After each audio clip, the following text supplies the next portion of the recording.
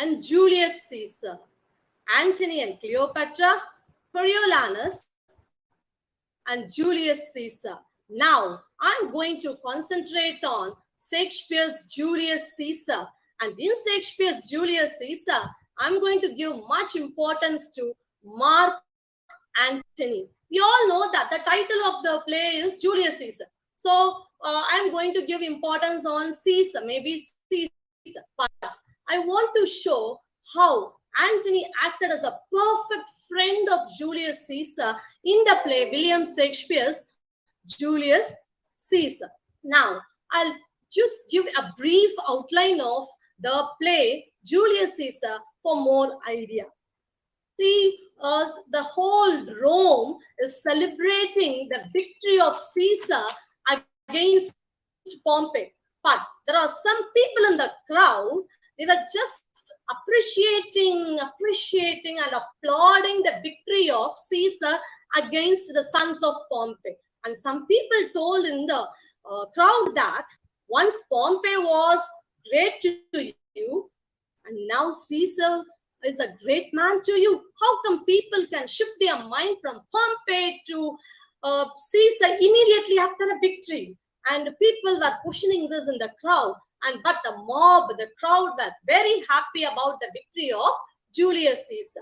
When Caesar was coming in a parade after his victory, there is a soothsayer in the feast of Lupercal. He tells Caesar that, my dear Caesar, beware the Ides of March. Beware the Ides of March. Ides means between. Beware the month of March, that is 15th of March.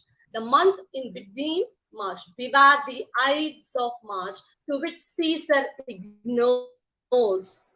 Cassius, one of the men in Caesar's triumph, and Brutus, they joins to try to kill Caesar with a conspiracy. Brutus was a sincere friend of Caesar, but Cassius, the villain, he joins hands with Brutus and turns Brutus' mind against Caesar. So there's a big conspirators forming under the headship of Cassius. Brutus, the first one.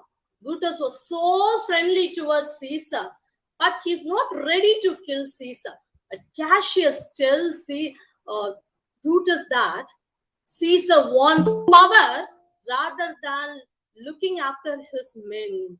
He don't want his crowd to be happy. Just because getting power, he just satisfies his army. He just satisfies his people. So don't believe in Caesar, believe in my idea.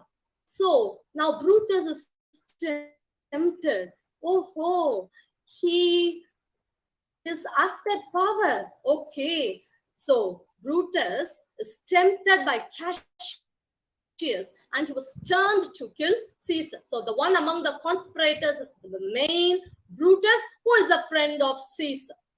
Next, Casca, one of the conspirators tells Brutus that, do you know one thing? Mark Antony gives the power, the crown of Rome to Caesar 3 times. But Caesar refuses the crown. Do you know why? To create applause among the people. People should say that Caesar was offered crown 3 times, but he refused. See, such a criminal was Caesar. Don't believe in Caesar. Such was the argument of Casca against Caesar to Brutus. So now Brutus is brainwashed by Cassius and Cassius. So now what happens is, it is the Ides of March. It has come on the eve of the Ides of March. There are some conspirators, they are ready to kill Caesar. So conspirators, they meet and they forged a letter in Brutus's home. They send the letter in Brutus's home in the handwriting of ordinary mob that people in the country, Rome, they are not satisfied with the rule of Caesar. So there are 3 valid points for Brutus to say that Caesar is not loyal to Rome. The first point given by Cassius is Caesar's want power. Casca tells Brutus that your friend Caesar refused the crown of Rome 3 times. The reason is people should be pleased with the mind of Caesar. For that thing only Caesar refused his crown 3 times. Now, this man, Cassius, under the hands of the mob, throws a letter into the house of Brutus. Brutus reads the letter and finds that people in the Rome are not satisfied with the rule of Caesar. The letter is anonymous, written in the letter. So now what happens? Now Brutus turns his mind, the point 3, against Caesar. So what happens is, on that particular night, again soothsayer comes and tells Julius Caesar, Caesar, beware the Ides of March. Caesar ignores this wordings again by the soothsayer. On the very morning or night on the same day, Calpurnia, the wife of Julius Caesar, she had some premonitions. She had some bad dream that Caesar goes to the Senate and people are killing the statue of Caesar and blood oozes out from the statue of Caesar. She had some bad dream and she asked Caesar not to go to Rome on that meeting on that particular day. She refused to, she didn't give permission to Caesar to leave away from home because she's upset. She has some premonitions, something she had. So she didn't allow Caesar to move away from home. But what happens is these conspirators, they come into Caesar's home. They managed and brainwashed the mind of Calpurnia, saying that it is all just imagination. Don't think anything bad. Think positively. Saying this, these conspirators take Caesar to the Capitol. They take him to the Capitol and there arises the murder of Caesar. One by one, they started stabbing Caesar. The last man to kill Caesar is, it's none other than Brutus. Brutus, who just stabs Caesar. At that time, Caesar was totally shocked with the attitude of his own friend Brutus. He says, you too, brute. You too, brute, which means you too, Brutus. You too have conspired against me. I'm unable to believe. Taking all the stabs of the conspirators, our Caesar fall with the words, you too, brute, which means you too, Brutus.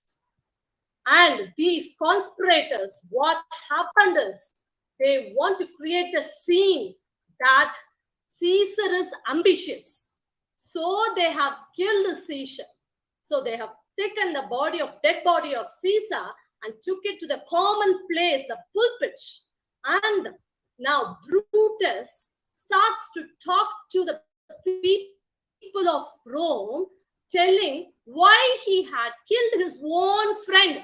Because all the people were shocked to see Brutus has killed Caesar. So now Brutus takes the opportunity of talking to the people of Rome to tell them, to justify them why he had killed Caesar. In the meantime, Antony also finds that Caesar is dead. Antony is also the close associate of Caesar. He is not in the scene at the time of murder. But when he comes and sees the dead body of Caesar and saw that Brutus is also involved in the murder of Caesar, the very close friend of Caesar, who is involved in the murder of the death of Caesar, This Antony is shocked. And he told Brutus that he also wanted to talk on the dead body of Caesar. Brutus and Cassius were aware. Cassius tells Brutus, this man Antony, don't believe in him. He might have some plans. So Brutus tells Antony, wait a minute. I will talk to the people of Rome first to justify my points, and later you can talk. But you should not point your fingers at us that we are responsible for the death of Caesar. Antony agrees. Okay, I will agree to your point. I won't tell to the people that you people are responsible for the death of Caesar. So now Brutus goes and stands on the stage. He stands on the pulpit. When this man enters, Brutus enters, people says, oh Brutus. We all know that when our leader stands on the pulpit, all our common crowd, our people will just say the Valhe. Similarly, when Brutus also stands on the pulpit, people says, oh, hail you Brutus. Now Brutus says, oh mob, please keep quiet. Now I'm going to talk to you about why we have, this death is caused. About why this death is caused. This death means the death of Julius Caesar. So Brutus starts his speech by saying, be patient till the last. I quote, be patient till the last. Romans, countrymen, lovers, hear me for my cause. Be silent that you may hear. Believe me for mine honor, and have respect to mine honor that you may believe. Censure me in your wisdom and awake your senses that you may the better judge. Underline, Brutus says, you are going to be the better judge now. That I'm going to tell why Caesar is dead. So now you are all going to be the better judge why Caesar is dead and gone. So he gives some justification and says, if then that friend demand why Brutus rose against Caesar, this is my answer. That is, oh people, you may ask me why the friend of Caesar, Brutus, has been against Caesar and involved in the death of Caesar. I'll give you an answer. You may ask me that question. I'll give you that answer. My answer is not that I loved Caesar less, but that I loved Rome more. That is, I loved you people more than anything else. I loved you more than Caesar. For only this cause, I have killed Caesar. See, he justifies his point by saying, as Caesar loved me, I weep for him. As he was fortunate, when he was very happy, even I rejoiced at my friend's happiness. My friend, I honor him, I salute him. But my friend Caesar was ambitious. He was ambitious against Rome. So I slew him to pieces. I slew him. That is, I killed him. There is tears for his love, joy for his fortune, honor for his valor, and death for his ambition. My dear friends, there is tears for his love. I loved him so much, so I shed tears for him. Joy for his fortune. Whenever he won the victory, whenever he won any war, whenever he took upper hand, I was very joyful at his ambition. I was honored for his valor. I salute that he was a brave man. But when he was ambitious, when he was very ambitious, when he was just like felt that people of Rome are not predominant to him, but only his ambition is predominant to him. I just slew Caesar. So this was the justification given by Brutus to the people of Rome. So he asked people of Rome as that a question: who is here so wild that will not love his country? My dear people, I know that all of you love your country, isn't it? If somebody doesn't love his country, I feel that death is the only punishment to him. So all the people said to Brutus, yes, Brutus, what you have done is correct. What you have done is correct. Caesar is deserved to be killed in order to save Rome. And people are now for our Brutus. Now, was very successful. Yes, I have made it. I have brainwashed the mind of people. People will be all for me and only for me with all this overconfidence. See, now Brutus leaves the pulpit. He moves away from the stage. Now there enters the hero, whom I consider to be hero, the Mark Antony. He is also the close associate of Caesar, but not the friend of Caesar like Brutus. So Antony enters the mob, enters the crowd, is standing on the stage. He put the dead body of Caesar in front of him. All the body of Caesar is filled with blood. Okay. Antony, through his speech, he tries to touch the heart of the people. He tries to grab the attention of the people with emotions. Emotion-filled talk is given by Antony. The first word begin by Antony in his speech is friends, Romans, countrymen, lend me your ears. Friends, Romans, countrymen, lend me your ears. My dear friends, before I get into the quotations of Antony, I would like to tell you that keep this in mind. The speech of Antony reminded me of the speech of Swami Vivekananda on September 11, 1893 at the First World Parliament of Religions. He started his speech. He started his touching speech with sisters and brothers of America. Swami Vivekananda addressed the people of Chicago in the Parliament of Religions as sisters and brothers of America.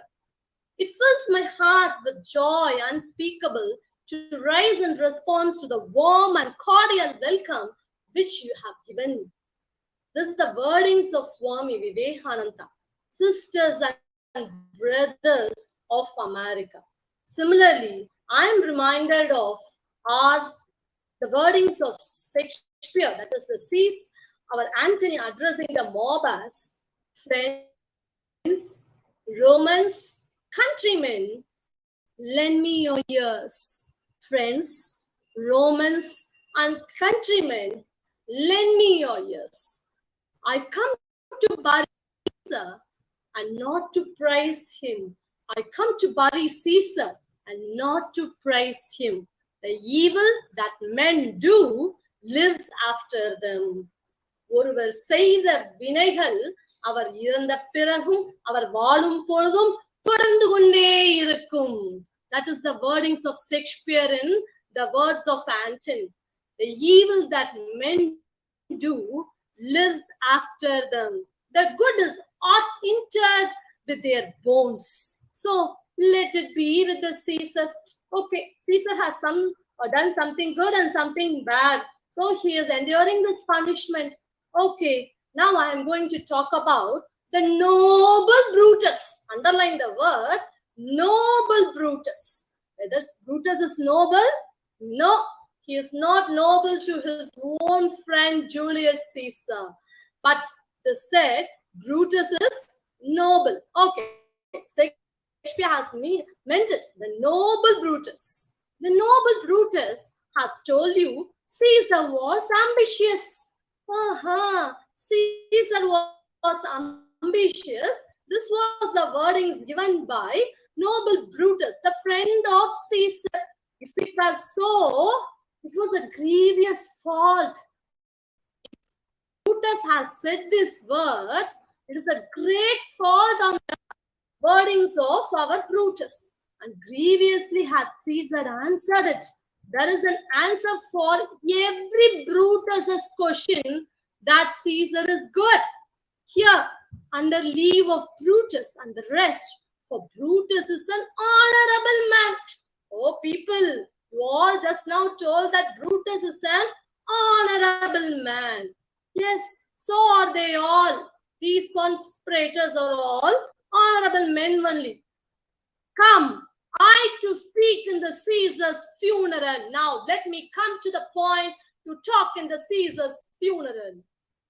He was my friend, faithful and just to me. Yes, Caesar is also my friend. He was very faithful. He was very just. He was very just. He was very sincere. Yes, but Brutus says, my faithful friend is an ambitious man. But Brutus is an honorable man. This was the wordings of Antony. See how Shakespeare has putting attack on Brutus and his conspirators through the wordings. The wordings of Shakespeare are really a magic. Yes. Now our Antony says, you all know that our Caesar has brought many captives to Rome. When he won the battle with Pompey, he brought in many captives and he filled the gajanas of our Rome, and all the people know that once victory is proclaimed, the enemy country will give lot of money to Rome. Similarly, once Caesar has won the battle against Pompey, the sons of Pompey, in the beginning of the play, you all know that many captives to Rome, many people are slaves to Rome, and the enemy has paid a lot of money to Caesar. But you all know that. But if Caesar would have thought of it, he would not have revealed this to you. But Brutus says that Caesar was ambitious. But you all tell that Brutus is an honorable man. See, my dear friends, here Shakespeare has repeatedly, through Antony using the word, Caesar is ambitious, Brutus says, and you all say that Brutus is an honorable man. See how Antony touches the heart and soul of the people. Brutus just touched the mind of the people, giving some 3 points, saying that why he had killed Caesar. But now, our touches the heart and soul of people, telling them that why he had killed Caesar, why these men have killed Caesar. Okay, next justification Antony gives. You all know that? Do you know that Caesar is ambitious? When you people all cried, Caesar also cried. Whether ambitious man will do like that? But you say that Brutus says Caesar was ambitious. But you all say that Brutus is an honorable man. You all did see at the Lupercal, I thrice presented him a kingly crown, but he refused it thrice. You all know that. Casca in the beginning of the play tells Brutus that Antony offers crown to Caesar 3 times, but Caesar refused the crown. So now Antony justifies that. See, I offered the crown to Caesar for 3 times, but Caesar refused the crown, refused to take the crown. Do you think that Caesar is An ambitious man, a man who refuses crown 3 times, do you think he is ambitious? But you all say that Caesar is ambitious and Brutus is an honorable man. See how the valid reasons that Antony brings against these conspirators. Okay, and sure, Brutus is an honorable man. I speak not to disapprove what Brutus spoke. Brutus has already told something, but I'm not here to neglect or ignore anything of Brutus. I have come here to give just my valid points about Caesar. You all did love him once, not without a cause. I know that you people all have loved Caesar, but without a cause. But now, why don't you mourn for the death of Caesar? Why don't you cry for the death of Caesar? Oh, judgment! Oh, judgment! Thou art fled to brutish beasts. Brutish beasts here refers to the people that Antony talks about. That is, once Caesar was that, people worshipped the Caesar. But now once Caesar was killed, the same people turned against Caesar, not thinking about the good done by Caesar. See how Shakespeare shows the thing that is happening in the real world. Literature is a reflection of life. Shakespeare very really shows people once admired Caesar when he was living, but now they just disapprove the points of, they just ignore Caesar for the points of Brutus. Okay, you all Brutus beasts, and men have lost their reason. See, men have lost their reason. Reason means they have lost their wisdom to know what is right and what is wrong. Bear with me. Okay. My heart is filled with Caesar. My heart lays in the Caesar. And I must pass till I come back to me. I must pass till I come back to me.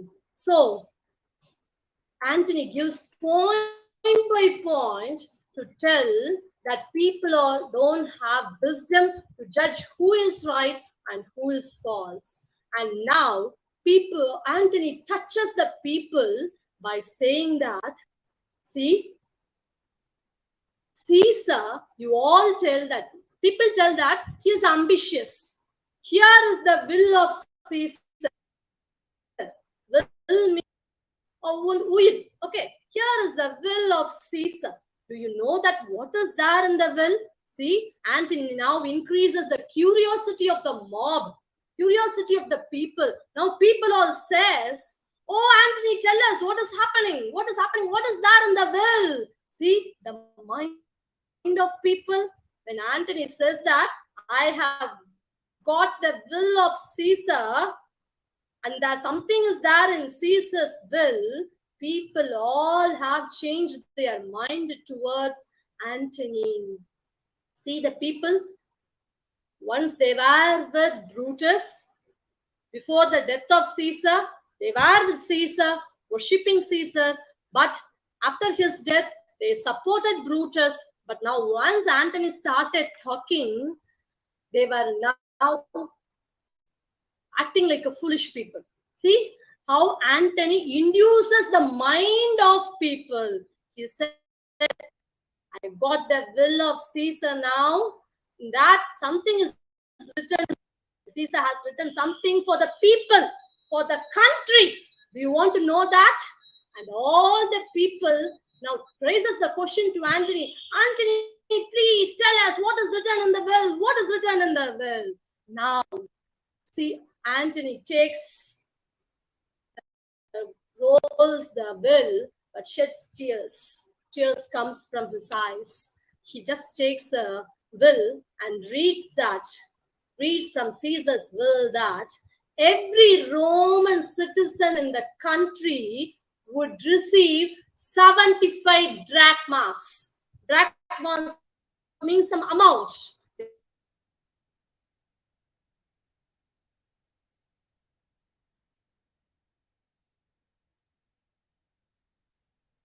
is written, every Roman citizen would receive 75 drachmas. Drachmas means amount. As Antony tells people that you all tell that Caesar is ambitious, but Caesar has written in his will that he is ready to give 75 drachmas to every citizen in Rome. Do you think that Caesar is ambitious? Caesar ambitious, ah? Perasai kondavara? And people says, no, Caesar is not ambitious. Caesar is not ambitious. See how Antony takes the mind of the people.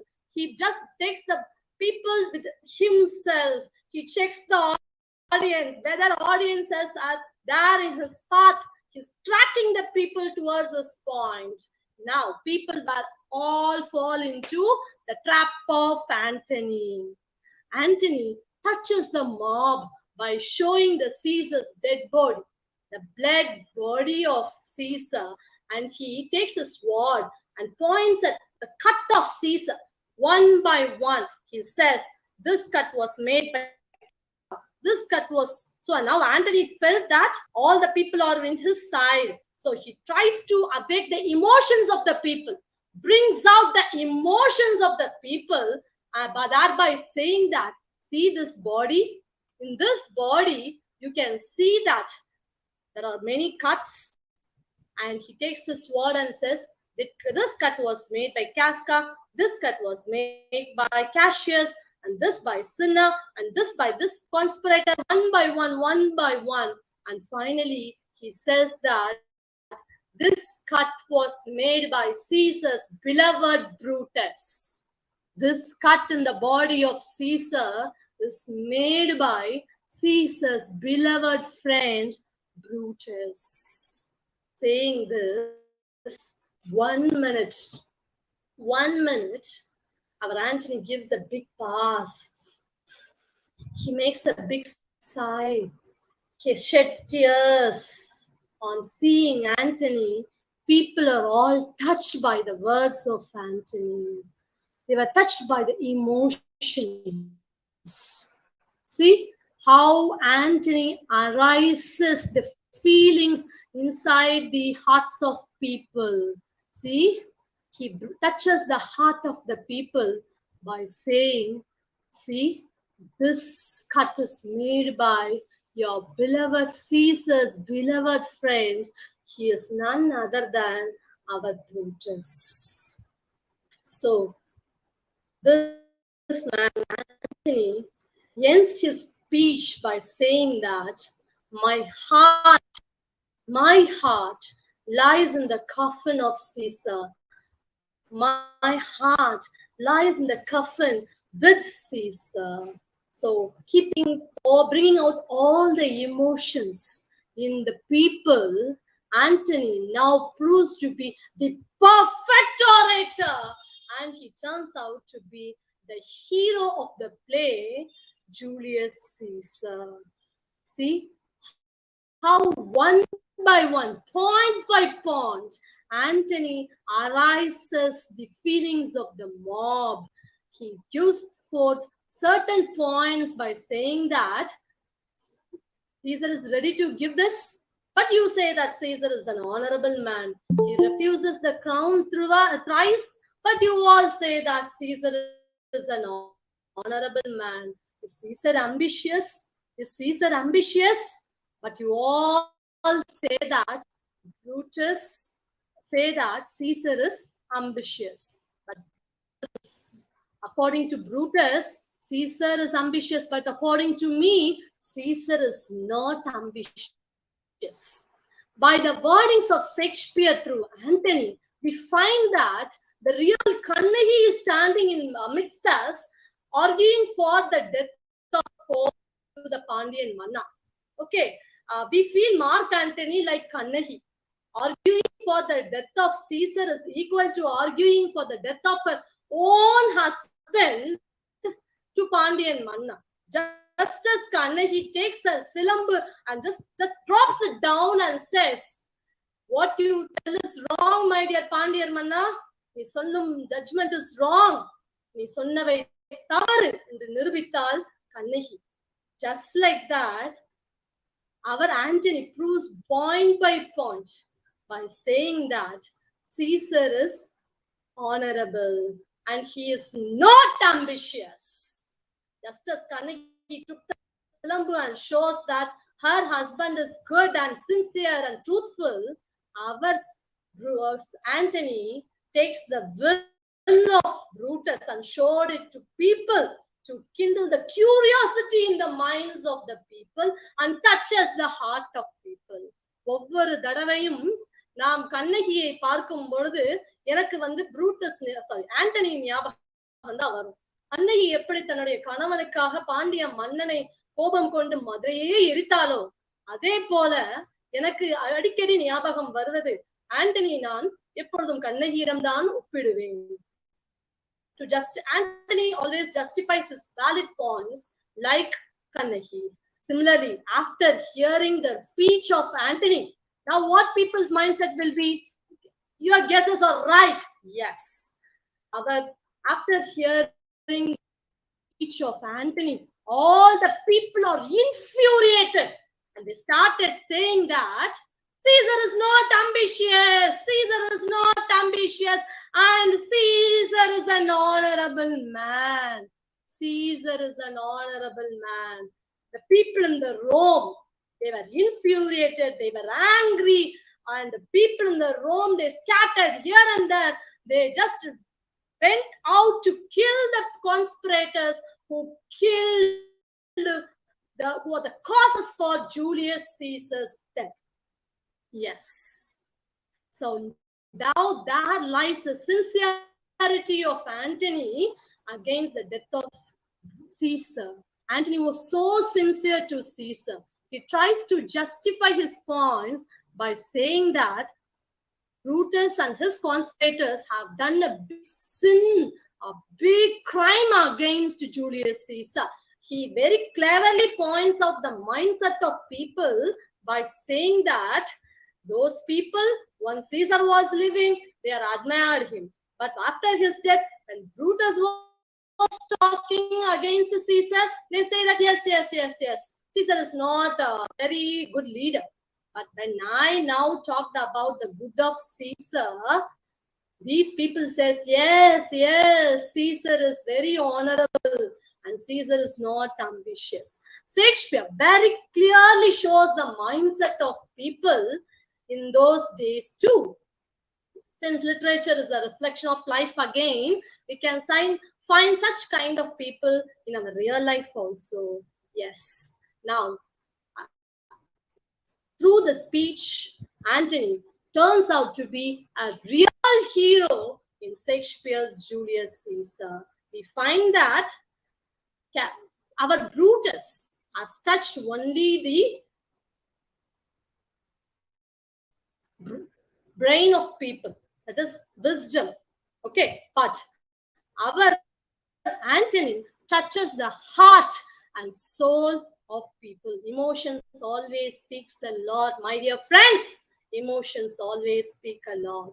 So since Antony very cleverly touches the heart of people through his oration and justifies that Caesar is very, very honorable man, and he melts down the hearts of the Roman people through his touching words.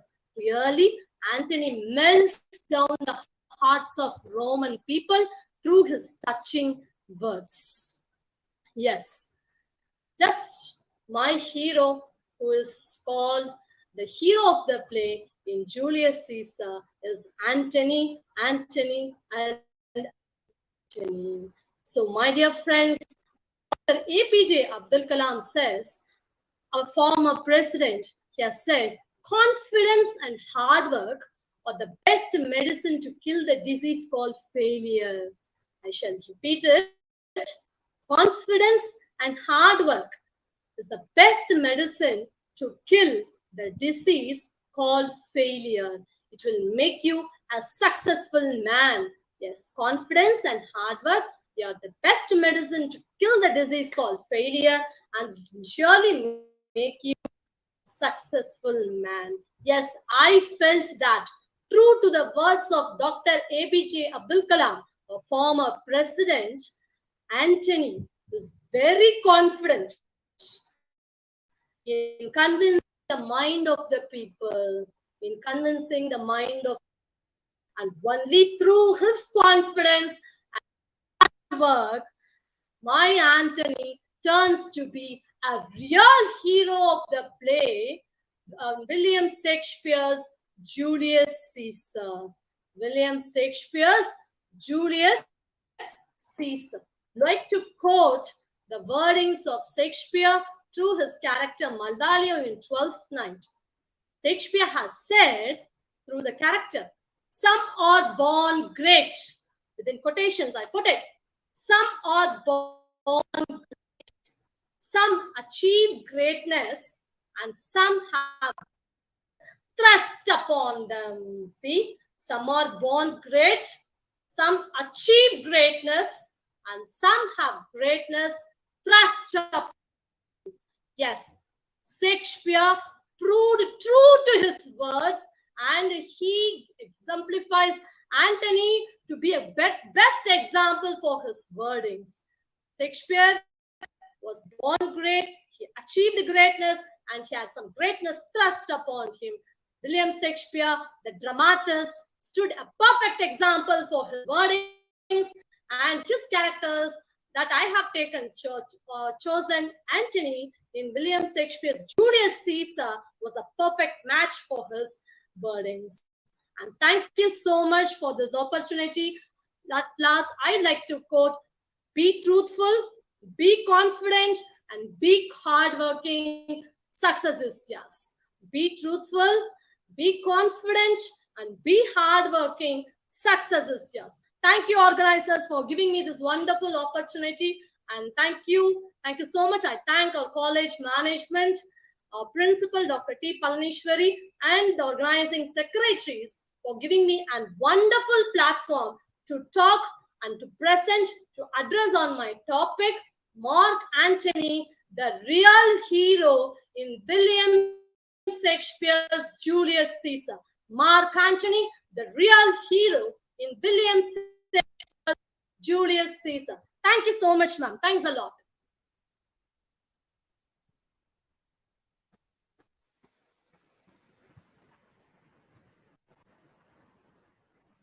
Thank you, Dr. B. Sivapriya, for your vociferous talk this fine morning, and it set the note for the entire day and our 12 hours program. Thank you so much, ma'am.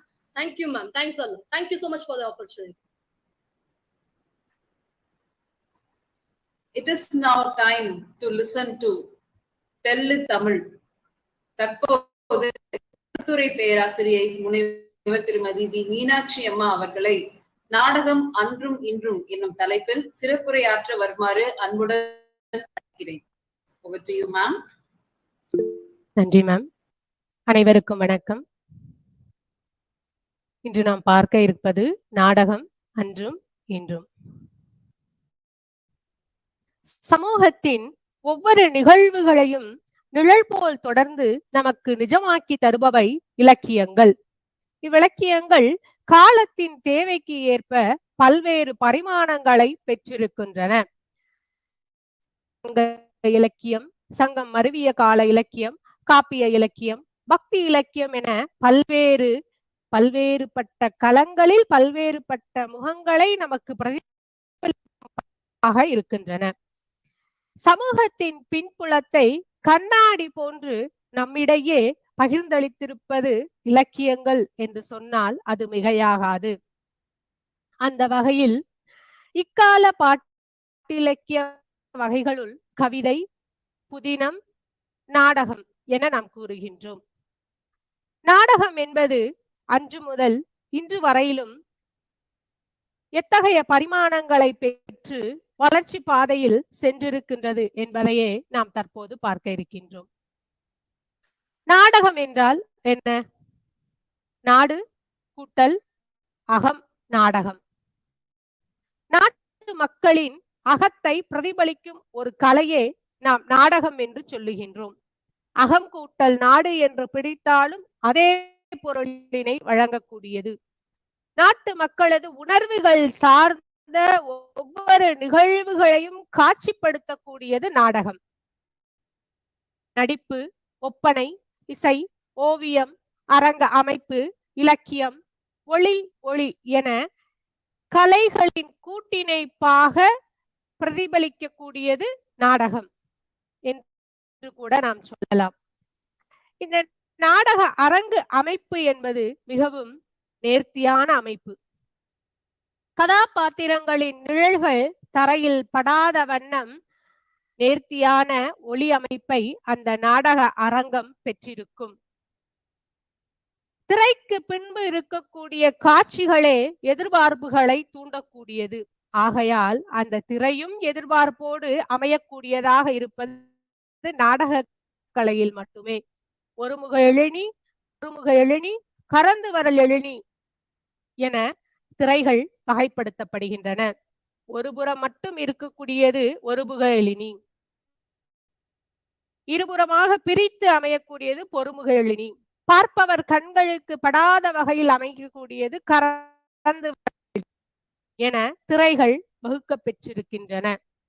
திரைகள் மட்டுமல்ல, திரைக்கு பின்பு எழுப்பக்கூடிய பல்வேறு கதாபாத்திரங்களோடு கூடிய நாடகமும் சமூகத்தின் மறுமலர்ச்சிக்கானது என்று சொன்னால் அது மிகையாகாது. ஆக இந்த நாடகம் எங்கிருந்து தோன்றியது? ஏதோ ஒரு ஆரம்ப புள்ளி இருந்தால்தான் அங்கு கோலம் புனைய முடியும் அல்லவா? பண்டைய கால சமுதாயம் நாகரீகமற்ற காலத்தில் வேட்டையாடி வாழ்ந்தது. அந்த வேட்டை சமூகம் என்பது நிரந்தரமான வாழிடம் இல்லாத வாழ்க்கை கொண்டது. நிரந்தரமான வாழ்க்கை என்பது தொழிலை அடிப்படையாக கொண்டபோது அங்கு மக்கள் இனக்குழுக்களாக பிரிய ஆரம்பித்தனர். இந்த இனக்குழு சமூகம் என்பது அவர்கள் செய்யக்கூடிய தொழிலை அடிப்படையாக கொண்டது. கல்வி, வாணிபம், கூத்து என தொழிலை அடிப்படையாக கொண்ட ஒரு இனக்குழு என்பது உருவானது வேட்டை சமூகத்திற்கு அடுத்து தோன்றிய சமூகம். கூத்து என்பதுதான் தற்போது நாடகம் என்று நாம் சொல்லுகின்றோம். அந்த கூத்தும் பாட்டும் பாணர்களின் தொழிலாக அமைய பெற்றது. அப்பாணர்கள் பழுமரம் நாடும் பறவை போன்ற வாழ்வினை வாழ்ந்தவர்கள். நன்கு பழுத்து பழங்கள் நிறைந்திருக்கக்கூடிய ஒரு மரத்தை நாடியே பறவைகள் செல்லும். அதை போல புலவர்களின் வறுமையினையும் புலவர்களின் ஆற்றலினையும் நன்கு உணர்ந்து அதற்கு தக்க யார் ஒருவர் கொடை கொடுக்கின்றார்களோ அந்த புரவலர்களை நாடி செல்லக்கூடிய வாழ்க்கை வாழ்ந்தவர்கள் பாணர்கள். அந்த புலவர்களை தேடி செல்லும் புலவர்களின் ஆற்றல், ஆளுமை திறன், ஆளுமை என்பது சொல்லாளுமையும் இருக்கின்றது, நடிப்பாளுமையும் இருக்கின்றது. இத்தகைய வல்லமை பெற்ற வல்லுநர்களின் வெளிப்பாட்டு திறன் கூத்து. இந்த கூத்து என்பது இலக்கண வகையில் நாம் பாடான் திணை என்று சொல்லுகின்றோம். பாடப்படும் ஆண்மகனின் ஒழுகலாறுகளை கூறுவது. புரவலர்களின் வீரம், கொடை, ஆட்சி சிறப்பு, புகழ் அனைத்தினையும் பாடியும் ஆடியும் மன்னரிடத்து பரிசில் பெறக்கூடியவர்களே பாணர் குலத்தை சார்ந்தவர்கள். பரிசில் என்றால் போனவுடன் கிடைப்பது இல்லை, அவர்களது திறனை அடிப்படையாக கொண்டு கிடைக்கக்கூடியது. ஆகையால் தான் அதை பாடாந்தினை. பாடப்படும் ஆண்மகனின் ஒழுகலாறுகளை ஆடியும் பாடியும் நடித்து காட்டுவது. இந்த கூத்து என்று சொல்லுகின்றோமே, இதுதான் முதல் வித்து. இதனை இலக்கணம் வகுக்க பெற்றது. ஒரு அரங்கம் எப்படி இருக்க வேண்டும், எழினி எப்படி இருக்க வேண்டும், கதாபாத்திரங்கள் உயிரோட்டம் உடையவர்களாக எப்படி இருக்க வேண்டும், ஒரு நாடகத்தின் கரு என்பது எப்படி வலுப்பெற்ற கருவாக இருக்க வேண்டும், அது எப்படி சமூகத்துக்கு கொண்டு சேர்க்கப்பட வேண்டும், அதனுடைய விளைவு என்பது எப்படி இருக்க வேண்டும், இவையெல்லாம் அடுத்து தீர்மானிக்கப்பட்டது. இந்த நாடகத்திற்கு என்று இலக்கண நூல்கள் எழுத பெற்றன. முதன்மையாக இடம்பெறுவது அகத்தியம், குணநூல், கூத்தநூல், சயந்தம், மதியான நாடகத்தமிழ். இவையெல்லாம் நாடகம் எப்படி எழுத வேண்டும், நாடகம் எப்படி அமைய பெற வேண்டும் என்பதற்கான இலக்கணத்தை வகுத்து கொடுத்த நூல். சான்றாக கூத்து நூலிலிருந்து ஒரு செய்தி. மோனத்து இருந்த முன்னோன் கூத்தில் உடுக்கையில் பிறந்தது ஓசையின் ஓசையில் பிறந்தது இசையின் உயிர்ப்பே. இசையில் பிறந்தது ஆட்டத்து இயல்பே. ஆட்டம் பிறந்தது கூத்தினது அமைவே. கூத்தில் பிறந்தது நாட்டிய கோப்பே. நாட்டியம் பிறந்தது நாடக வகையே. ஒரு இசை என்பது இசைவிப்பதாக மட்டும் அமையாமல் அதை கேட்பவர்களது மனதை லயப்படுத்தக்கூடியதாக இருப்பதோடு மட்டும் அல்லாமல், லயம் என்பது ஆட்டத்தை ஏற்படுத்தக்கூடியதாக இருக்க வேண்டும். அவ்வாட்டம் என்பது வாசகர்களை நுகரக்கூடியதாக இருக்க வேண்டும். அதுதான் நாடகம். வெறும் செயல் கதாபாத்திரம் மட்டும் நாடகம் அல்ல. பார்ப்பவர்களையும் அந்நாடகத்தில் தன்னை ஒரு கதாபாத்திரங்களாக மாறி நினைக்கக்கூடிய அளவுக்கு வல்லமை பெற்றிருப்பது. அந்த வகையில் நாடகம் என்பது அமையப்பெற வேண்டும். அதைதான் கூத்தநூல் சொல்லுகின்றது. உடுக்கையில் பிறக்கக்கூடிய ஓசை என்பது இசையினை லயப்படுத்தக்கூடியது. அந்த இசை என்பது உயிரினை உருக்கக்கூடியது. அந்த உயிர் என்பது ஆட்டத்தினை வெளிப்படுத்தக்கூடியது. அந்த ஆட்டம் என்பதுதான் கூத்து என்பதையே அந்த நூல் பதிவு செய்திருக்கிறது. நாடக இலக்கணத்தை சொல்லுகின்ற நூல் நாடகத்திற்கான வகைகளையும் சொல்லுகின்றன. நாடக வகை என்பது அதனுடைய கருப்பொருளை மையமாக கொண்டு அமைகின்றது. அகக்கூத்து, புறக்கூத்து என நாம் இரண்டாக பிரிக்கலாம். அகக்கூத்து என்பது நான் பாடாண்டினை என்று சொல்லேன் அல்லவா, அதனை உள்ளடக்கியது. ஒரு மன்னர் முன்பாக மட்டுமே நிகழக்கூடியது. அதுதான் அகக்கூத்து. இதனை வேத்தியல் என்று சொல்லுவார்கள். மன்னனது புகழ், வீரம், கொடை, ஆட்சி சிறப்பு அத்துணையும் உள்ளடக்கிய ஒரு கதை பாங்கோடு நடித்து காட்டுவது அகக்கூத்து. இரண்டாவதாக சொல்லப்படக்கூடியது புறக்கூத்து. பிறர் முன்பாக ஆடக்கூடியது. இதில் சமூகம் சார்ந்த நிகழ்வுகளும் இடம்பெறலாம், தனி மனிதன் சார்ந்த நிகழ்வுகளும் இடம்பெறலாம். அதுதான் புறக்கூத்து. இலக்கணம் வகுத்து நாடகத்தினை இசையோடு கூடிய இயலாக வடிவம் பெற செய்தது நாடகம். சமூக தேவைகளும் அந்த தேவைகளை நிறைவேற்றுவதற்கான வழிமுறையும் அந்த வழிமுறையில் ஏற்படக்கூடிய விளைவுகளையும் மையப்படுத்தி நாடகம் என்பது எழுத பெற்றது. இந்த புறக்கூத்து இன்னும் பல்வேறு பரிமாணங்களோடு உடையது. வசைக்கூத்து, புகழ்கூத்து, வரிக்கூத்து, வரிசாந்தி கூத்து, சாந்தி கூத்து, வினோத கூத்து, ஆரிய கூத்து, தமிழ் கூத்து, இயல்பு கூத்து, தேசிய கூத்து. இவை அனைத்தும் ஒவ்வொரு தனித்தனி பொருண்மைகளை உள்ளடக்கியது. இந்த பொருண்மைகள் அனைத்தும் சமூகத்தை நோக்கிய பயணத்தில் இருப்பது. இந்த பயணம் என்பது முயற்சி. அதனுடைய வெற்றி என்பது அதனை கண்டு அனுபவித்து அறியக்கூடிய வாசகனை சார்ந்தது. இந்த வகையில் கூத்து வகைப்படுத்த பெற்றது. அகக்கூத்து, புறக்கூத்து என. அகக்கூத்து, புறக்கூத்து. அகம் என்பதில் புறவலர்களை பற்றிய செய்திகள் இடம்பெற்றன. புறம் என்பதில் சமூகத்தை சார்ந்த செய்திகள் இடம்பெற்றன. அப்ப இந்த சமூகம் என்பது எதனை உள்ளடக்கியதாக இருந்தது? பண்பாடு, கற்பு நிலை, பக்தி, அறம், சமூக கொடுமைகள். இதனை பாடுபொருளாக கொண்டு நாடகங்கள் எழுத பெற்றன.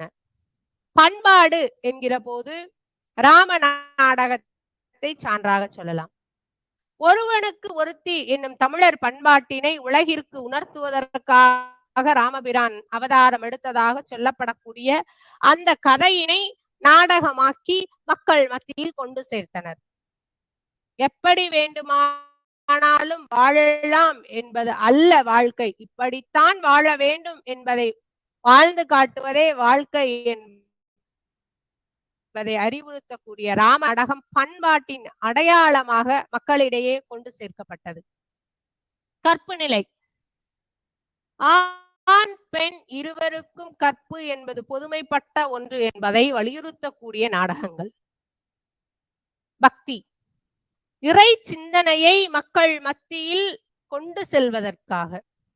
சங்க இலக்கியம் ஒரு மனிதன் எப்படி வாழ வேண்டும், அவனது வாழ்வில் இடம்பெறக்கூடிய கூறுகள் எவை, தொழில் என்ன, இல்லற வாழ்க்கைனா என்ன, மக்கட்பேறுனா என்ன, பண்பாடு, பழக்க வழக்கம், நம்பிக்கைகள், சடங்குகள், வழிபாடுகள், அந்த வாழ்வியல் கூறுகளை அடையாளப்படுத்தியது.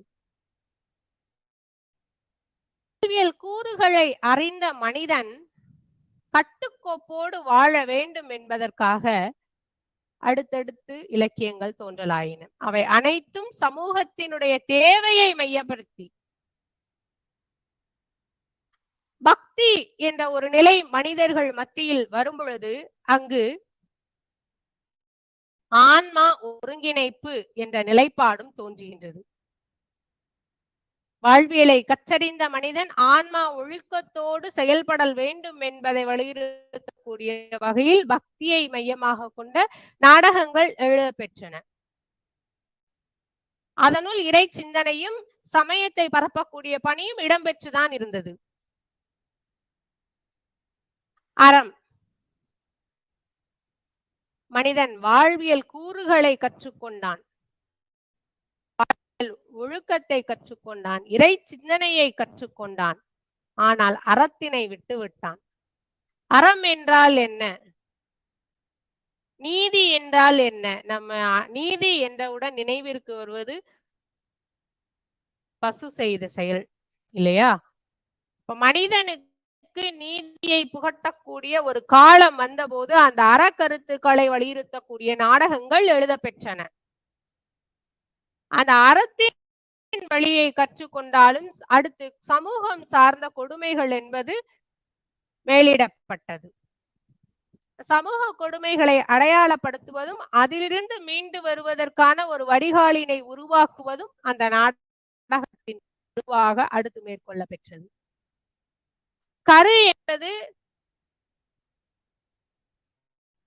நிச்சயமாக உறுதி செய்யப்பட்ட ஒன்று அல்ல. அன்றைய காலகட்டத்திற்கு எது தேவையோ அதுவே அன்றைய இலக்கிய படைப்பின் கருவாக தோற்றம் பெற்றது. தொடக்க காலத்தில் நாடகம் என்பது சமூகத்தின் தேவைக்காக, சமூகத்தின் பிரதிபலிப்பு, சமூகத்தின் மீட்டு உருவாக்கம் என்ற வழித்தடங்களை உருவாக்கிய பணியில் முன்னணியில் இருந்தது. இயல், இசை, நாடகம் மூன்றையும் சேர்ந்ததுதான் நாம் முத்தமிழ் என்று சொல்லுகின்றோம். அந்த இயலும் இசையும் இணைந்து செயல்படக்கூடிய கலைதான் நாடகம். சமூகத்தின் பணியை மையமாக கொண்ட இந்த நாடகம் என்பது ஒரு வீழ்ச்சி பாதையை நோக்கி சென்றது. தமிழகத்தின் இருண்ட காலம் என்று கூட நாம் சொல்லலாம். தமிழகத்தின் இருண்ட காலம் என்று அழைக்கப்படக்கூடிய காலத்தில் இந்த நாடகம் என்பது சிற்றிலக்கியத்தின் வடிகாலாக மட்டுமே, சிற்றின்பத்தின் வடிகாலாக மட்டுமே இருக்கின்றன என்று இதனை ஒதுக்கக்கூடிய ஒரு காலமாக இருந்தது. இதனுடைய கரு என்பது வீழ்ச்சி அடைய தொடங்கியது. ஏனென்றால் நாடகம் என்பது படித்து கற்று அறிந்த அறிஞர் பெருமக்களால் முன்னணி எடுத்து செல்லப்படவில்லை. படிப்பறிவு குறைவாக இருந்த நாட்டுப்புற மக்களால் தான் இந்த நாடகம் என்பது எடுத்து செல்ல பெற்றது. அங்கு சில குறைபாடுகள் இருக்கும் பொழுது அவை வீழ்ச்சி அடைய தொடங்கியது. அந்த காலகட்டத்திலேயே நாம் இருண்ட காலம் என்று சொல்லுகின்றோம். இப்படியாக இருந்த நாடகம் மறுமலர்ச்சிக்கு வருகின்றது. பல்லவர்கள் எப்படி நாடக கலையினை முன்னெடுத்து சென்றனரோ அதற்கு அடுத்தாறு போல சோழர்கள் அதனை வழிநடத்தி செல்கின்றனர்.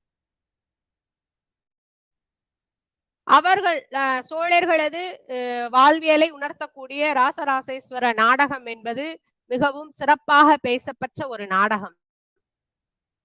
அரசனது அவையிலும் மக்கள் மத்தியிலும் நடத்தப்பெற்ற நாடகம். சோழர்களது ஆட்சி காலத்தில் மக்கள் மன்றங்கள் என்று அமைத்து அங்கு நாடகங்கள் நடத்தப்பெற்றன. அந்த நாடகத்தின் வழி மக்களுக்கு தேவையான அறக்கருத்துகள் அனைத்தும் கொண்டு சேர்க்கப்பட்டன. அந்த சோழ பேரரசுகளின் காலத்தை தான் நாம் மறுமலர்ச்சி காலம் நாடகத்தில் என்று நாம் கூட சொல்லலாம்.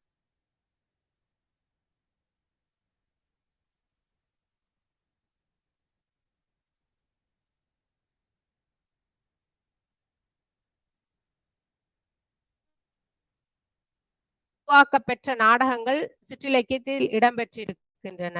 பல்லு, குறவஞ்சி, நுனி நாடகம். 17, 18ஆம் நூற்றாண்டுகளில் சைவம், வைணவம் என்ற சமய காழ்ப்புணர்ச்சி அதிகமாக இருந்தது. சமயம் சார்ந்த பிரச்சனைகளை மையப்படுத்தக்கூடிய வகையில் இலக்கியங்கள் தோன்றும் பொழுது அங்கு பல்லு இலக்கியம் தோன்றிற்று. முக்கூடர் பல்லு, ஒரு மனைவி அந்த பல்லன் அந்த உலகிலே செய்யக்கூடிய அந்த கதாபாத்திரத்திற்கு 2 மனைவியர். ஒரு பெண் சைவ சமயம் சார்ந்தவள், மற்றொரு பெண் வைணவ சமய சார்ந்தவள்.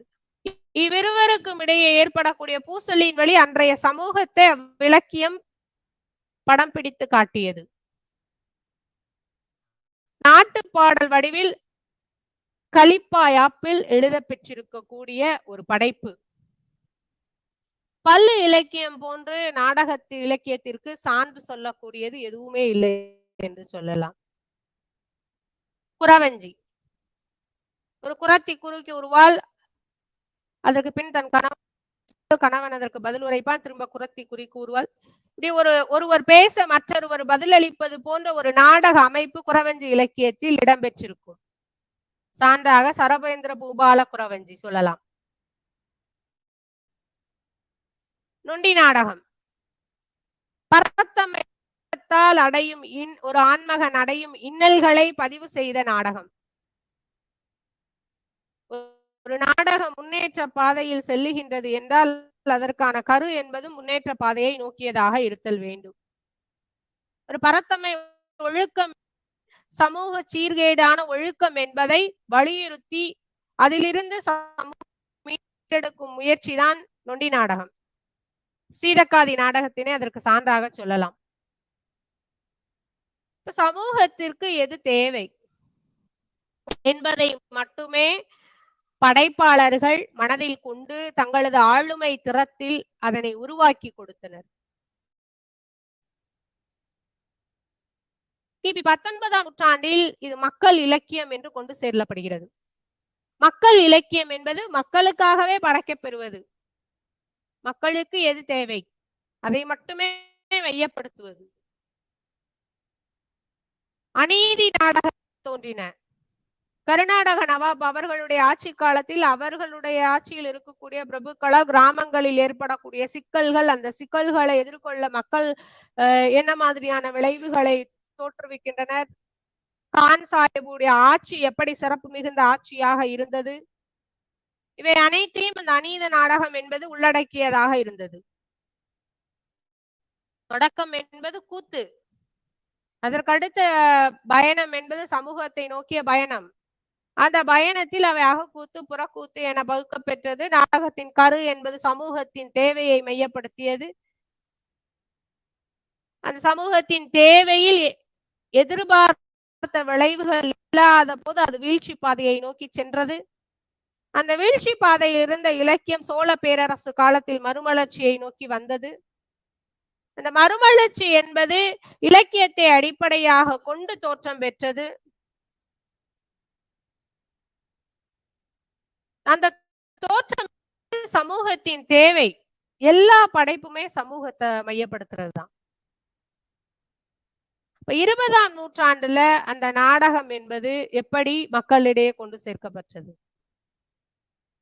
புராண நாடகங்களாக, பக்தி இலக்கிய நாடகங்களாக, வரலாற்று நாடகங்களாக, கற்பனை நாடகங்களாக, சமுதாய நாடகங்களாக, நகைச்சுவை நாடகங்களாக மக்களிடையே கொண்டு சேர்க்கப்பட்டது. அந்த புராண நாடகங்களின் வழி, புராண கருத்துக்களின் வழி ஒரு மனிதன் எப்படி வாழ வேண்டும் என்பதை சொல்லி, சகுந்தலை விலாசம், தாருக விலாசம், இதெல்லாம் புராண நாடகத்திற்கு சான்றாக சொல்லலாம். கற்புக்கரசி என்று சொன்னவுடன் நாம் முதல்ல சொல்றது கண்ணகி, நலாயினி, அப்படியே நம்ம சொல்லிட்டே போவோம்.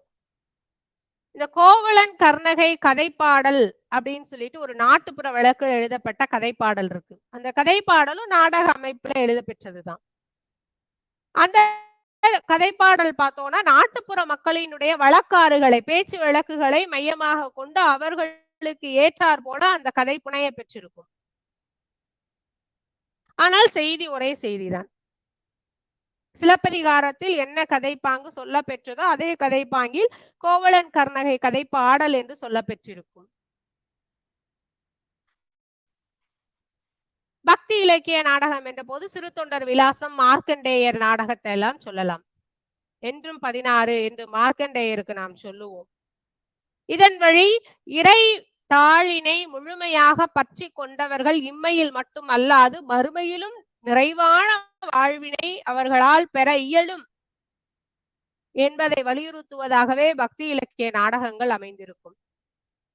வரலாற்று நாடகம் சேரர், சோழர், பாண்டியர் என்று சொல்லக்கூடிய மூவேந்தர்களால் ஆட்சி செய்யப்பட்ட இந்த நாடு என்பது எத்தகைய வரலாற்றினை உள்ளடக்கி இருக்கிறது, எப்படி வீரம் மிகுந்த மண்ணாக இருந்திருக்கின்றது, பெண்கள் எப்படி உயர்வாக நடத்த பெற்றிருக்கிறார்கள், இதையெல்லாம் அந்த நம்மை ஆட்சி செய்த பழமையான மன்னர்களுடைய வரலாற்றினை அடுத்த தலைமுறைக்கு எடுத்து சென்ற நாடகம் வரலாற்று நாடகம்.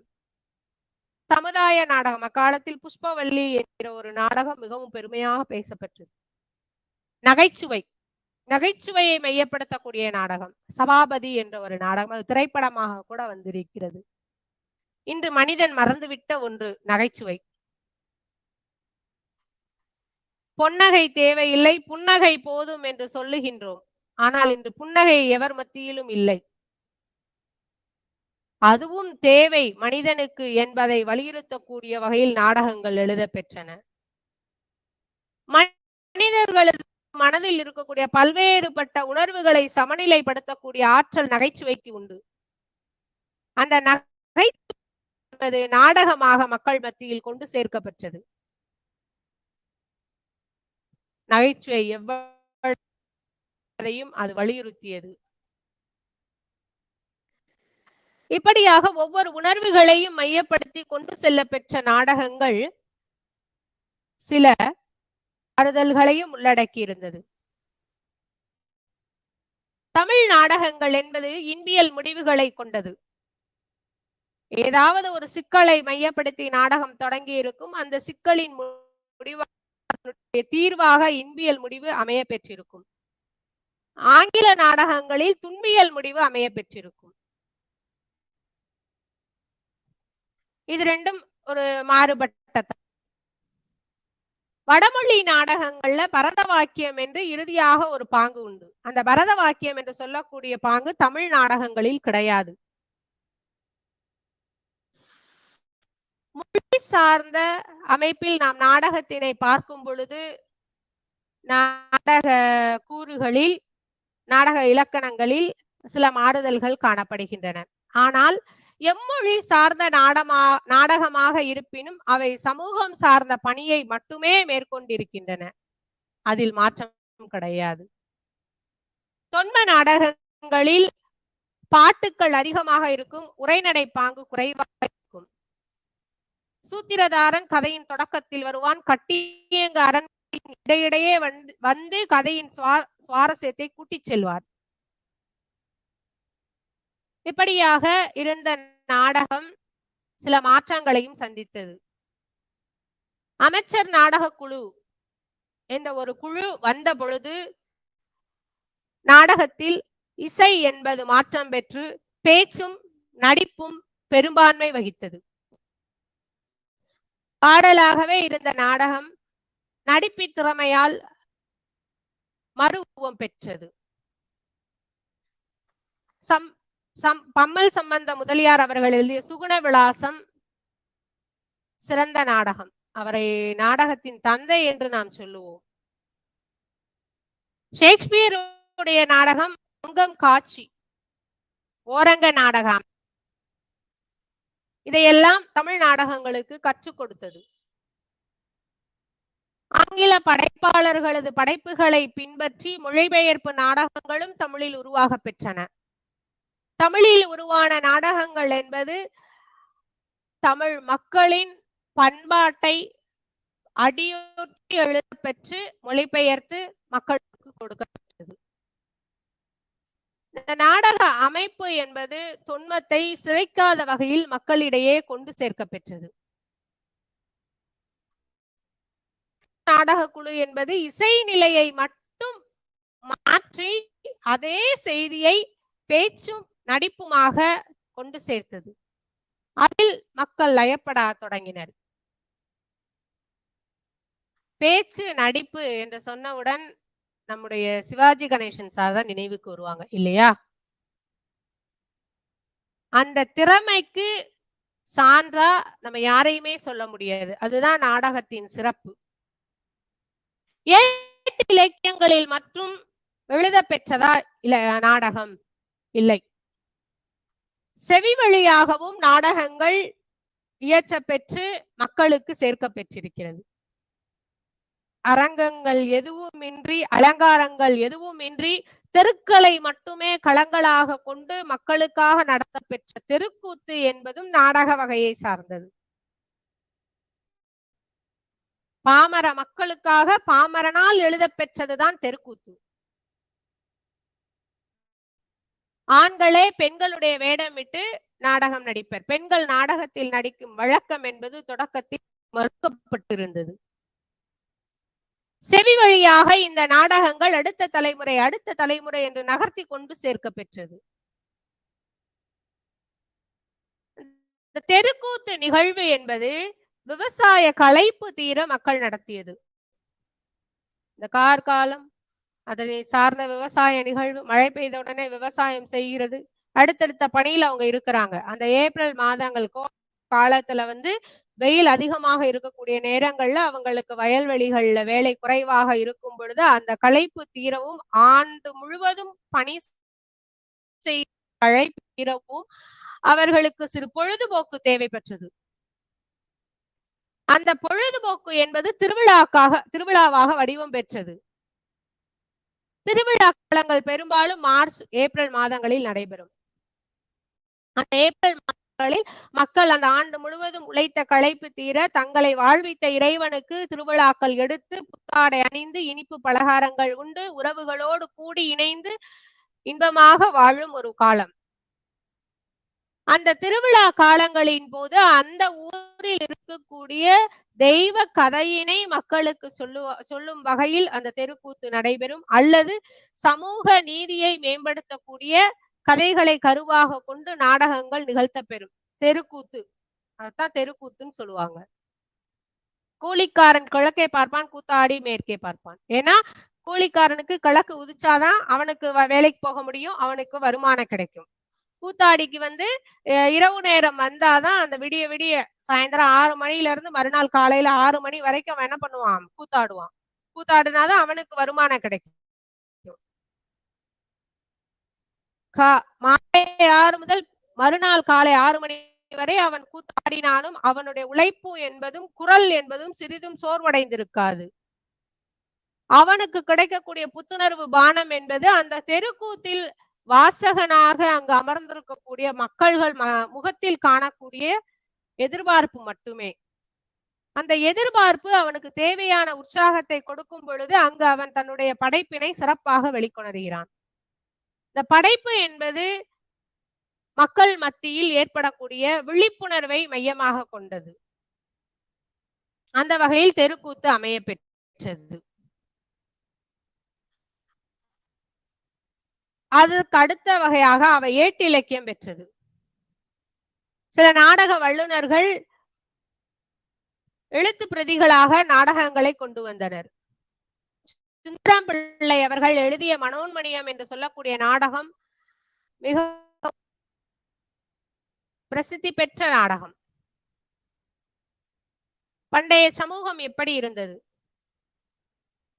என்பதை அடையாளப்படுத்திய நாடகம். மனோன்மணி சோழ பேரரசின் மகளாக இருக்கிறாள். அவளை சேர மன்னன் திருமணம் செய்து கொள்ள விரும்புகின்றான். இவ்விருப்பத்திற்கு மாறாக எல்லை பிரிவு என்ற நிலையில் போர் தொடுக்கிறது.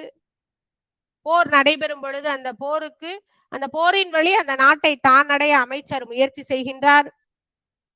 இறுதியாக சேர மன்னனால் அமைச்சர் சிறை பிடிக்கப்பட்டு மனோன்மணியை மணம் முடிக்கிறார். இது கதை சுருக்கம்.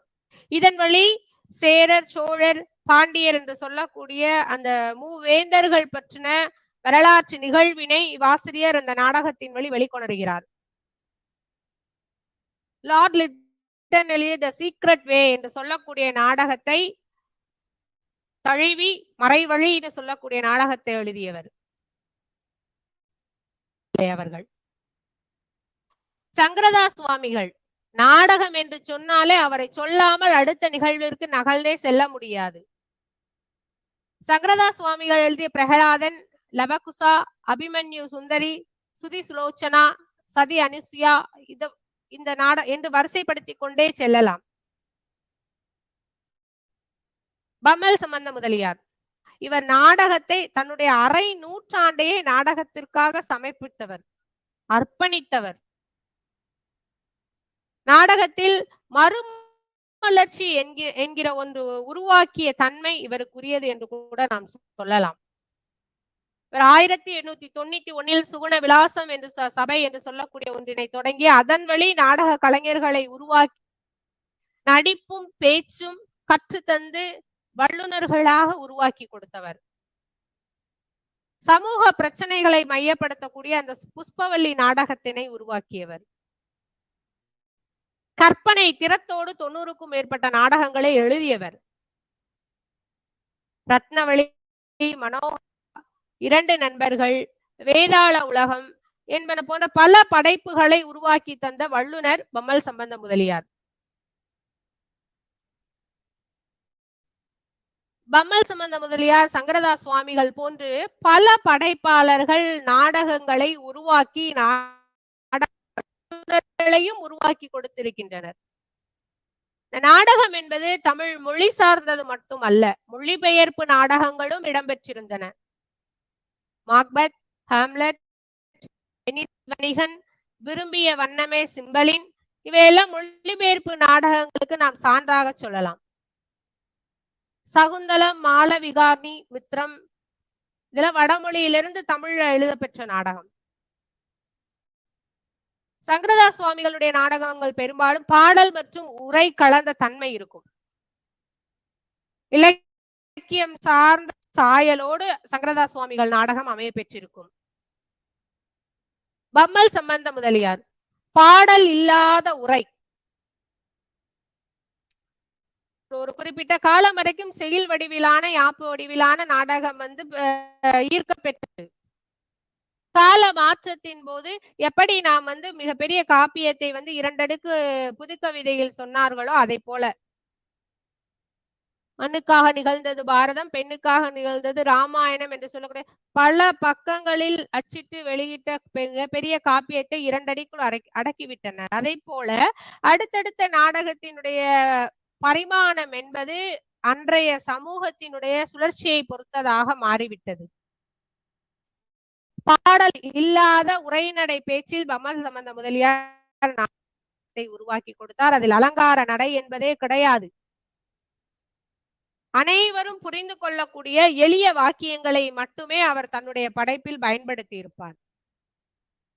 இந்த எளிய வாக்கியங்கள் என்பதுதான் ஈர்க்க பெற்ற ஒன்றாக மாறியது.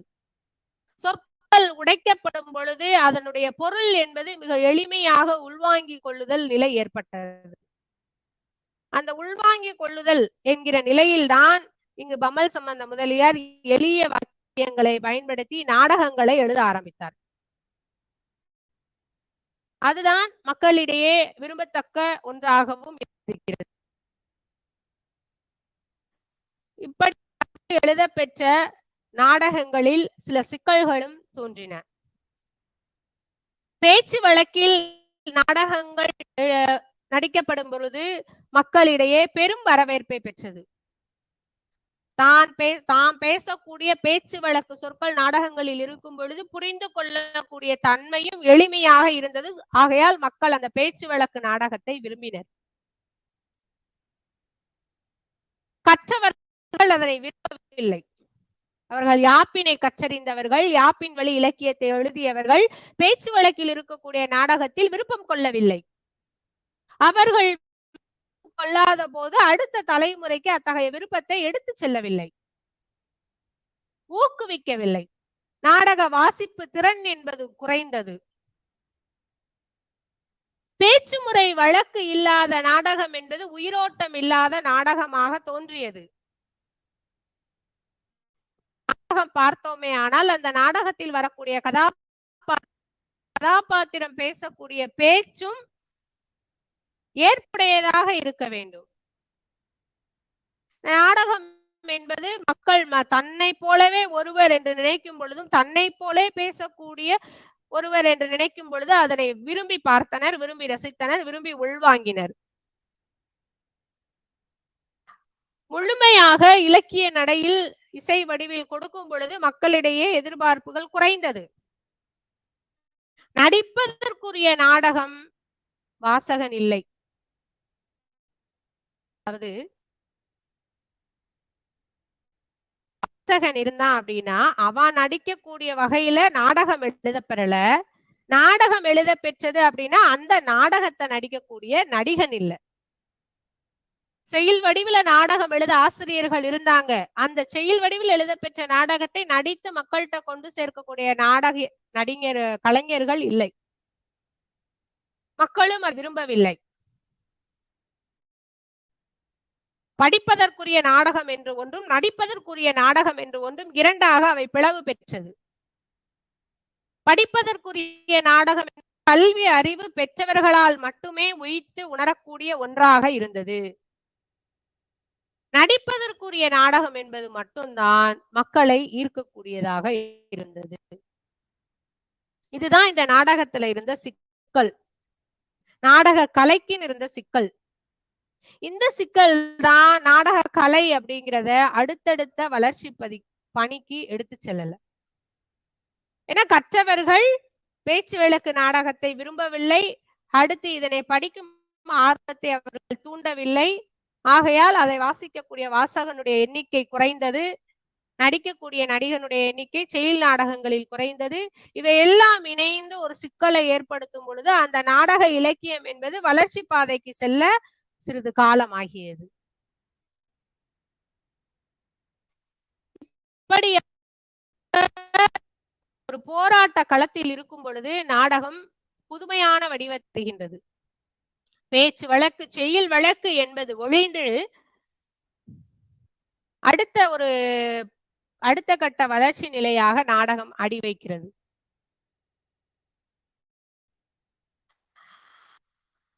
மேலை நாட்டவர்கள் நம்மை ஆட்சி செய்த போது மக்களிடையே விடுதலை உணர்வினை தூண்ட வேண்டும் என்பதற்காக நாடகங்கள் நடிக்க பெற்றன.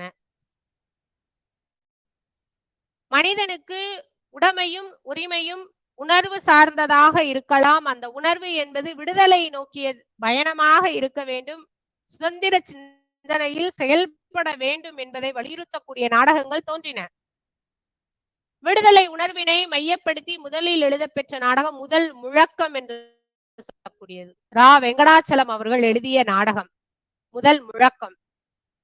வீரபாண்டிய கட்டபொம்மனின் வாழ்வியல் நிகழ்வுகளை வலியுறுத்தக்கூடிய நாடகம்.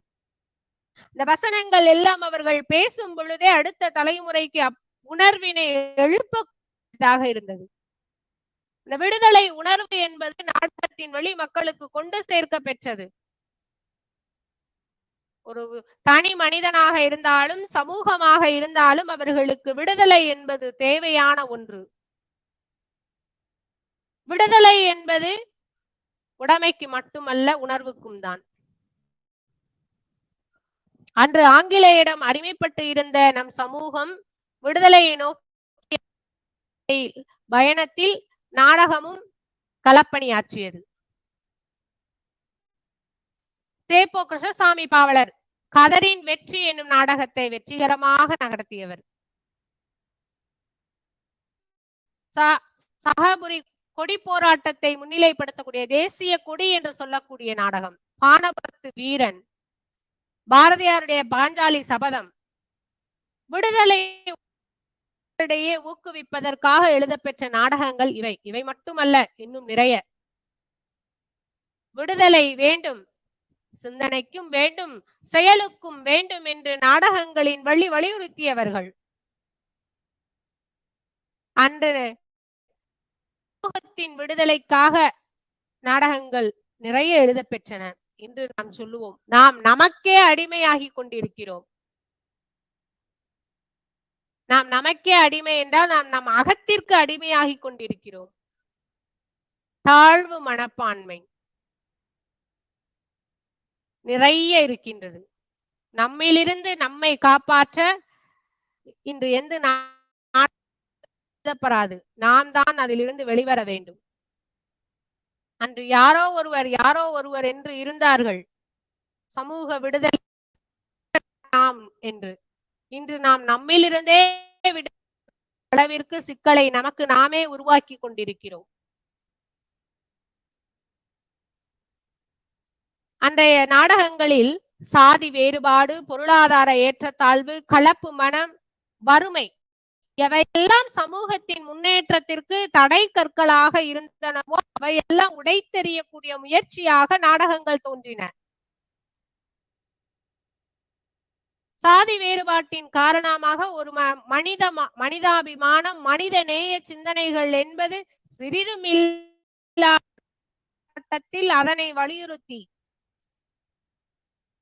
நாடகங்கள் எழுதப்பெற்றன. எந்த மதம் சார்ந்த மனிதனாக இருந்தாலும் அனைவரும் குருதியின் நிறம் சிவப்பு. இதில் உயர்வென்ன தாழ்வென்ன? இறைவனால் படைக்கப்பட்ட உயிர்கள் அனைத்தும் இறை உயிர்கள். இதில் உயர்ந்தவர் தாழ்ந்தவர் என்ற பாகுபாடு கிடையாது. பொருளாதாரம் என்பது தேவை, வாழ்க்கைக்கு தேவை. சமூகத்துக்கு மனிதன்தான் தேவை. கலப்பு மனம் தோன்றியது.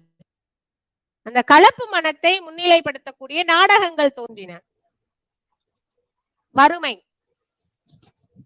வறுமை போன்று மிகப்பெரிய கொடிய நோய் எதுவுமே கிடையாது. சமூக அனைத்திற்குமான ஒரு காரணி வறுமை. திருடுதல், பொய் சொல்லுதல், கற்பு நிலை தவறுதல் என்பன போன்ற பல காரணங்கள் வறுமையை அடிப்படையாக கொண்டது. இந்த வறுமை சமூகத்தை எப்படியெல்லாம் ஆட்டி படைக்கிறது, மனிதன் அதில் வதைப்பட்டு எப்படியெல்லாம் தேழாய் சுருண்டெழுகின்றான் என்பதை கொணரக்கூடிய வகையில் நாடகங்கள் தோன்றலாயின. புராணம் சார்ந்த நாடகங்களாக இருக்கட்டும், பக்தி சார்ந்த நாடகங்களாக இருக்கட்டும், அன்றைய காலகட்டத்தின் தேவையை மட்டும் நிறைவேற்றின. அன்னன்னைக்கு எது தேவையோ அதை மட்டும் கருவா கொண்டு நாடகங்கள் எழுத பெற்றன. விடுதலை தேவை, விடுதலை சிந்தனையை விதைத்தனர். இறை சிந்தனை தேவை, அதனை விதைத்தனர். விதைகள் என்றும் மலடானது கிடையாது, விருட்சமாகவே தோன்றி இருக்கின்றன என்பதை அடுத்தடுத்து வந்த சமூக பிரதிபலிப்பின் வாயிலாக நாம் அறிந்து கொள்ள முடிந்தது. இக்காலம் சார்ந்த நாடகங்கள் அனைத்துமே விஞ்ஞானம் நோக்கிய அறிவியல் படைப்பாகவும் தோன்றி வருகின்றன. அன்று அறிஞர் அண்ணா அவர்கள் எழுதிய ஓரிரவு, வேலைக்காரி, கண்ணீர் துளி, சந்திரமோகன் இது எல்லாம் சமூக சிக்கலை மையப்படுத்தி எழுத பெற்ற நாடகம். இந்த சமூக சிக்கலை உடைத்தெறிய வேண்டும், சமூக வளர்ச்சிக்கு எவையெல்லாம் தடைக்கற்களாக இருக்கின்றனவோ அவையெல்லாம் உடைத்தெறியும் ஒரு நிலை ஏற்பட வேண்டும் என்பதை தங்களுடைய எழுத்துக்களில் கொண்டு வந்தவர்கள் வல்லுநர்கள், நாடக வல்லுநர்கள். அந்த எழுத்துக்கள் தேவையான மாற்றங்களை கொண்டு வந்தன. அந்த இக்கால நாடகங்கள் என்பது சமூக கொடுமைகளை சுட்டிக்காட்டி அதிலிருந்து ஒரு தீர்வினை கொண்டு வந்து மறுமலர்ச்சியினையும் தோற்றுவித்தது. அதுக்கு அடுத்த ஓரங்க நாடகங்கள், பக்கம் பக்கமாக நாடகங்கள் படிக்கக்கூடிய ஒரு நிலை மக்களிடையே இல்லை, மாற்றம் பெற்றது. எந்திரத்தோடு எந்திரமாக மனிதன் பயணிக்க தொடங்கிய போது அவனுக்கு பேருந்துகளில் பயணிக்கும் போதோ அல்லது சிறு சிறு இடைவேளிகள் கிடைக்கும் போதோ அவன் படிக்கக்கூடிய நிலை மட்டுமே உருவானது. அப்ப அந்த காலத்தின் தேவைக்கு ஏற்ப அடுத்த நாடகங்கள் தோன்றின. 5 அங்கங்களை மட்டுமே கொண்ட ஓரங்க நாடகங்கள் வார இதழ்களிலும் திங்கள் இதழ்களிலும் அவை பிரசுரிக்கப்பட்ட ஏதாவது ஒரு சிறிய கருவி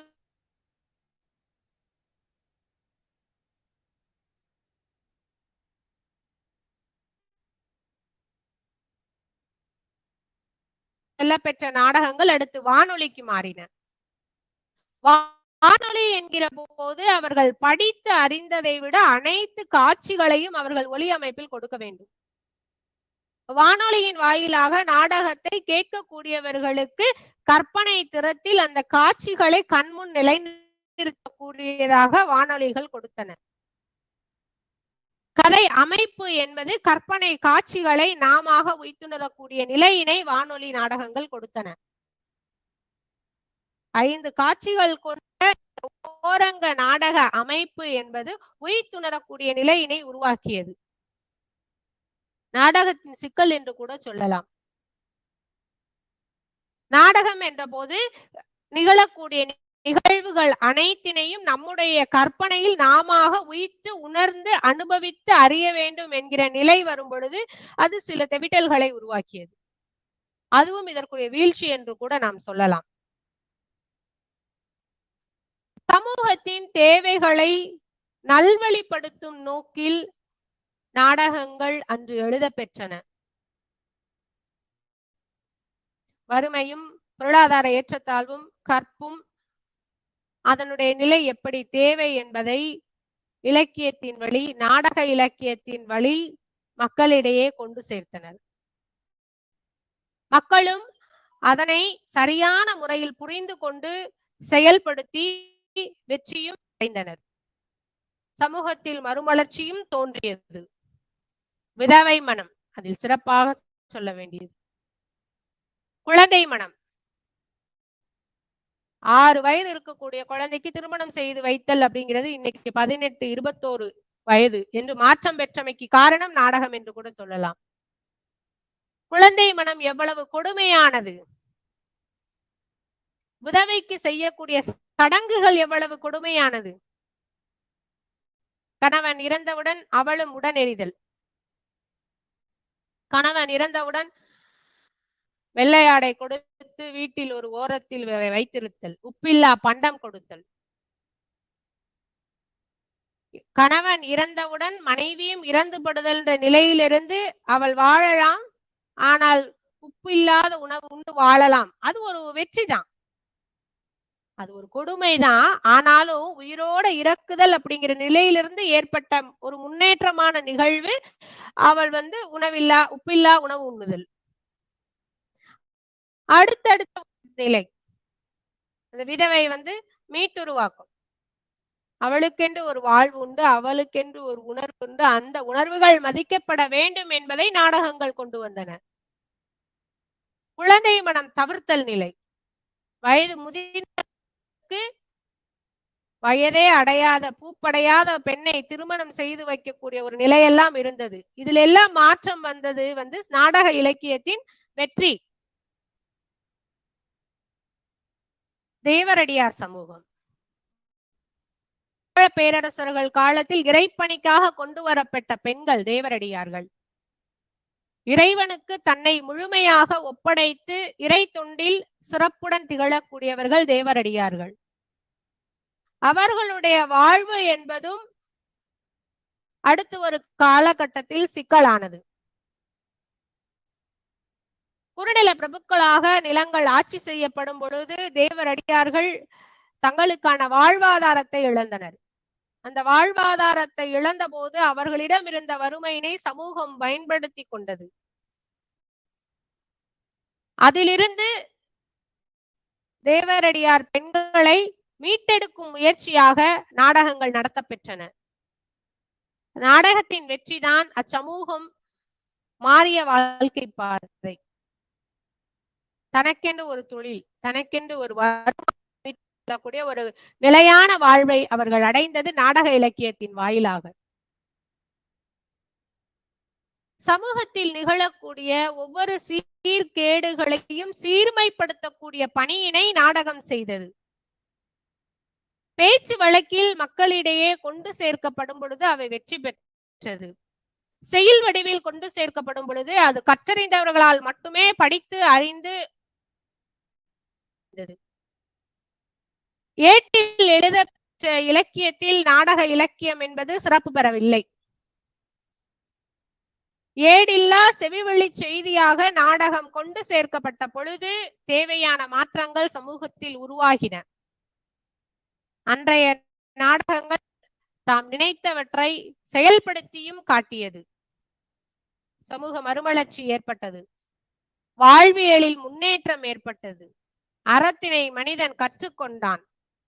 பேச்சும் நடிப்பும் சமூகத்தை பயப்படுத்தியது. ஆளுமை திறனை வெளிக்கொணர்ந்தது. அந்த நடிப்பு என்பது பேச்சும் நடிப்புமாக தோற்றம் பெற்றது. இதெல்லாம் வளர்ச்சி. இக்கால பாட்டிலக்கிய வகையில் நாடக இலக்கியம் என்பது சிக்கலான பல்வேறு நிலைப்பாடுகளை தாண்டி வெற்றி அடைந்த நிலை. எந்த இலக்கியமாக இருந்தாலும் அல்லது எந்த வாழ்வியலாக இருந்தாலும் சிக்கல் என்பதே இல்லாத படைப்பு என்பது உருவாக்கப் பெறுவதே கிடையாது. மனித வாழ்க்கையும் அதே போல்தான். இந்த ஒரு சிக்கல் இருக்கா, இது தீர்வு பெற்றதா, அடுத்த ஒரு சிக்கல் அதற்கு முன்னாடியே வந்து நிற்கும். சிக்கல் இல்லாத வாழ்க்கை சுவாரஸ்யப்படாது. அது போலதான் சிக்கல் இல்லாத படைப்பும் ஆக்கம் பெறுவது கிடையாது. நாடகம் பல்வேறு விதமான சிக்கல்களை எதிர்கொண்டு ஆனால் தனக்கான வெற்றியை மட்டும் அடைந்து கொண்டேதான் வந்தது. இன்னும் அதனுடைய பரிமாணங்களும் அதனுடைய முயற்சிகளும் அதற்கான சமூக பணியும் அடுத்தடுத்த நிலைப்பாடுகளில் இருக்கின்றன. அன்றைய நாடகங்கள் சமூகத்தை நல்வழிப்படுத்தும் நாடகங்களாக எழுத பெற்றன. அடுத்த தலைமுறைக்கு ஏதேனும் நல்ல கருத்துக்களை விதைத்து செல்ல வேண்டும் என்கிற ஒரு நல்ல மனப்பாங்குடன் நாடகங்கள் எழுத பெற்றன. இன்றும் புராண நாடகங்கள், சமூக நாடகங்கள் வைக்கப்படுகின்றன. ஆனால் அதுவும் கல்வி கற்கக்கூடியவர்கள் மட்டுமே வாசிக்கவில்லை. இன்றைய திரைப்படங்களும் தொலைக்காட்சியும் பல்வேறு நல் கருத்துக்களை எடுத்து சொல்லுகின்ற போதும் சில நிகழ்வுகள் காட்டப்படும் பொழுது அவை வன்முறையை தூண்டக்கூடியதாக அமைந்து விடுகின்றன. எதிர்பார்க்காத ஒன்றுதான். அன்றைய நாடகம் சமூகத்தை நல்வழிப்படுத்தியது. இன்றைய நாடகம் பொருளாதாரத்தை வளப்படுத்தும் நாடகங்களாக தோற்றம் பெற்றுவிட்டன.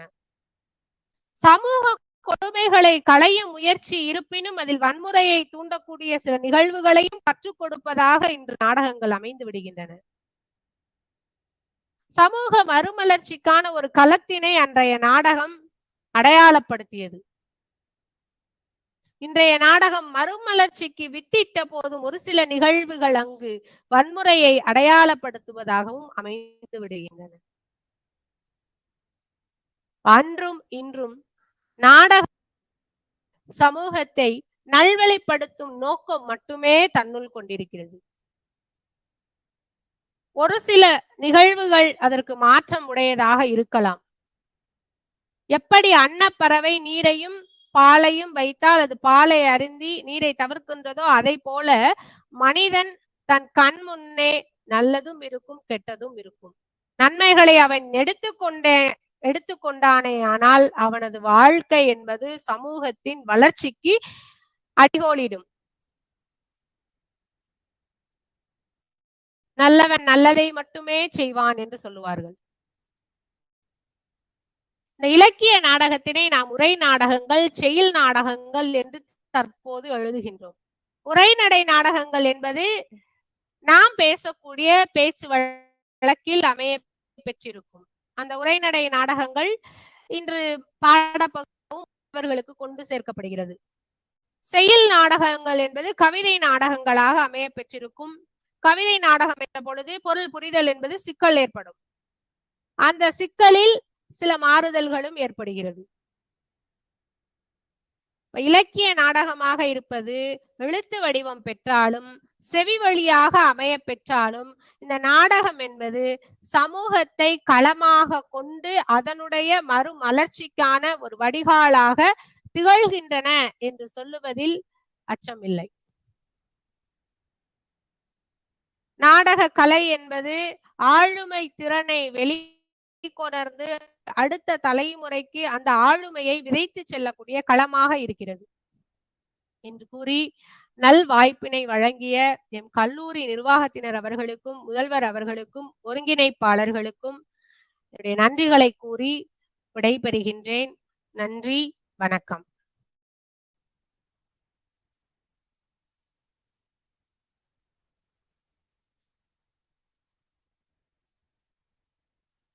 நாடகம் என்பது சமூகத்தினுடைய எதிர்பார்ப்புகளை அடையாளப்படுத்தி சமூக எதிர்பார்ப்புகளின் விடியல்களை உள்ளடக்கியது. நாடகம் இன்றைய தலைமுறையினரால் மேலும் எடுத்துச் செல்ல வேண்டும். அறிவியல் சார்ந்த கருத்துக்களை வலியுறுத்தக்கூடியதும் அறிவியல் சார்ந்த சிந்தனைகளை விதைப்பதுமாக நாடகங்கள் தற்போது எழுதப்பெற்று வருகின்றன. தற்போது எழுதப்படும் அறிவியல் சார் நாடகங்கள் மாணவர்கள் மத்தியிலும் கொண்டு சேர்க்கப்படுகின்றன. ஆனால் அவை பண்பாடு சிதைவு என்பது சிறிதும் இன்றி கொண்டு சேர்க்கப்படுகின்றன. பழக்க வழக்கங்கள், பண்பாட்டு கூறுகள், சடங்குகள், தமிழர்களின் வாழ்வியலை அடையாளப்படுத்தக்கூடிய அடிப்படையான செய்திகள் எதுவும் நாடகத்திலிருந்து விடைபெறாமல் முழுவதுமாக பதிவு செய்யக்கூடியதாக இலக்கிய நாடகங்கள் மாணவர்கள் மத்தியில் இன்று நிலை பெறுகின்றன.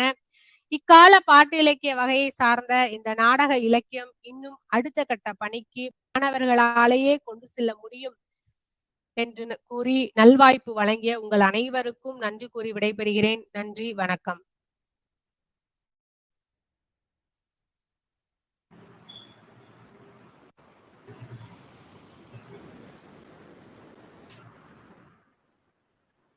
நன்றி மேடம். நாடகத்தின் பரிமாண வளர்ச்சியை பல்வேறு உதாரணங்களுடன் எடுத்து இயம்பிய எம் தமிழ்துறை பேராசிரியை முனைவர் திருமதி மீனாட்சி அம்மா அவர்களுக்கு மனமார்ந்த நன்றி. Now I call upon Mrs. N. Pradeepa Lakshmi, Assistant Professor of English, to take over the session and to deliver her address on the topic Contemporary Indian English Drama and Overview. Welcome, ma'am. Thank you, ma'am. Am I audible? Yes, ma'am.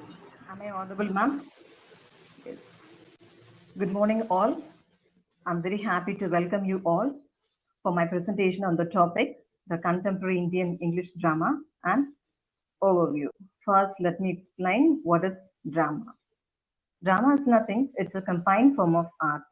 It is a kind of literary form which gives pleasure to the audience through audio, visual, and performance. The scripts become live and animate when the performer enacts a play. It is a kind of imitative art like other arts in literature. It imitates the life of the people and the society too. India has a long and age-old history in drama. It starts from Sanskrit plays of Vedic age. Let me explain the classical Indian drama and its origin. Drama in India has had a rich and glorious presence. Excuse me.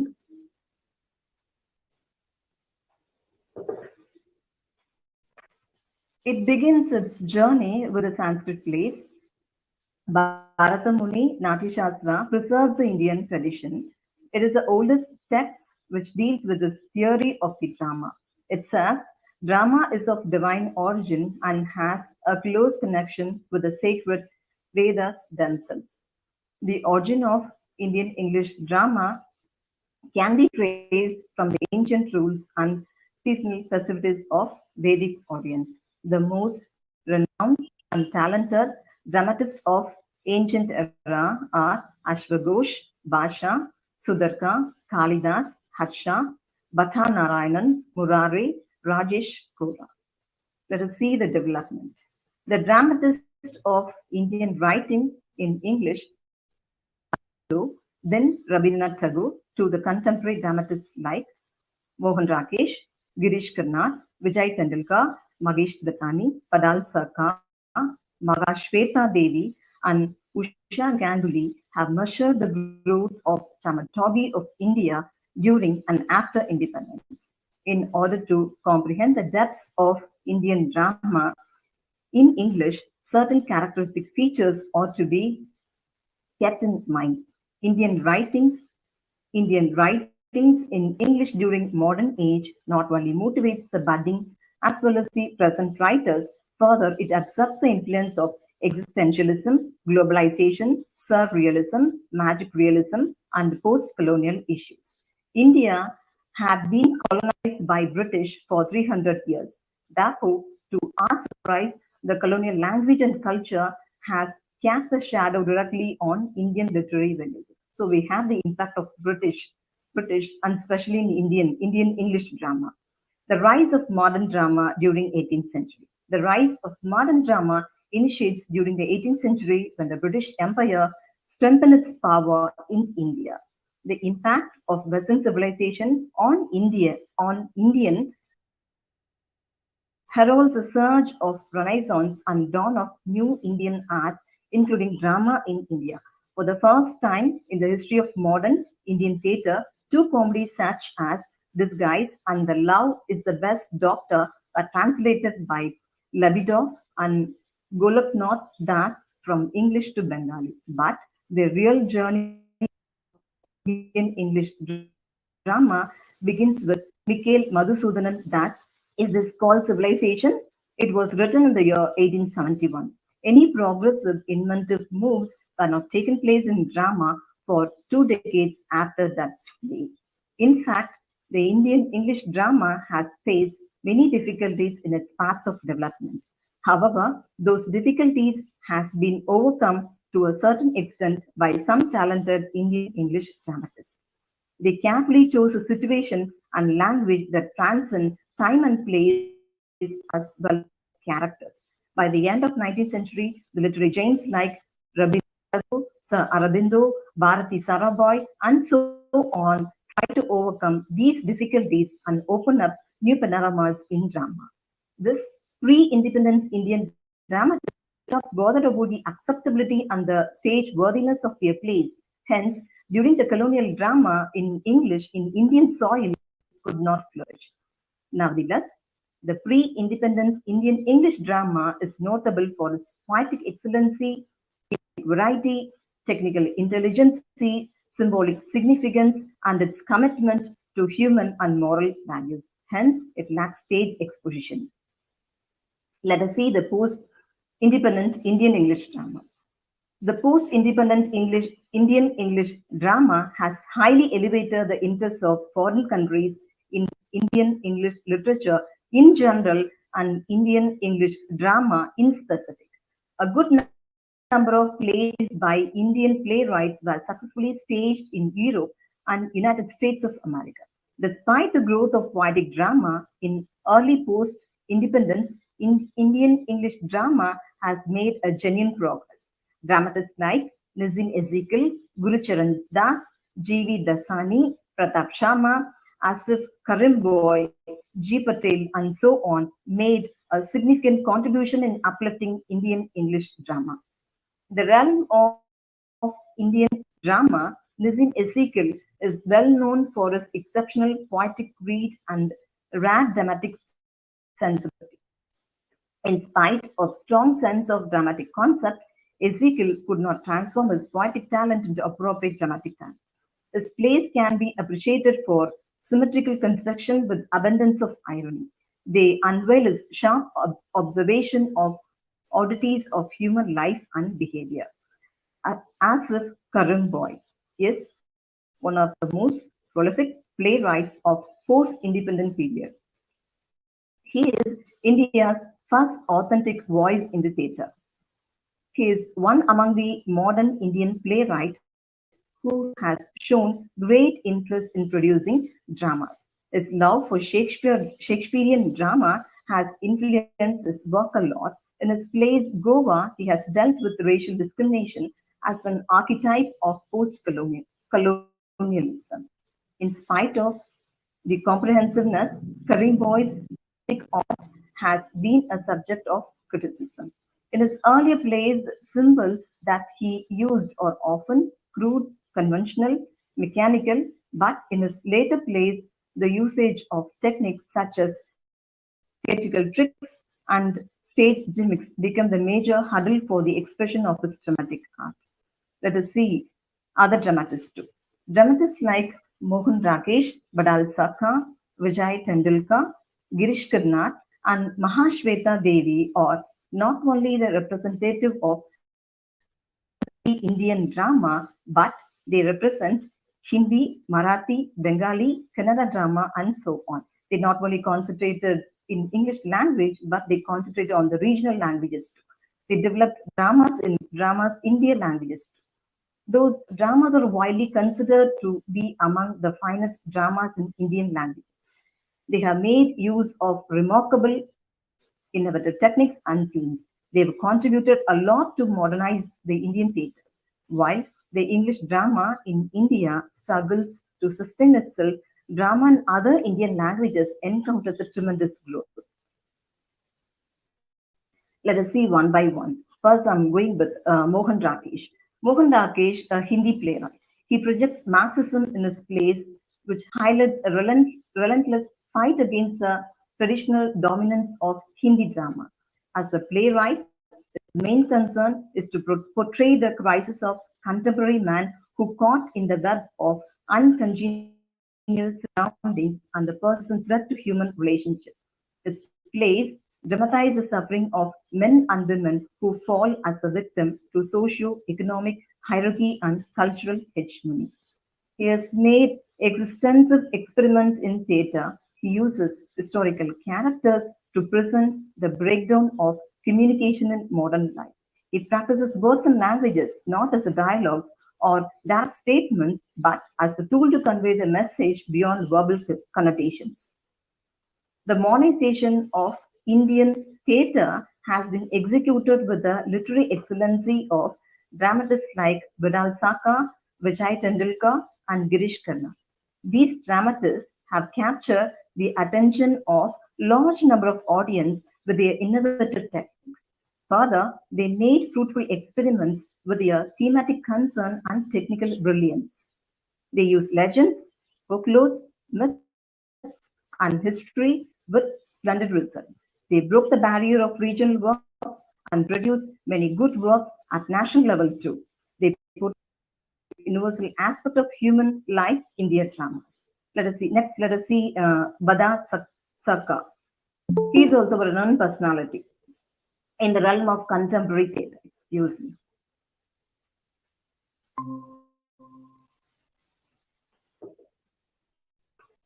He represents new theatrical movement in India. He creates a genuine people's theatre known as theatre. This theatre is highly supported and created by the people.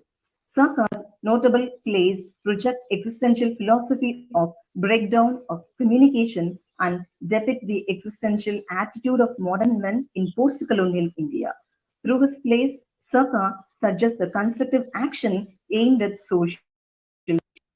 For a dramatist like Virasaka, the concept like modern man who represents new generation as a subject matter of his dramas becomes a challenging task. Next, let us see Vijay Tendulkar. He is a Marathi playwright and has significantly changed the form and pattern of Indian drama. He bridges a gap between traditional and modern theatre. In all his plays, Tendulkar ponders on the theme of isolation and suffering of the individual. He explores the social, political matrix of contemporary Indian subjectivity in his plays. He strongly believes that ideas are firmly rooted in our consciousness at an early age, and that attitude has a lot to do with internalized in our developmental stage. He highlights the problem of anxiety as theme of violence in most of his plays. Next, we can focus on Girish Karnad. Girish Karnad is an important contributor to Indo-Anglican theatre. His contribution goes beyond theatre. He has directed feature films, documentaries, and television serials. He represents India in foreign lands as an ambassador of art and culture. Karnad has dealt with the widest range of themes and techniques. He has experimented the fusion of the traditional and modern dramatic forms and content. The purpose of using traditional forms is to achieve a rare insight into the contemporary reality because Carnot believes that complexities of post-colonialism are inherited from the colonial and pre-colonial times. Let us see the status of colonial, pre-colonial, and post-colonial. Pre-colonial, colonial, and post-colonial experiences in literature cannot be classified separately. They are integrated with one another. Girish Karnad uses the device of myth, folklore, history, not just to visit the past, but to look at the present and also to predict the future. He uses myth and history to create a new consciousness of absurdity of human life with all its passion and conflict. Apart from the above mentioned playwrights, some women dramatists also try to enrich the soil of Indian drama by projecting in a world of feminine psychic theatre. Among them, Makashweta Devi is noteworthy playwright, profiling social system in her plays. Her plays represent a profound human predicament and sincere hope for the better future of mankind. She emerges as a dramatist, having a quest to explore something challenging and new. And let us see the contemporary Indian drama. The scenario, contemporary Indian drama. The contemporary Indian drama is experimental and innovative in terms of thematic and technical qualities. It is not an offspring of specific tradition, and it has laid the foundation of distinctive tradition in the history of world drama by reinvestigating history, legend, folklore with the context to contemporary socio-political issues. A cumulative theatrical tradition evolved by Mohan Rakesh, Vidal Saka, Vijay Tendulkar, and Girish Karnad. They prepare the background of contemporary Indian theatre. Recently, Indian English drama has produced two brilliant playwrights like Manjula Padmanabhan and Magesh Dattani, who elevate Indian English drama at summit of success. Both of them raise English drama not only in Indian theatre but also in world theatre with rich quality and thematic presentations. Let us see Manjula Padmanabhan. She is the first Indian to earn international fame with her play Harvest. Her play Harvest deals with an improvised family living in a single room of Choi, Bombay. Due to extreme hunger and unemployment, the protagonist of this play decides to sell his organs of his body. Here, a dehumanized, terrifying world in which sells their sons for the price of price. The plays Naban or intellectual, but not suited for stage. Let us see Mahesh Dattani. Magesh Dattani is one of the best playwrights the country has ever produced. The plays of Magesh Dattani emerged as fresh arrival in the dominance of Indian English drama in the last decades of 20th century. He is taken to be true successor of Girish Karnad and responsible for the revolutionary progression of English drama. He portrays women at the center of his dramatic world, and he may call a great feminist. He was greatly influenced by Tennessee Williams, Arthur Miller, and other writers. Mahesh Dattani has used the contemporary sensational issues as a theme for his plays, such as the themes of gender discrimination in community on Muggy Night in Mumbai, in 7 Steps Around the Fire, and communalism in Final Solution. He has dealt with an array of themes to satisfy the audience. His plays and issues he chooses to project are contemporary but controversial. Often, a survey of contemporary Indian drama shows that the works of Vijay Tendulkar, Girish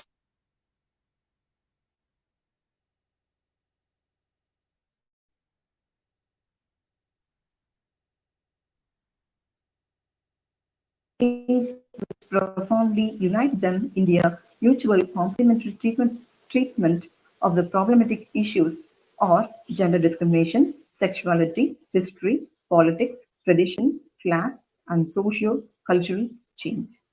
I think Indian English drama is in its right path of progress at present, and in future it has a bright prospect too. Thank you all for giving me this opportunity to present this.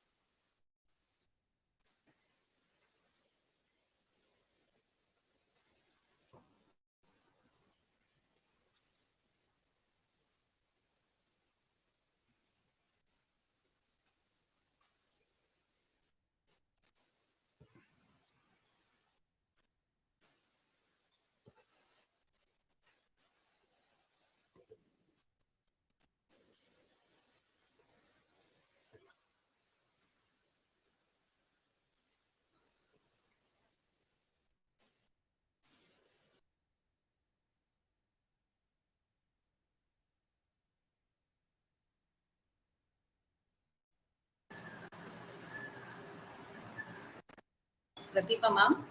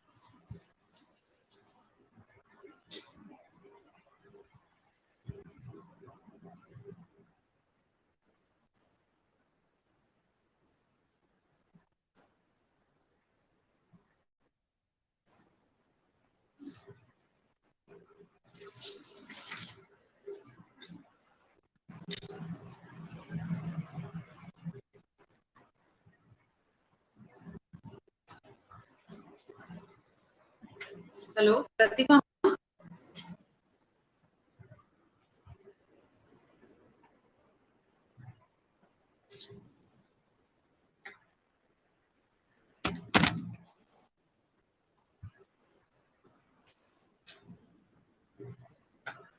Thank you, Pratibha ma'am.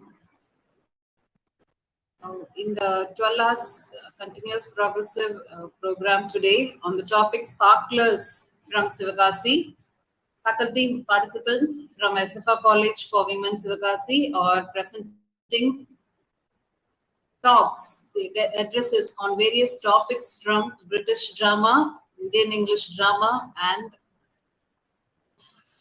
thematic approaches to drama.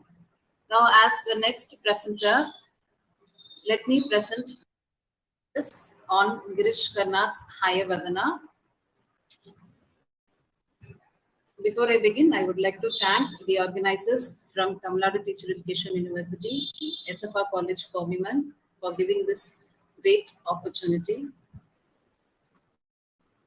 Girish Karnat's play Hayavadana was written in the year 1971, and it was a stage play.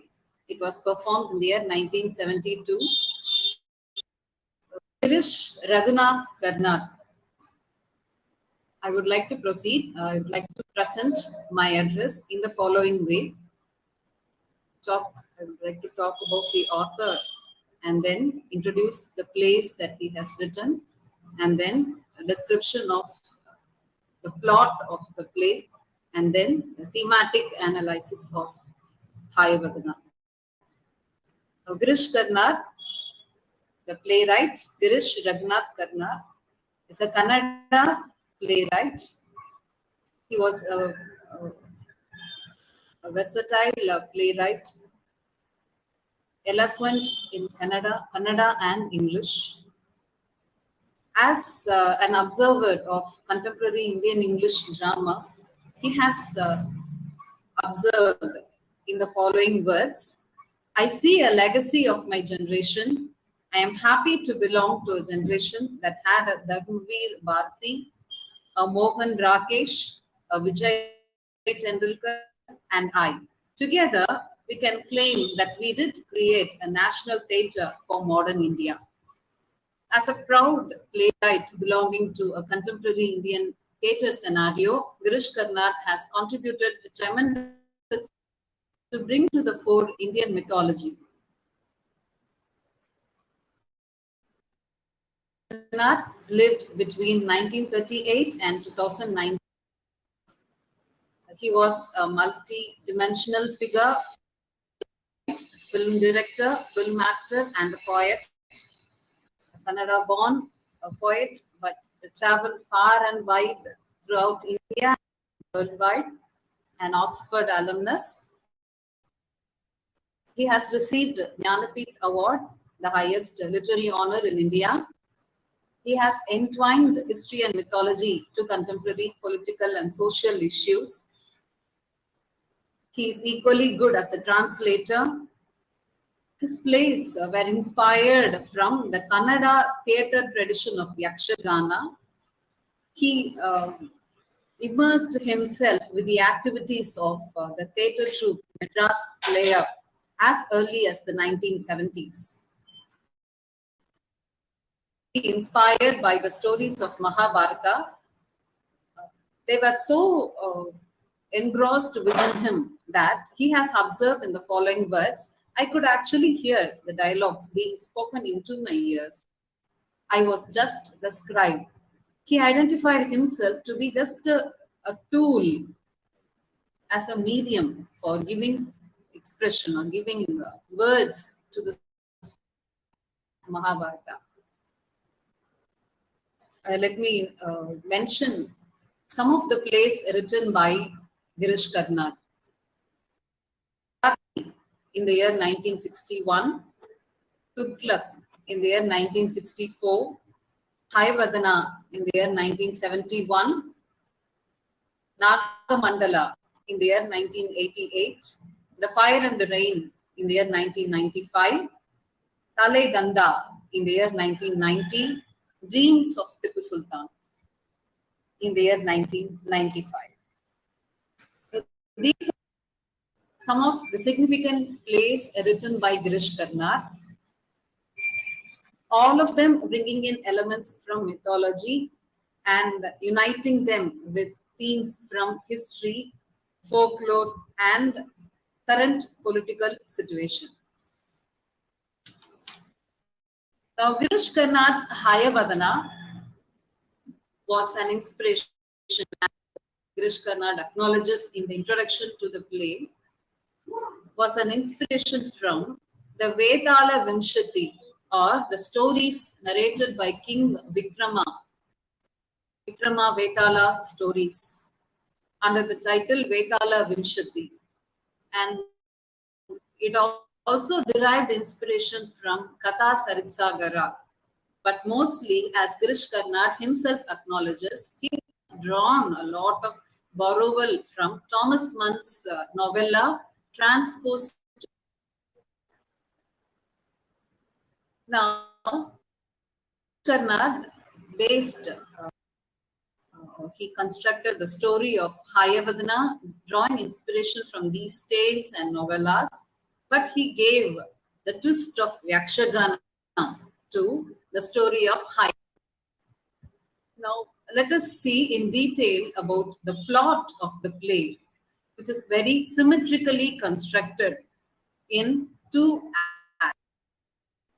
In the first act, the major characters are introduced.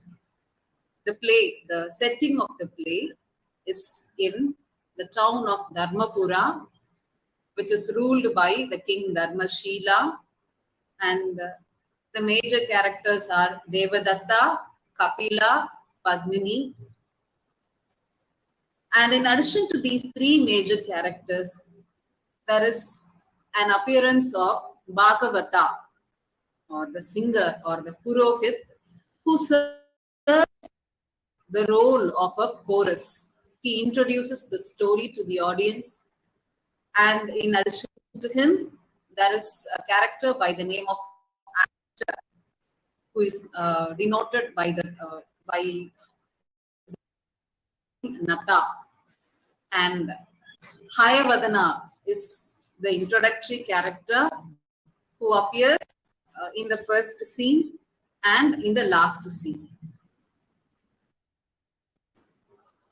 In addition to these characters, we see the coming of a female chorus at significant points in the plot to take the story from one step to another. Now, Bhagavata begins the play, introduces the plot, and starts narrating the story in the folklore tradition. He introduces the city of Dharmapura and talks about the king and mentions the essential features of the major characters. So, Devadatta and Kapila in the plot, they are thick friends living in the city of Dharmapura. Devadatta is known for his intellect. He is a well-known poet and he has mastered all the Vedas. And he is good in love and logic. He is the son of the revered Brahmin Vidyasagara. Whereas Kapila is a contrast, a foil to Devadatta. Kapila is a fighter, one who is physically strong, son of a blacksmith called Lohita. So they are friends until they meet Padmini. Devadatta meets Padmini in the streets of Dharmapura and falls in love with her. He ensues her to her house and he waits at the entrance of the street to ensure whether Padmini's house. So after confirming the house of Padmini, Devadatta explains to Kapila about the inevitable nature of his love for Padmini. He says he is not able to live without her. Kapila takes on the strain on behalf of Devadatta and he meets Padmini. It leads to a happy wedding of Devadatta and Padmini.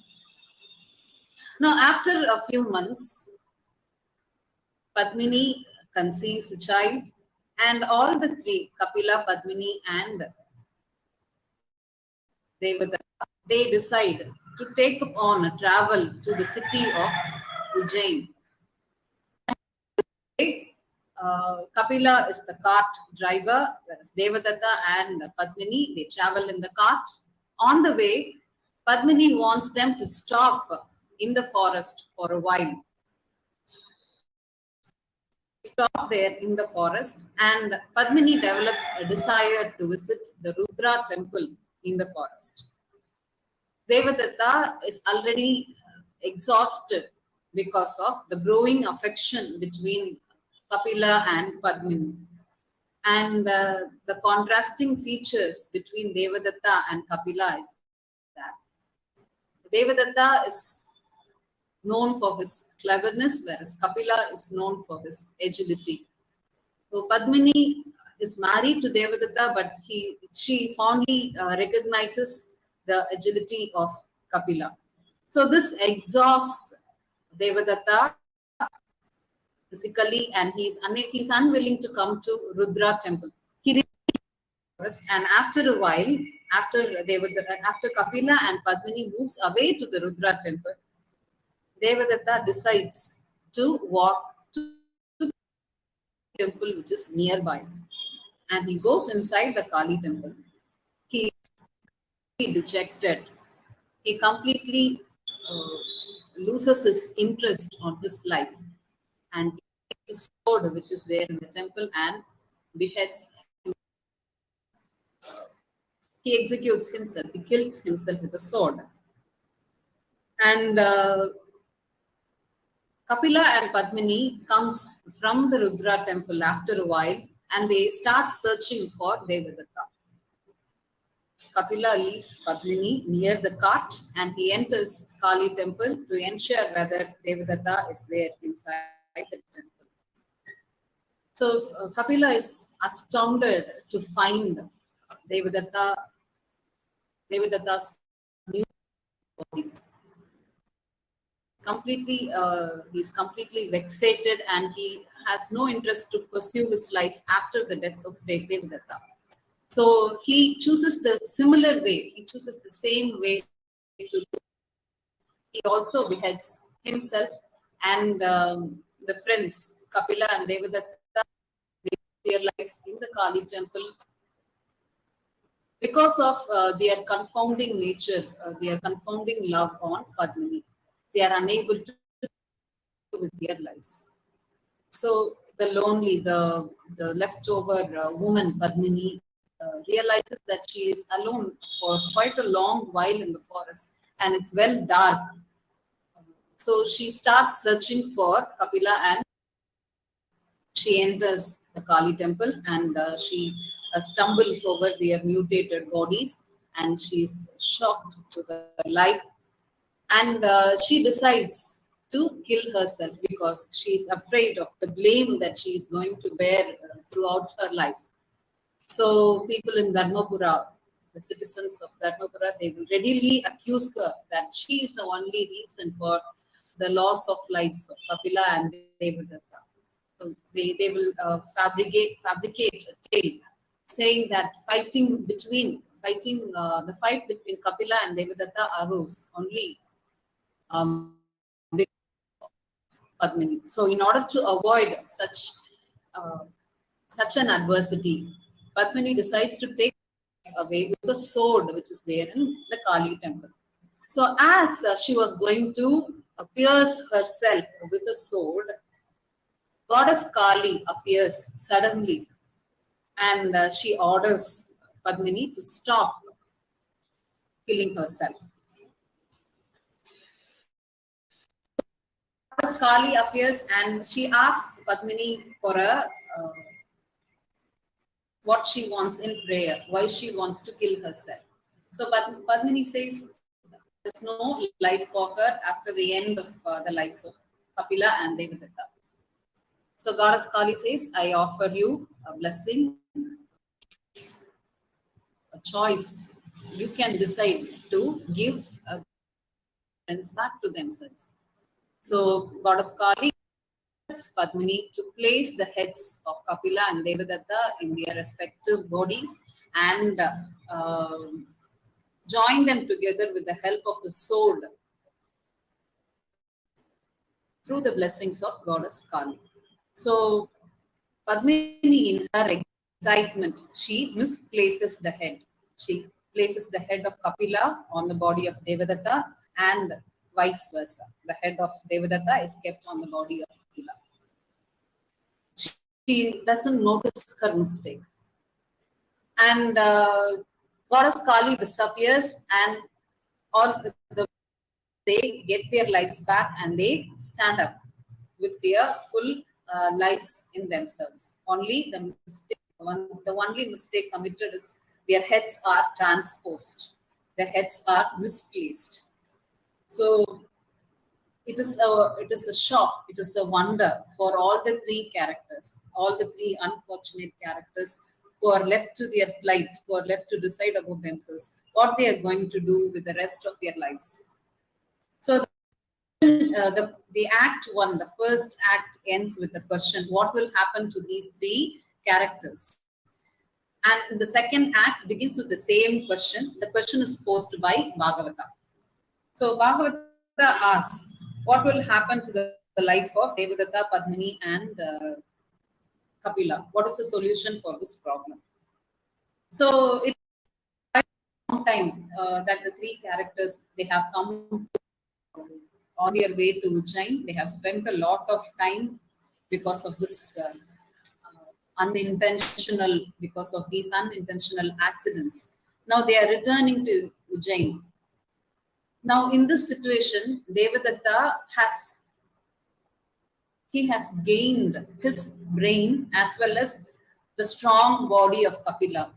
On the other hand, Kapila lost his strong body. He has got the weak, the fragile body of Devadatta and his unwitty head, his dull head. So he is a combination of failures, whereas Devadatta has become a combination of the positive features in both the friends. Kapila is dejected and he decides to lead his entire life in the forest, whereas Devadatta happily moves away to the Dharmapura with Padmini. So Kapila tries to persuade Padmini to remain along with him because he argues that since the body that Devadatta has got is Kapila's body, so Padmini should decide to stay with Kapila in the forest because he has got the body of Devadatta. Here comes an argument from the sacred text of the Vedas, which identifies head to be the index of a personage.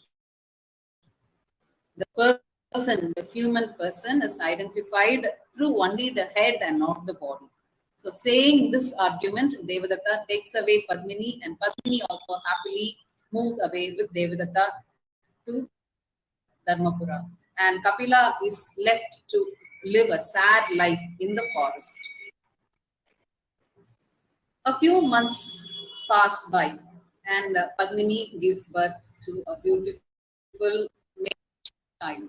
And Devadatta has got dolls for the baby.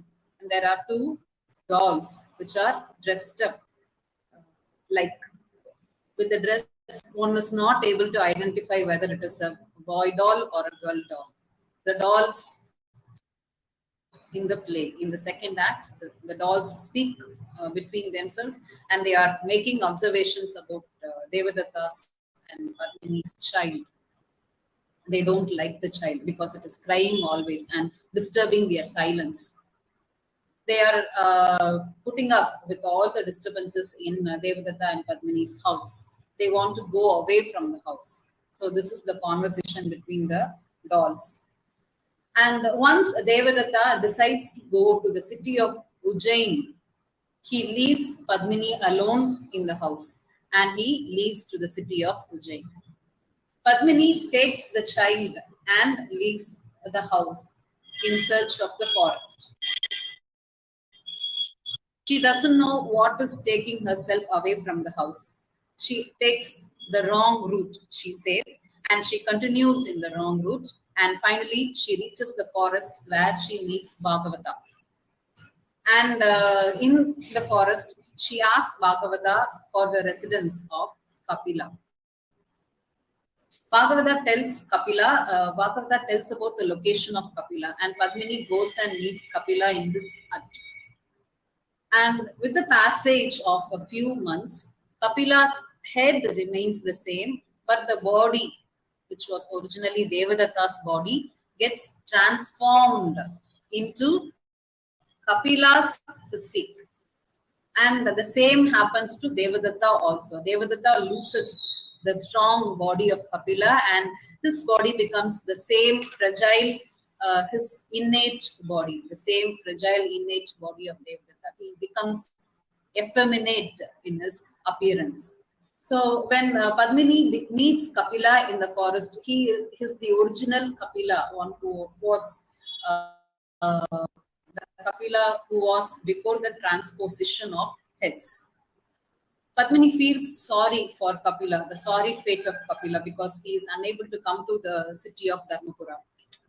In the meanwhile, Padmini tells him that Kapila's father and mother both are dead.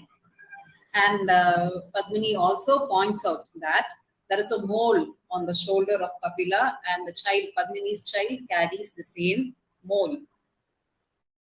So having said these introductory words, having said these observations which Padmini wanted to convey to Kapila, she stays with Kapila for 4 to 5 days. Devadatta, on his return from Ujjain, searches for Padmini. He walks through the streets of forest, the same path which Padmini took, and he comes to the forest and he meets Bhagavata. Bhagavata tells Devadatta the inevitable tragedy which Devadatta is going to face in a few minutes. So he tells, he works it out to Devadatta that Padmini is staying with Kapila for a few days. So Devadatta meets Kapila and they fight against each other, kill themselves. Devadatta and Kapila, they kill themselves. They are unable to face the reality. The transposition has undone their lives. The transposition is such an accident that they will not come back to their original selves, even with the passage of so much of time. This unbearability of truth, unbearability of life, compels them to reach the verge of their lives.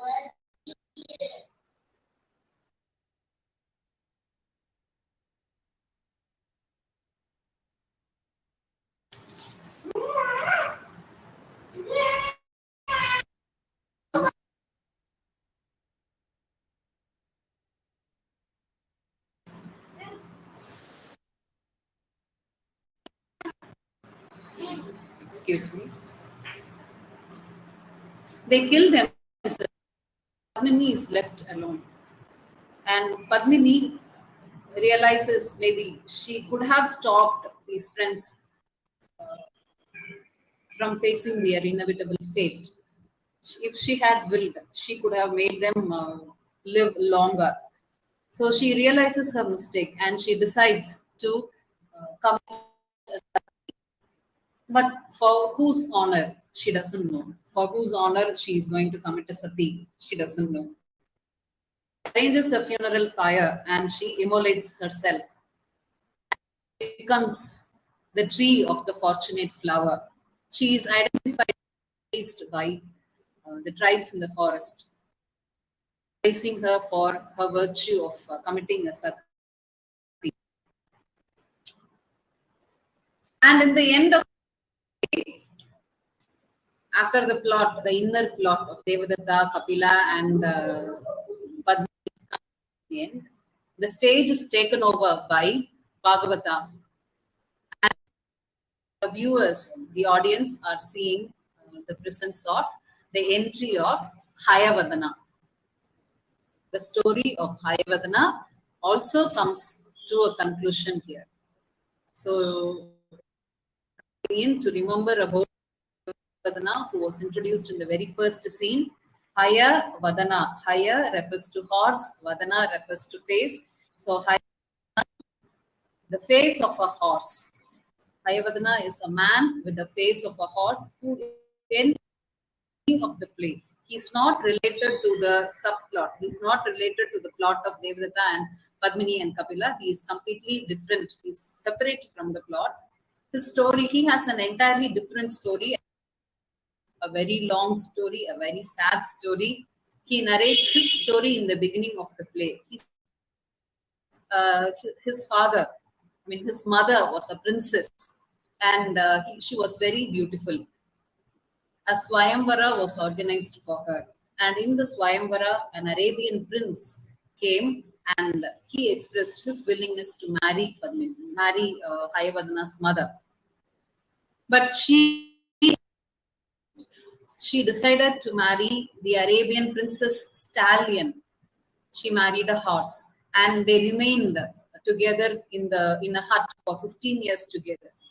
15 years of human love changed the Arabian horse into a very handsome human being.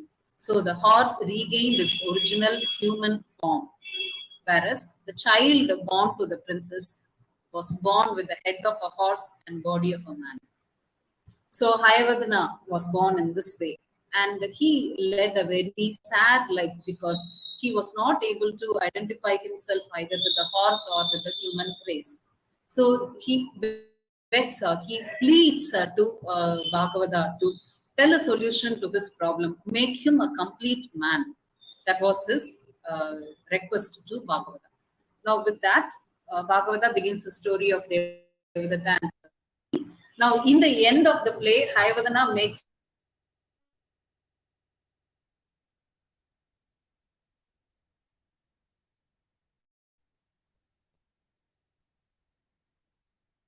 the body of a horse. So he becomes a complete horse. But the voice remains, the human voice remains.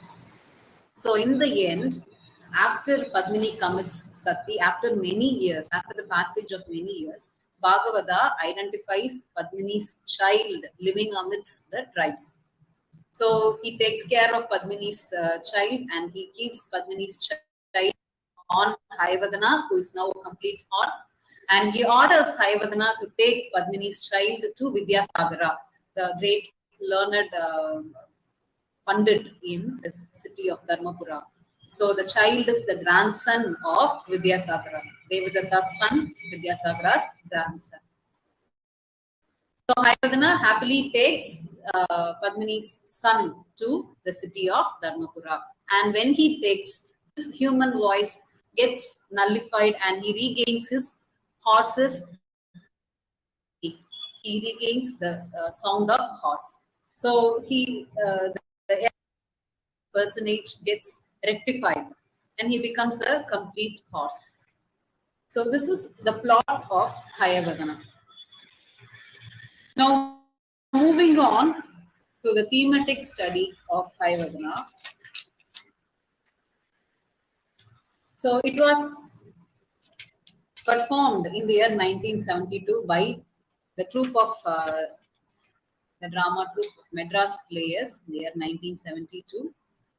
The very prominent theme in Hayavadana is the theatrical tradition of Yakshagana.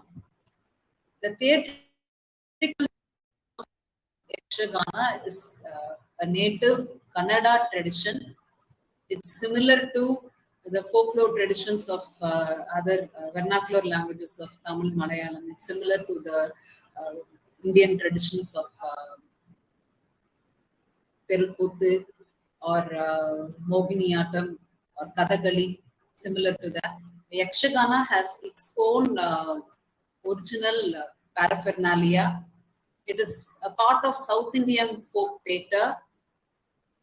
Yakshagana is usually staging, in Yakshagana themes from Mahabharata and Puranas are usually staged. So the commonly used scenes in Yakshagana are battle scenes, the themes of heroism, loyalty and treachery, color and pageantry. These are some of the prominent themes in Yakshagana tradition. Types of Yakshagana. One is Tala Madala and the next one is Bayalata. Tala Madala is a Yakshagana theatre, Yakshagana play which is staged indoors. Whereas Bayalata is an outdoor performance. Tala Madala is usually performed during monsoon season indoors to protect the costume of the actors and the audience from the rains. Whereas Bayalata is a colorful performance performed outdoors during the harvest season. The musical paraphernalia of Yakshagana are as follows. The most important musical instrument used in Yakshagana is Chande. We see the performance of Chande in Hayavadana also. It begins with the high-pitched drum, the performance of the beating of the high-pitched drum, Chande. The other musical instruments are Madala, cymbals, and gongs. The characters are divided into masculine and feminine, and all of them, they wear masks suiting to the characters that they are donning. The male characters are usually representations of gods in the form of Vishnu, Shiva. Female characters are usually the wives of Lord Shiva and Ardhanari and goddess Lakshmi, and most commonly the goddess of Yakshini. So the name of Yakshagana is derived from the goddess Yakshini. And Yakshagana is identified or distinguished with the exquisite costuming.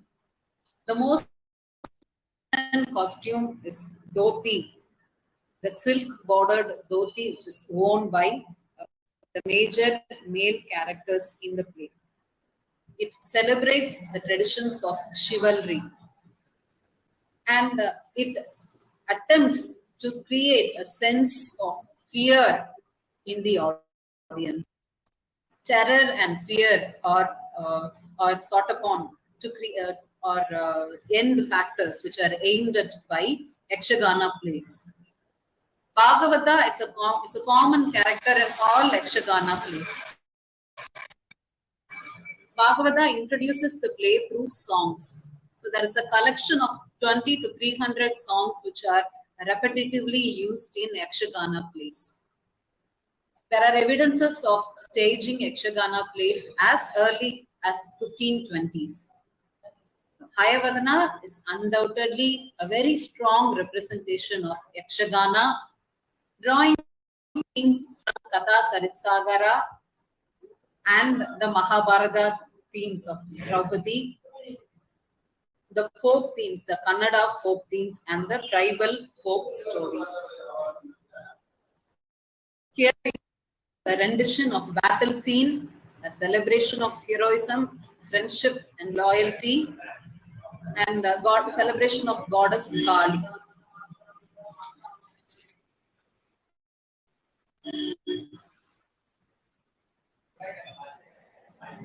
Bhagavata sings a song. He begins the play. He is the first character to begin the play. He sings a song in praise of goddess. He sings a song in praise of Lord Ganesha. He begins the play with the praise for Lord Ganesha, and he also culminates again uttering praise to Lord Ganesha, invoking the blessings of Ganesha, not only for the people but also for the and asking Ganesha to invoke the blessings of prosperity and sense to the people and the rulers. So having discussed the theme of Hayavadana as a Yakshagana play, let us now move on to the next theme in our discussion. The next theme is the role of Bhagavata. The role of Bhagavata and chorus in Hayavadana. Character in the play, and he is also serving as a chorus in the play. And in addition to Bhagavata, in the play Hayavadana, there is also a female chorus. Bhagavata invokes Lord Vigneshwara, and he makes use of the epithets Vakratunda Mahakaya, Lord and Master of Success and Perfection. He introduces the story to the audience. So he always the reader that the play is a live performance. He is always implicating the audience in his dialogues. He introduces the story. He sets the tone of the story. He talks about the place, Dharmapura, and he talks about the king, Dharmashila. He introduces each and every one of the characters and tells some information about them. He is like a bridge between the performance and the audience. He is like a connector between the story and the audience and the readers also. He is chiding Hayavadana for making a loud entry on the stage because he is creating a disturbance at the outset of performance. So he is like a leader for all the actors on the stage. He is guiding them towards a right rendition of their performance. So he is pointing out the audience, making use of the following quotes. Large-hearted audience, wise and knowing audience.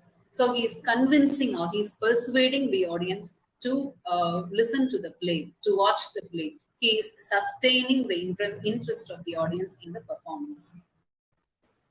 In addition to these tasks, Bhagavata is also uttering stage instructions. He says when to raise the curtain and when to drop the curtain, when to lower it, when to raise it step by step. When Hayavadana makes an entry, Bhagavata instructs. He raised step by step. So he gives stage instruction. And he is one of the characters in the play. He is very much a part of the play. In the beginning, he is engaged in a dialogue with an actor, and he is in a conversation with Hayavadana. He listens to the complete story of Hayavadana, and he feels sorry for him. And through the plot of Padmini, Devadatta, and Kapila also, Bhagavata makes entries, intermittent entries throughout the plot at significant points to make the story move from one to another. He appears in the forest and tells the way to Padmini and Devadatta to meet Kapila. And he meets and consoles him when he is faced with the inevitable fate of losing his physically strong body to Devadatta. He consoles Kapila. So he is an interjection in the story. And at the end of the first act, he asks the question, what indeed is the solution to the problem of these three characters? How are they going to find a solution? How are they going to return to their normal lives? And he is also bringing the tone of the story between the tragic and the comic elements. As the story moves very seriously, he brings it to an interval. He brings it to a break, asking the characters, asking the audience to relax and sip tea. So he also tells the Vikrama and Vetala story.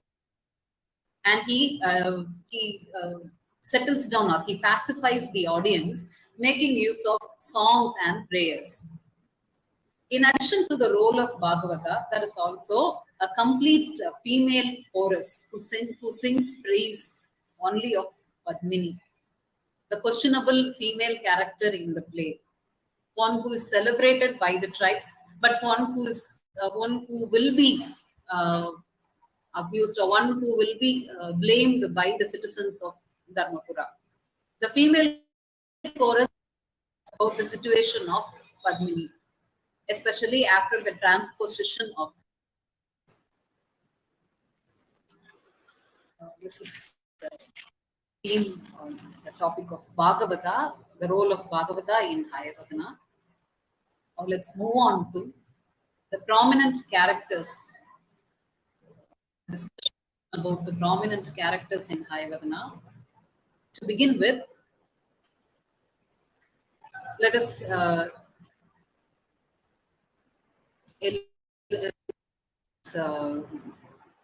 list out the characteristic features of Hayavadana. A woman with a horse's head. He is born to a princess and an stallion. So he was struggling in the beginning of the play to get rid of his horse's head. He does not like the head. He says he has traveled to all temples. He has offered prayers to all gods to save him from this situation of having a horse's head in a human body. But he also points out that he likes his mane, the beautiful mane that he has got. So he mentions in a slightly humorous way to bring a roar of laughter in the audience. He says that I have traveled to every city, to every god, but not to Tirupati because I love my mane. So Bhagavata says you can go to Goddess Kali temple, which is nearby. Goddess Kali will help you to solve your problem. So in the beginning, actor 1, Nata and Bhagavata, they try to pull the head of Hayavadana away from him, thinking that it is a mask. So Hayavadana offers himself completely to the two persons who are in a tug of war within his own body, until he feels the pain of his head breaking away from the body. He utters a loud shout. So he says, what is his problem? He says, it is this birth which I can't shake off. He wants to shake off his birth. He wants to shake off his problem, which he is unable to do. So he looks upon his life as a long story, and he's looking forward to help to become a complete man. But ironically, he becomes a complete horse in the end, and he carries Padmini's child in the end of the play. The title of the play is derived from his name, Hayavadana, which is very much suitable because it also talks about the transposition of heads, transformation, the impossible transformation, or the allegorical or the parabolic transformation. The next prominent character in the play, the plot within the plot, is Devadatta, who is described by Bhagavata as one who is comely in appearance, one who is very soft, very fragile, very soft spoken, and fair in color, unrivaled in intelligence, one who is unmatched by intelligence. And he has defeated all the Pandits in arguments about logic and love. In the his knowledge on the Vedas is far and widely known. And as Bhagavata quotes, Bhagavata mentions, he is the apple of every eye in Dharma. And he derives inspiration from Padmini. And he thinks that if he marries Padmini, she will help him, or she will inspire him to outshine Kalidasa. So in this confidence, he follows Padmini and he reaches the street end of Padmini's house, and he looks at Padmini's door, and in the door he sees a pair of birds. And when Padmini touches the birds, Devadatta thinks that for a minute the birds came alive. So he tells this bird to be the symbol, an identification for Padmini's house. In Kapila, Devadatta is able to find a very good friend, but sometimes he is unable to bear why Kapila is behaving in a very slavish way. By birth, he is slavish, and Devadatta is able to.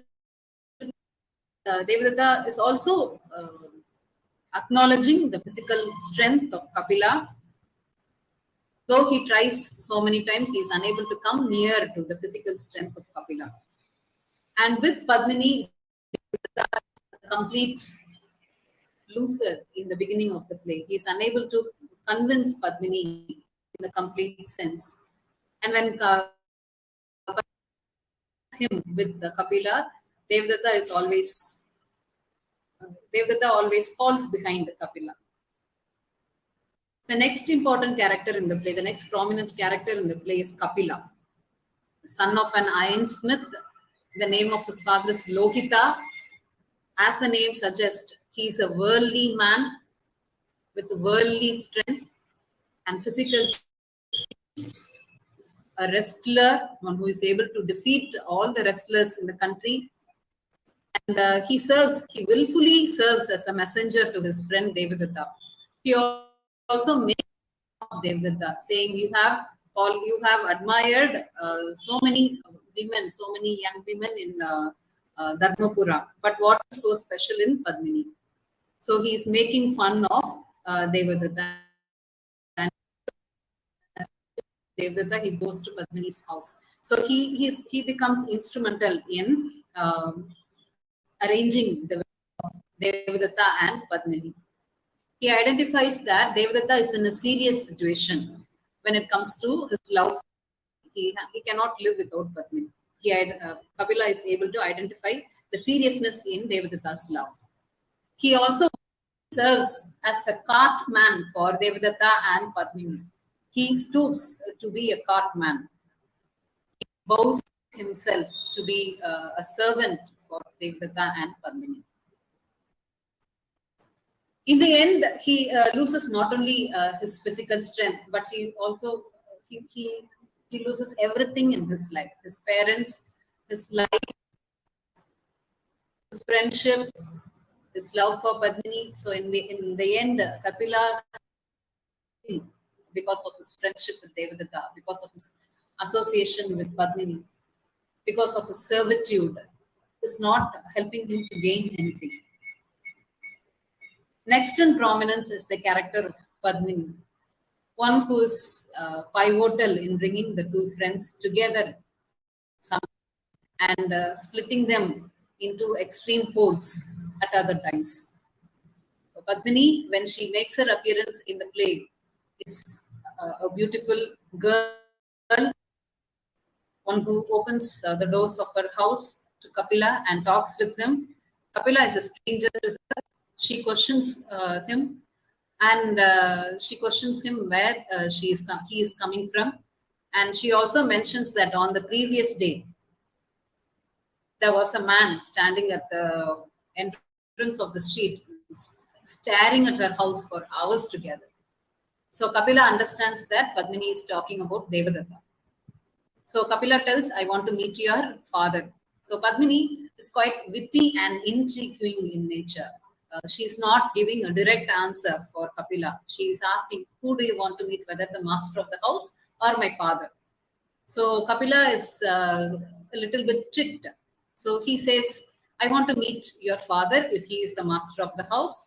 I want to meet the master of the house if your father is the servant in this house. So with this tit for tat, with this arguing back, Padmini gets the sense, gets clues, gets that he has come in search of her father in support of Devadatta, who is a well-known poet who is known for his brains in the city of Dharmapura. So Padmini, after marrying Devadatta, becomes a very unchanged in her childish nature.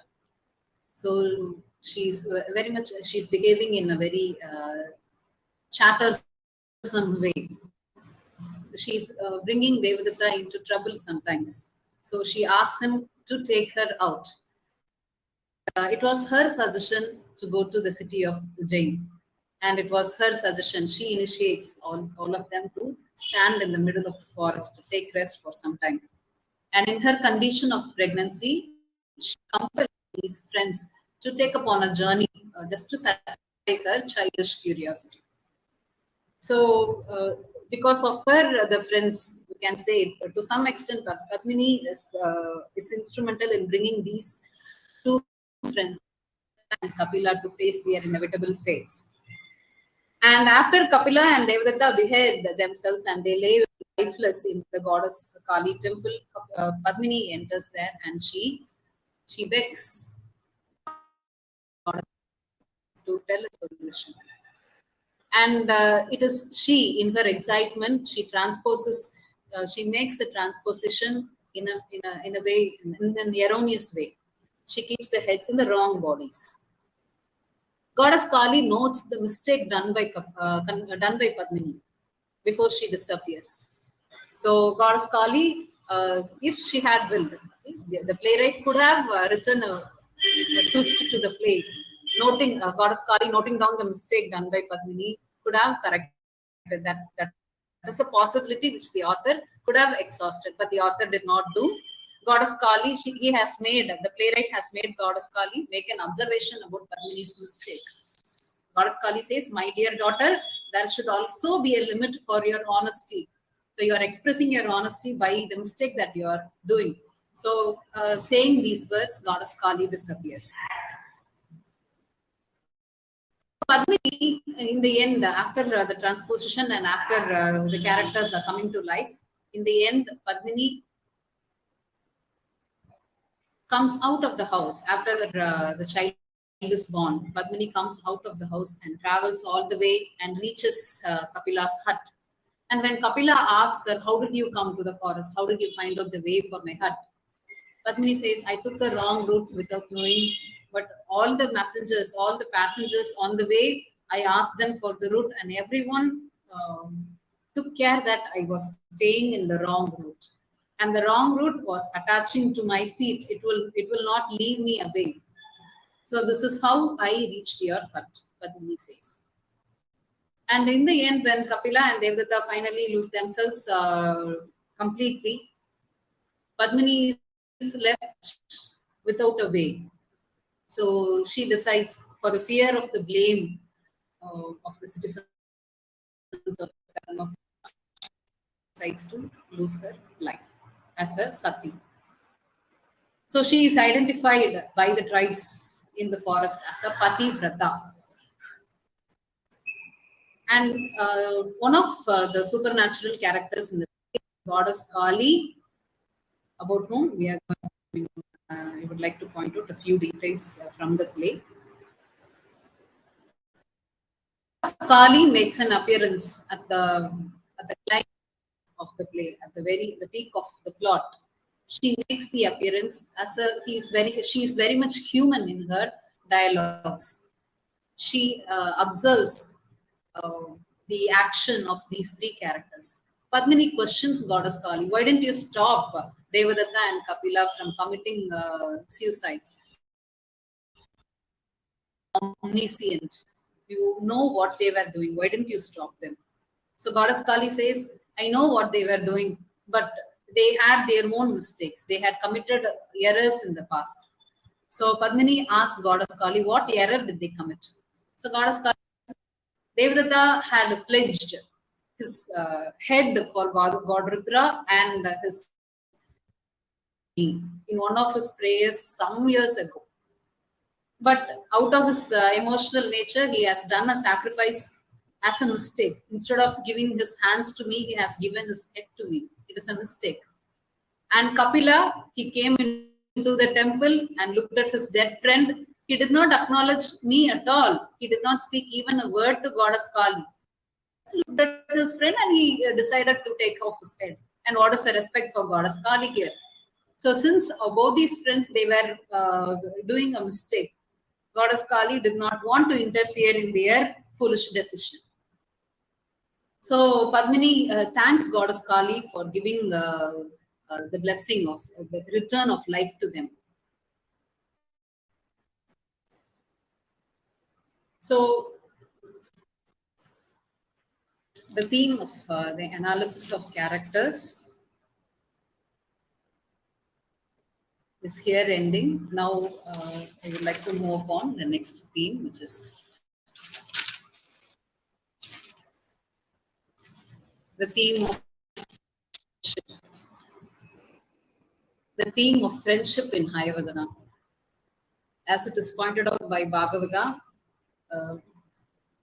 friendship between and Kapila is celebrated by the citizens of Dharmapura. They are compared with Lava and Kusha. They are compared with Rama and Lakshmana. They are remembered, they are acknowledged by the citizens of Dharmapura for their unflinching friendship. They are, Devadatta and Kapila, they are mutually ready to give up themselves, give up even their the most serious of their desires, the most serious of their life's decisions for the sake of this friend.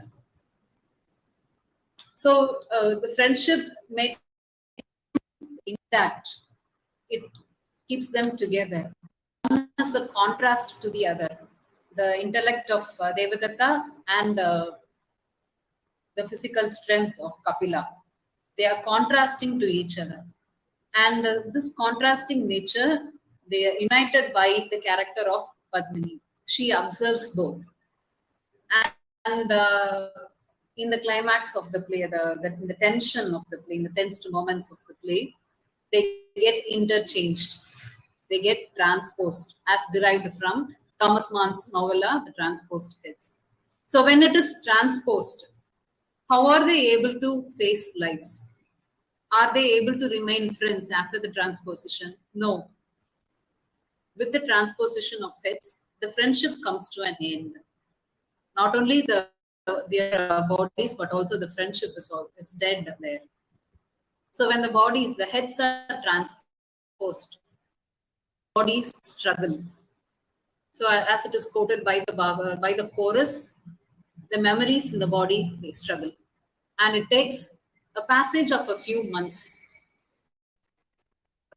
the body to get adapted with the head. So as the sacred text, head is the image of a person. So the head remains with the person, the body is adapt with the head, with the passage of time, and it is able to regain its position. And at the end, how Kapila and Devadatta are able to identify their friendship.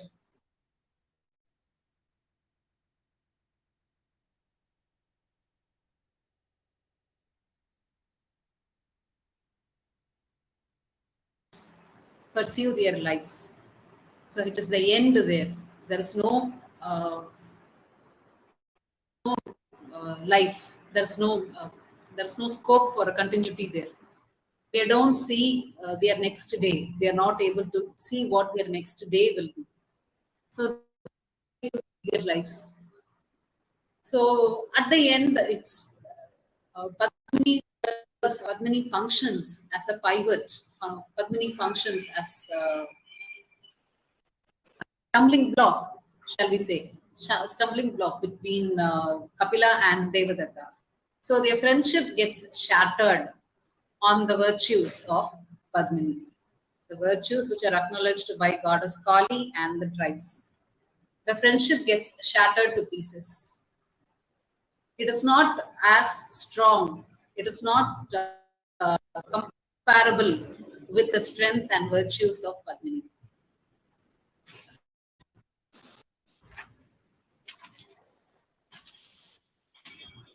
Next comes the themes of Kafkaesque elements in Girish Karnad's Hayavadana. Franz Kafka's Metamorphosis, the 30-page novella, which led to pages of thesis written about him. And it gave rise to the descriptive term of Kafkaesque. So it starts from transformation. Kafkaesque starts from transformation, which is very much found in Hayavadana. And another feature of past world is duality, presence of duality and alternatives, presence of dual worlds, which is also very much evident in the presence of the city of Dharmapura and the forest, and Dharmapura and Ujjain. Friends, the two friends, they have duality in themselves, the contrasting characters in them. So, and in the presentation of the play, there is a duality between realism and expressionism. So, when the everyday details, when the aspects of everyday lives are portrayed, Karna takes upon the tone of realism. Whereas when he talks about the metaphysical elements, when he talks about religious elements, when the play shifts over to religious and mythological themes, he shifts over to the rendition of expressionism. And in addition to it, another Kafkaesque element in the play is the meta-dramatic feature. Play within the play, the element of play within the play is very much found in Hayavadana. So, introduces the audience to the frame of the play, where is there on the stage and actor is there on the stage, and he's Hayavadana for making a commotion in the beginning of the play. And the audience and the readers to the play within the play, the story of Devadatta, Padmini and Kapila. So there is an arrangement of play within the play here, which is again an evident feature of Kafkaesque. Directing the audience how to watch and involving the audience to which part of the play they should focus on, and giving stage directions right in front of the audience, not away, not off stage, not in the green room, but right in front of the audience, giving stage directions, always reminding them that they are watching a play in the theatre and there is a play within the play. So these are the levels of arrangement of reality in Hayavadana.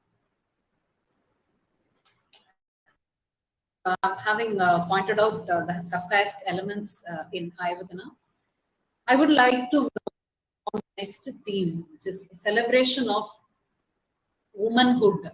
Celebration of womanhood in the play Hayavadana.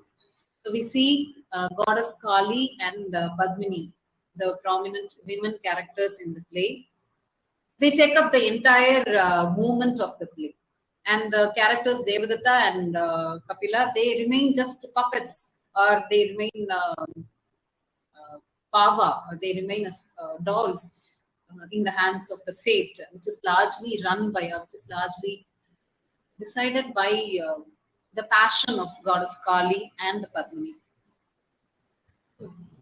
Padmini is celebrated as Pativrata, and she commits sati, and finally she becomes the tree of fortunate lady in the end of the play.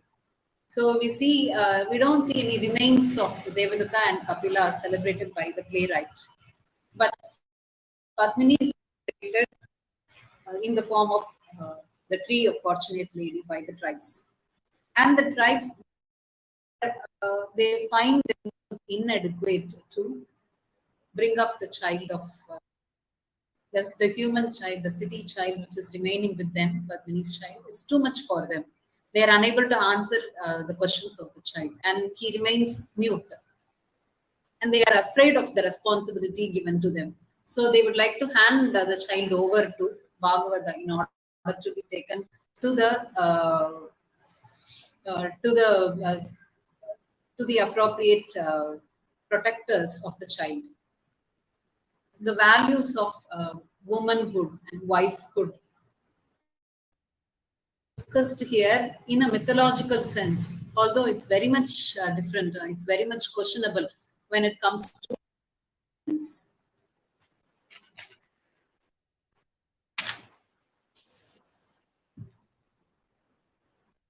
Bernard, as a playwright, and his contribution through the play of Hayavadana, I would now like to bring my address to a conclusion, pointing out that Girish Karnad's contribution in the form of stage plays is unequaled because of his of mythological and folklore elements using the traditional Yakshagana folk theatre for a modern audience, for a contemporary audience, roping in themes of current political situations, adapting the mythological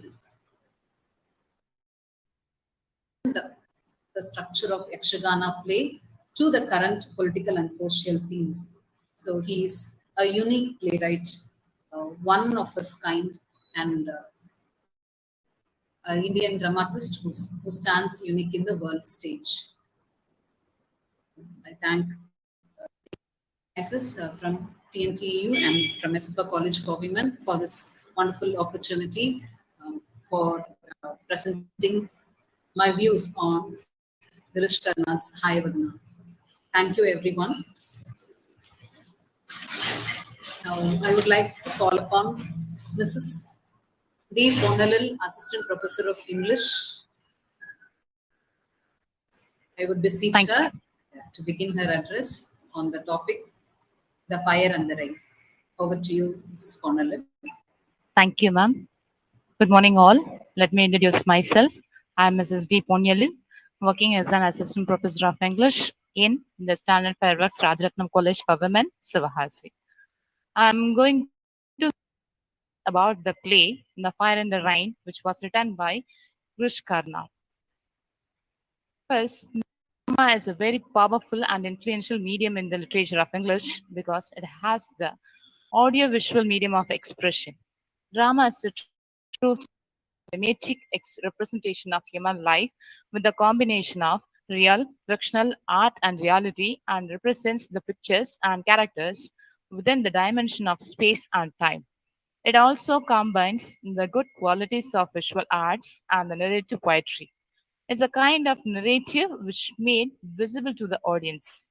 Indian English literature refers to the work of art written by the retired writers in India who write in the English language and whose native language is one of the Indian languages. The early history of Indian English literature began with the work of art by Michael Madhusudan Dutt, followed by A.K. Narayan, Rajarao, and Mulkraj Anand, who contributed to Indian fiction in the decade of 1930. It is also related to the literary work of members of the Indian diaspora that is V.S. Naipaul, Kuran Desai, Anita Desai, Govit Gupta, Jumba Lakshmi, Rohinton Mistry, and Aha Sahib, and Salman Rushdie, who are from Indian origin. Next, it's about Grish Karnad. He was born on 19 May 1938 and died on 10 June 2019. He was an Indian actor, film director, Kannada writer, and a playwright who predominantly worked in South Indian cinema and Bollywood.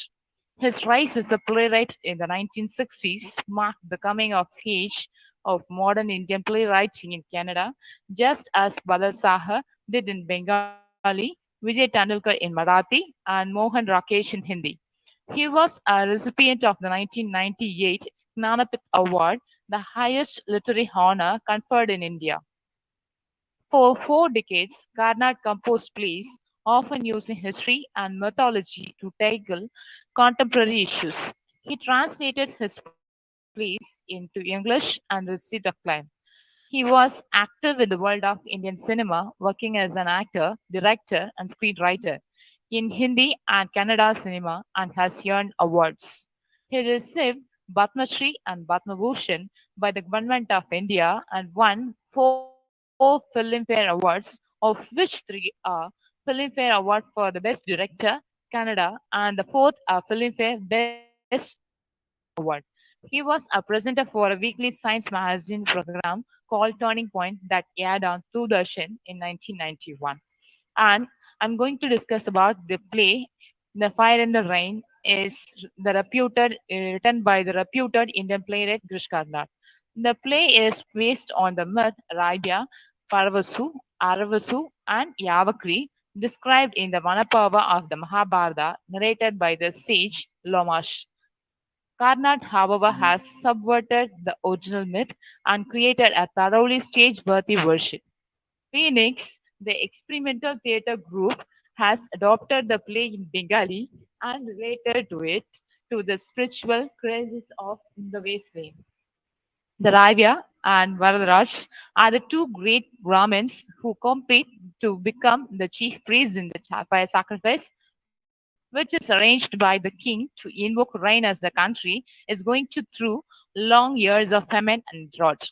The king selects Paravasu as the chief priest as he is young. Vararaj dies of grief. Raivya is jealous of his son's status. Varadaraja's son Yavakri goes to the forest to attain enlightenment Brahmajnan after 10 years. Ravakri returns to avenge the death of his father and uses his former lady love Shaka, now the wife of Paravasu, as a bait. In the absence of Paravasu, Vishaka is sexually exploited by her father-in-law and easily succumbs to the seduction of Yavakri. As Yavakri is aware of this, he creates the Brahma Rakshasa Kritya to kill Yavakri. Vishaka comes to know that Yavakri has deceived her and pours out the charmed water that could have saved Yavakri. Yavakri is murdered by Kritya, that is Brahma Rakshasan. Paravasu comes home secretly from the fire sacrifice and kills Rabia. He plans to put the entire blame on his younger brother Arvasu. He is innocent, bold, and unorthodox. Fiercely in love with a tribal girl whose name is Nithilai, as vibrant as lively as Arvasu. The blame of killing Raivya is cunningly put on Arvasu, and the mob beats him severely. Nithilai, who is married away to a boy of her own caste, leaves her husband to nurse Arvasu. A local theatre manager offers Arvasu to take part in his play. Aravasu has always wanted to act, but had been barred from doing so by Paravasu, and the society as a Brahmin is not supposed to act in a play. But Aravasu is already convicted and denies all social rules. He plays the part of Rudra in the myth of Rinda, Vishwarupa, and Rudra. Indra, the king of heavens, is jealous of his brother Vishwarupa and plans to murder him. Ritra tries to protect Vishwarupa, but Indra drives him away and kills Vishwarupa. Paravasu reacts to watch the play within the play. The fire sacrifice is looted by the hungry mob. Nithalai is murdered by her husband. Paravasu enters the fire and Aravasu decides to follow him. When the voice of Indra is heard, Indra offers a boon to Aravasu. Aravasu decides to ask for the life of Nithalai. Kritya comes and begs for his liberation from the state of limbo. Aravasu learns to be selfless and asks Indra to liberate the soul of Kritya. Rains, Rain comes at the exchange and realization of sacrifice, and the land becomes fertile. Phoenix, the experimental theatre group, ends it with a rendition and chanting of Tata, Kamyanda, Dayavatnam, Shanti, Om Shanti, Shanti.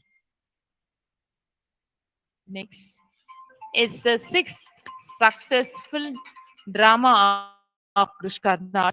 It is based on mythology, for which the dramatist relies heavily on an episode in the Mahabharata. The Fire in the Rain is a translation of his Kannada play Aknimatu Meil. The plot of the play is not as simple as that of Karna's earlier plays. It is picked from the Vanapava, that is the forest canto, uh, taken from Mahabharata. The Fire in the Rain is Karna's play of jealousy for power, politics, sexual exploitation, humiliation, and isolation. Everybody is anybody's enemy in the name of power and jealousy. Rabia, Parvasu, Aravasu, Nithalai, and Antaka and Vishaka are incomplete in some or other way. Parvasu wanted to be supreme. Arvasu, a character of humanness, is exploited by his own brother. Vishaka, as a wife of Parvasu, is neglected and isolated. The drama of incompleteness continues in the play and is existential in approach. This vision about the quest for completeness forward and exhibits him in certain hues as Shakespeare appears in his later work, The Tempest. He seems to accept the sanctity of born as Shakespeare ever does. Nithalai in The Fire and the Rain is an innocent as Miranda in The Tempest, whereas Miranda's innocence is protected by Prospero throughout the play, right from her encounter with Caliban to encounter with Ferdinand. It revolves around revenge, futility of knowledge, and the frugalness of human nature. Through this play, Karna tries to focus the egotism prevailing in the contemporary society by associating with the mythological stories of the past. The play inscribes the human condition, linking the present with the eternal and the contemporary with archetypal, projecting new meaning in every generation. The Rain plays as symphony of desire. In its matrix, no single rhythm, as no single character dominates anything. Their speech controls with silence, the volcanic and the anarchic humanity contrast tranquilly and serenely. The ambience and the range of variations engages as diverse notes, the Brahmins chanting hymns, the tranquil music of the innocent romance of Nithala and Arvasu, the rapturous ecstasy and the tragic dread of Yavakri Vishaka relationship, and the catastrophic explosion of Rabia's revenge. And is Aravasu, a Brahman by caste, who becomes a performing actor and who is wronged and misunderstood. He loves Nithalai, a tribal her, who reciprocates his love but seeks the approval of her village elders before marrying him. Parvasu, Arvasu's brother, conducts a major prayer ceremony to Devraj, Indra, so that the region may get rain. Aravasu's father is Raibia, who dislikes both his sons and wishes that he cremates them before his death. Raibia suspects Vishaka, Paravasu's wife, of having an illicit affair with Yavakri and detests her. Yavakri loves Vishaka but leaves her to worship and prays to Devraj Indra for 10 years. And on his return, finds her being married to Parvasu, who lives with her happily for 3 years before leaving her to contact for Devraj Indra. On finding that, Vishaka meets Yavakri as an engaged Raibia summons Brahmin Rakshasas, a demon, to kill Yavakri.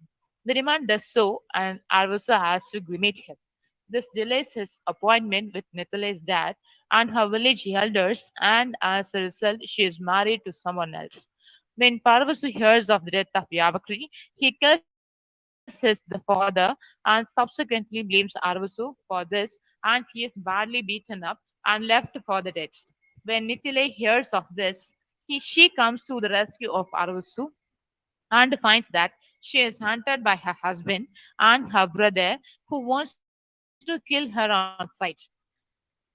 Sutrada arranges and acts to entertain the devas, and as a result, Arvasu goes out of control. Nithile exposes herself and is killed by her husband. Arvasu admits failure and cremates himself. Thus, one by one, whoever was close to Arvasu is dead.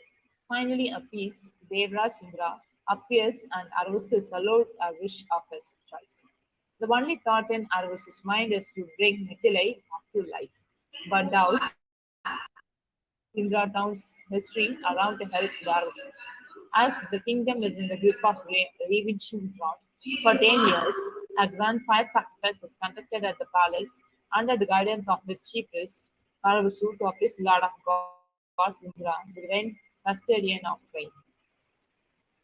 As this sacrifice draws to its close, the play begins.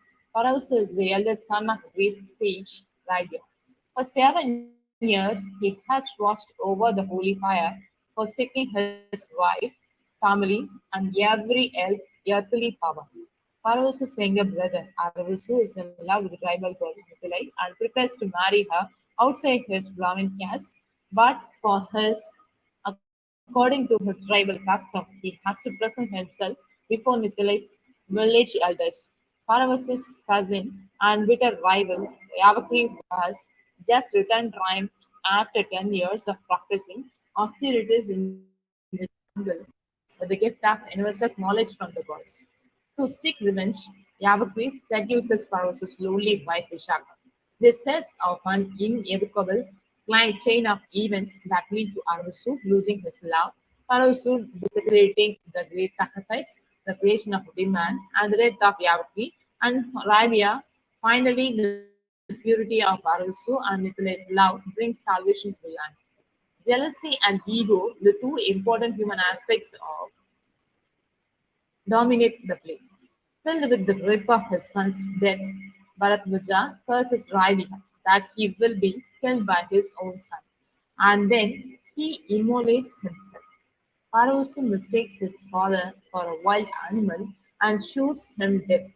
Parasu intentionally kills his father to get rid of him. He discloses the death of his father to Arvasu and asks him to perform penitential rites. Arvasu, who worships his brother as father figure for his great scholarship, is deeply hurt by his brother's rude behavior in public.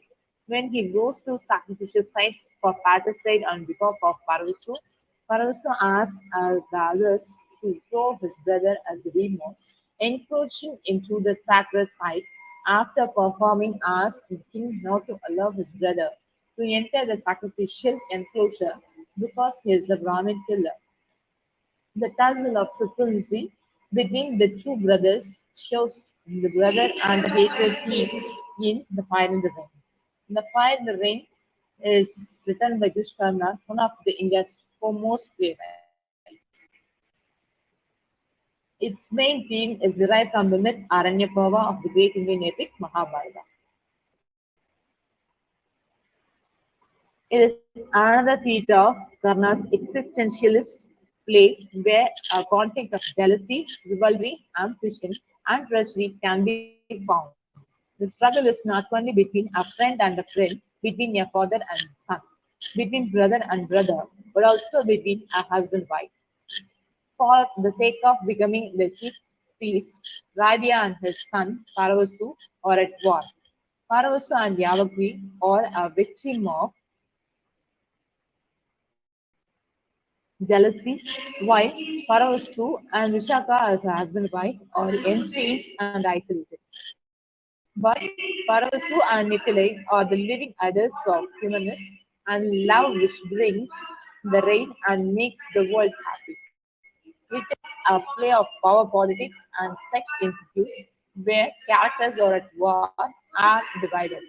But individually, all the characters in some or other way are the lonely, divided self, split personality, stranger and outsider to the world. It is the pathetic, experiential, as well as existential situations and predicaments of characters which make the play interesting and thought-provoking. The play is the sense of fulfillment seems to be accompanied with the sense of realization and guilt. The world has been accepted by the remaining character without anyone to choose. And it appears that Khanna's vision about human relationship has been mellowed and broadened to accept the reality as truth. One recurring idea of the play is the idea of sacrifice. In Aknimattu Mail, Karna reimagines the world of Hindu antiquity and constructs the story of passion, loss, and sacrifice in the context of Vedic ritual, spiritual discipline, social and ethical between human agents, and interrelated forms of performance still close to their moments of origin. The play revolves around the fire sacrifice. The fire sacrifice was actually a propitiatory ritual. It was held to end the grudge, but Paravasu polluted the entire sacrifice by his evil deeds. The fire sacrifice is the main cause of all the troubles in the play. The sacrifice creates the tension of the play and eventually resolves it. The concept of Vedic sacrifice is very important if you are to understand the fire sacrifice in the play Fire and Rain. Vedic sacrifice is probably the most ancient form of sacrifice. For the Vedic people, yajna is not just means to attain some desired end, but it is end itself. Yajna is not a redemptive act as in other religions, but it is also the creative act. Natural disasters or the consequences of people's disloyalty to God.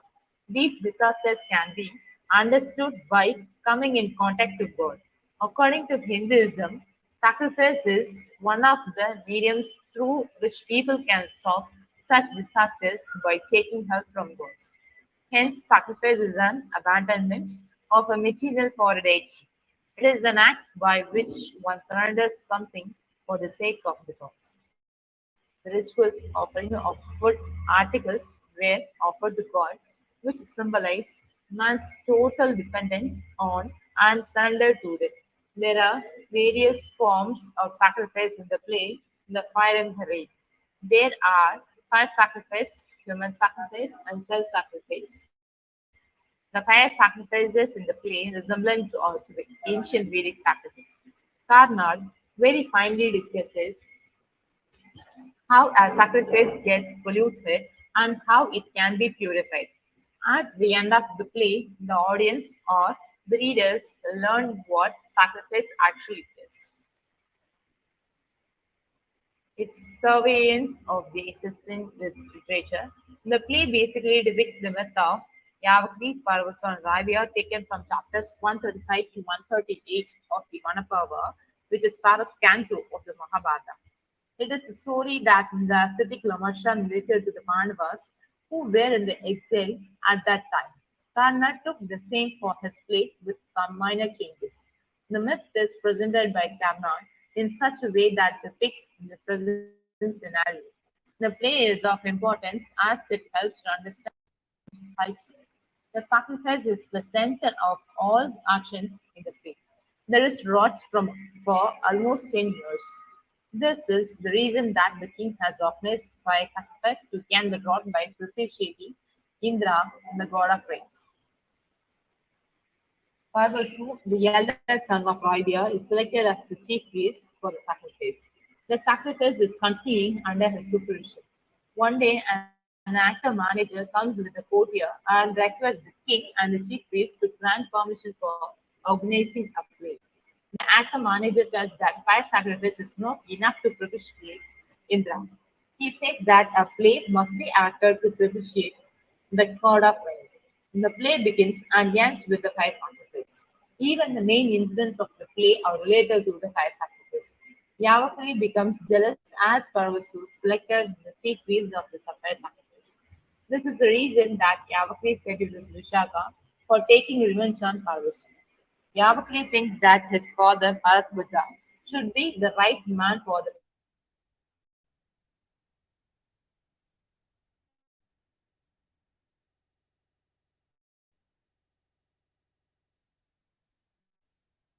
My father has received to be invited as the chief priest of the sacrifice, but that too went to Paravasu, the husband. Even in the midst of my austerities, I wept when I heard the news. For this reason, Yavakri seduces Vishaka, and this decision has changed the entire plot. Raivya is jealous of his son as he is the chief priest of the sacrifice. So he tells Yavakri to disturb Parvasu. But this incident changes the life of Arvasu. Arvasu has to meet the elders of Nikolai's village. He gets late as he has to cremate the body of Yavak. Indirectly, Arvasu's life is spoiled by the fire sacrifice. Arvasu has to lose his love. On the other hand, Nikolai has to marry the man she doesn't love. Her life is also influenced by the fire sacrifice. The fire sacrifice is the central plot of the play. It influences every incident of the play. Rabia is jealous of his son Parvasu as he is selected the chief priest of the sacrifice. Rabia doesn't want the sacrifice to be successful as he is not the chief priest of the sacrifice. He kills Javaki to disturb his son so that he cannot complete the sacrifice. But ultimately, Parvasu kills his father. He even puts the blame on Arvasu's shoulder for killing their father, for which Arvasu is almost beaten by the king's army. The entire bloodshed is the effect of the sacrifice. Thus, Vishaka once advises Arvasu to live his own life and forget about the sacrifice. Let it go to waste. Doesn't matter. There has been enough bloodshed already. Finally, Mithila has to sacrifice herself to teach Arvasu that the true meaning of life. Paravasu realizes his guilt and sacrifices himself. So rain comes with the realization of the true sacrifice. So fire sacrifice creates the tension of the play, and self-sacrifice of Arvasu resolves everything. Here, it is extremely important for me to discuss the idea of sacrifice in detail. The word sacrifice has a close relationship with the word religion. The meaning of sacrifice or differs depending on the religion and culture. The most acceptable definition of sacrifice is an offering of a sensibly perceptible external thing in recognition of God's majesty and lordship and our subjection to Him. In sacrifice in general, according to our people, sacrifice is the offering of food, objects, or the lives of animals or human to a higher purpose, in particular divine beings, as an act of propitiation or worship. Etymologically, the word sacrifice comes from sacrum facie, which means to make something sacred. So the term generally means to make something sacred by dedicating ourselves to God. While describing sacrifice, Thomas Aquinas states, "A true sacrifice is an act that is done in order that we may live in a holy union to God. Sacrifice is such an activity through which we come near God, in which the intermediary plays a significant role. It helps people come near God. According to E. Masher, sacrifice is expressive and, if possible, efficacious, a sign of man's will and suppliance return to his God to receive it. Sacrifice is basically the internal expression of us through external rituals. Our internal feelings have to be expressed in concrete actions and rituals, and sacrifice helps us to do so. Presently, people always associate negative things with the word sacrifice. The word probably has lost its ancient feeling. But whatever may be fact, even now in many cultures, sacrifice is established practice. We must always keep in the mind that sacrifice is a form of worship. We try to please our gods through sacrifice. The worship is a man's reaction and the response to the personal experience of sacred and almighty power. The sacrifice and prayers, which are man's personal means to communicate and associate with the supernatural power or the fundamental acts of worship. And atheists will never participate in a sacrifice. This is a hard fight. So the sacrifice is a result of reciprocal bonding between the human and the superhuman. This is such a form of worship through which a strong relationship principles between the two. Sacrifice acts as a bridge like criticism does in literature. According to Levy, sacrifice can be compared to a ferry boat between heaven and earth to make links and contact with each other. Hussein says that true sacrifice consists of the work performed in order to adhere to God in an intimate and holy fellowship. And the concept of sacrifice in Hindu religion. If we discuss sacrifice in context of Hinduism, and then we must discuss what Vedic people thought of sacrifice. Vedic people thought that sacrifice is not the medium to meet the desired end, but it is the end itself. They thought that sacrifice had power to create something. Yajna is the Sanskrit word for sacrifice. The word yajna comes from the Sanskrit word yaj, which means to worship or sacrifice. The word vyaha is associated with yajna. Yeah, yajna is impossible without yaga, that is, without renouncing something. So, sacrifice is renouncing something for God to come in contact with. Yajna was the soul of Veda. Sacrifices are part of Vedic rituals. Gods and goddesses are highly prized through such sacrifices. These rituals are performed by the priests. It is a medium of communication through which priests communicate certain meanings and messages. Doing so, they need to take the helps of yashes, recitation, postures, etc. People offer foods and their dedications to God through such rituals. It is an act by which one surrenders something for the sake of the gods. The idea of purity is central to the Hindu rituals. Anyone who undertakes the responsibility of performing rituals has to be free himself from pollutions and sins. Only the Brahmins are allowed to perform the rituals. The low caste people are not allowed to enter in such ceremonies. The whole process of sacrifice will be polluted if the performing priests are polluted. And God will not respond to such yajnas. God is pure and holy, and if people are to reach God, and then they also have to be holy. Otherwise, all the efforts will be futile. For Vedic people, the sacrifices were more powerful than gods. The gods could be pleased or displeased by the sacrifices. It is for sure a very powerful medium of communication. As sacrifice had not been powerful, it could not have pleased or displeased God. It has the power to call the gods on earth.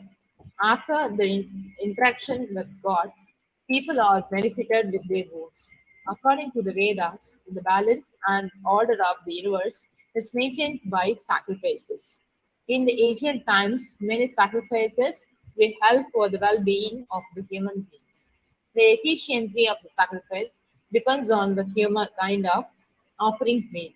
Sri Aurobindo, one of the influential Indian philosophers, talks about sacrifice. According to him, true sacrifice is a complete and undeserved self giving to the eternal without any expectation in return. He gave more importance to the self giving. Self sacrifice is the most genuine form of sacrifice. Our love deepens for our gods through self sacrifices. The result of the self sacrifice is the realization of the divine and the closeness to the divine. In Christianity, self sacrifice means can be seen both in New Testaments and Old Testaments. Christianity also believes that sacrifice is a gift submitted to God for good to the submitter. Like Hinduism, Christianity also believes that sacrifice helps us to be in contact with God. In the Old Testaments, the important means by which one expresses his interior feelings is a sacrifice. So, in the Old Testament, sacrifices were actually giving one's own food items to God with the expectation of blessing in return. The New Testament is focused on one sacrifice in particular, the sacrifice of Jesus Christ. In the Old Testament, sacrifices were all about pleasing God through various means. Jesus always helped and encouraged people to witness the supreme truth. He believed that there is only one single and truth. Jesus taught people that they are the creature loved by the Father most.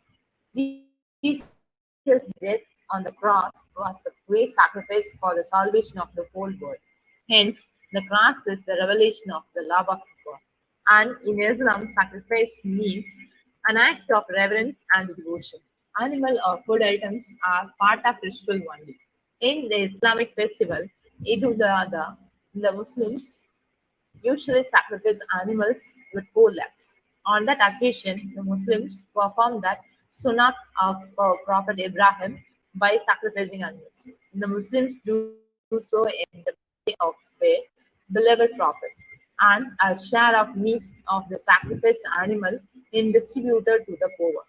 So this is also done to help the poor. Madam உங்களோட video on பண்ண முடியாதா? Is okay, sir?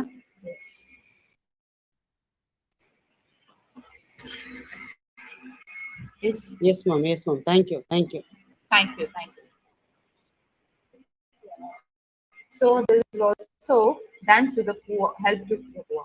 Quran says about the sacrifice in chapter number 22, verse number 37. It is not their meat nor their blood that reaches God. It is your pity that reaches Him.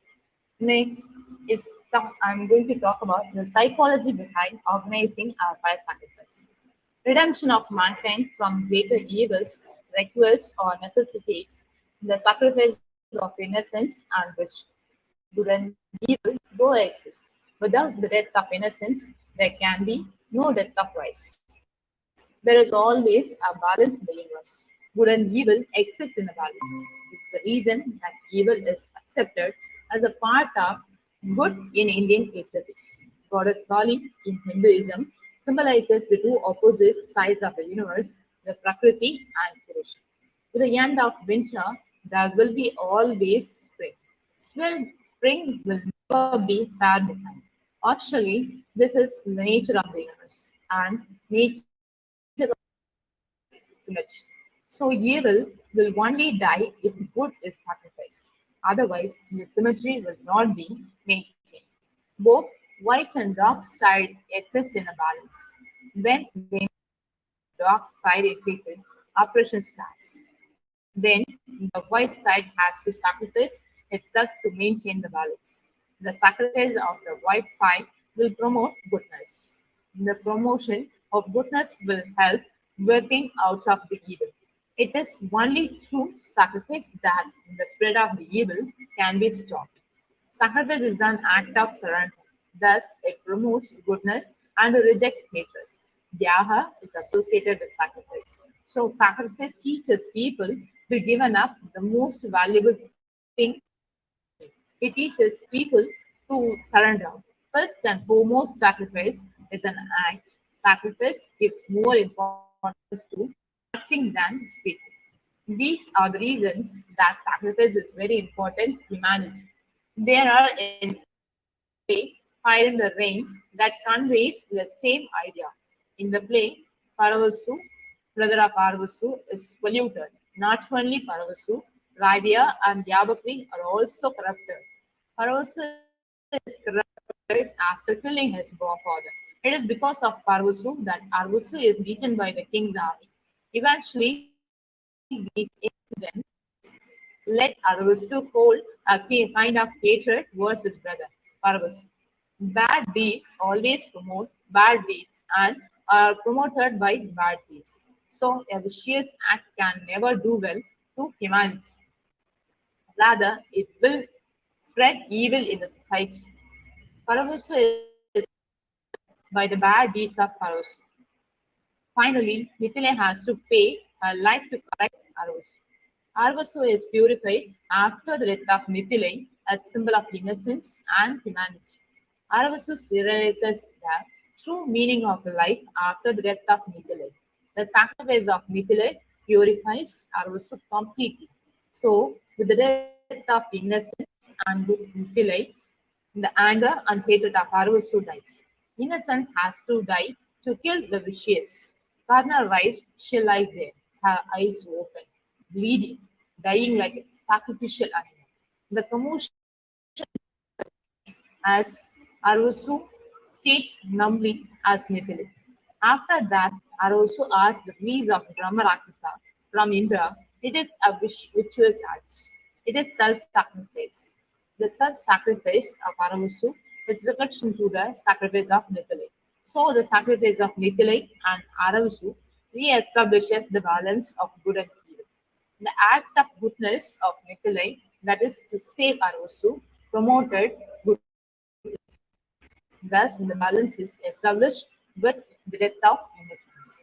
The reasons behind the failure of the fire sacrifice in the play, The Fire and the Rain. First of all, it is worth mentioning that sacrifice is not an easy task. There are many rules and regulations of sacrifice mentioned in the Vedas. If those rules are not followed properly, then probably the sacrifice may not be accepted. It is an act of devotion and surrender. So, any corruption may spoil a sacrifice. The order and the system in the universe were also maintained or preserved by the sacrifices. The essence of sacrifice is to surrender one's possessions and substances to God as sincerity of heart and faith. Without sincerity of heart and strong faith, a sacrifice can never be a successful. But the picture of sincerity of heart and strong faith cannot be seen in the fire sacrifice in the play of Fire in the Rain. As it is 7-year long sacrifice, the contacting priests were tired and bored chanting mantras and other things. They couldn't hold their sincerity for long. This 7-year long sacrifice has become dreaded to the contacting priests. This indicates their lack of devotion towards the sacrifice. This could be one of the reasons that even a 7-year long sacrifice would be not bring rain. Paravasu, the chief priest of the fire sacrifice, is one of the reasons behind the failure of the fire sacrifice. The entire fire sacrifice is under his control. But irony is that he is most polluted of all. How can a fire sacrifice bring rain if the chief priest of it is corrupted? Paravasu tells his father intentionally he didn't love his wife. He used his wife as an experimental tool. He betrayed his honest brother Arvasu by putting the blame of patricide on his shoulder. He even broke the rule by leaving the sacrificial enclosure before the completion of it. He had always been hard and tough throughout his life. throughout his life. So it was obvious that Indra would not interact with such corrupted person. His hypocrisy is proved when he lies to Arvasu. He says, I mistook Raja, our father, for a wild animal. But Vishaka corrects Arvasu by saying that he killed his own father. Arvasu is a jealous and revengeful person that was known by Vishaka. He is such a person that can do anything for a post. Thus, he talks about his father. He deserved to die. He killed Yavakri to disturb me in the last stages of the sacrifice, not to punish Yavakri, but to be even with me. Death must not be the consequence of a sacrifice of wrong. Sacrifice helps to maintain and preserve the order of the universe. It is done for the good of humanity. Sacrifice is a way of asking help from God for the preservation of the universe. But the opposite of it can be seen in the play Fire and the Murders can be committed in the name of sacrifice. Yavakri is jealous of Parvasu as he is the chief priest of the fire sacrifice. Radia is jealous of his own son for the same reason. Out of these kinds of jealousies, Yavakri seduces Vishaka, Radia kills Yavakri so that his son gets disturbed and cannot lead the sacrifice. Paravasu then kills his own father out of revenge. So the sacrifice is the center of the plot of the play. It cannot reach the destination with the bridge of dead bodies. These lines from Vishaka will express the jealousy of Radia towards his son Parvus.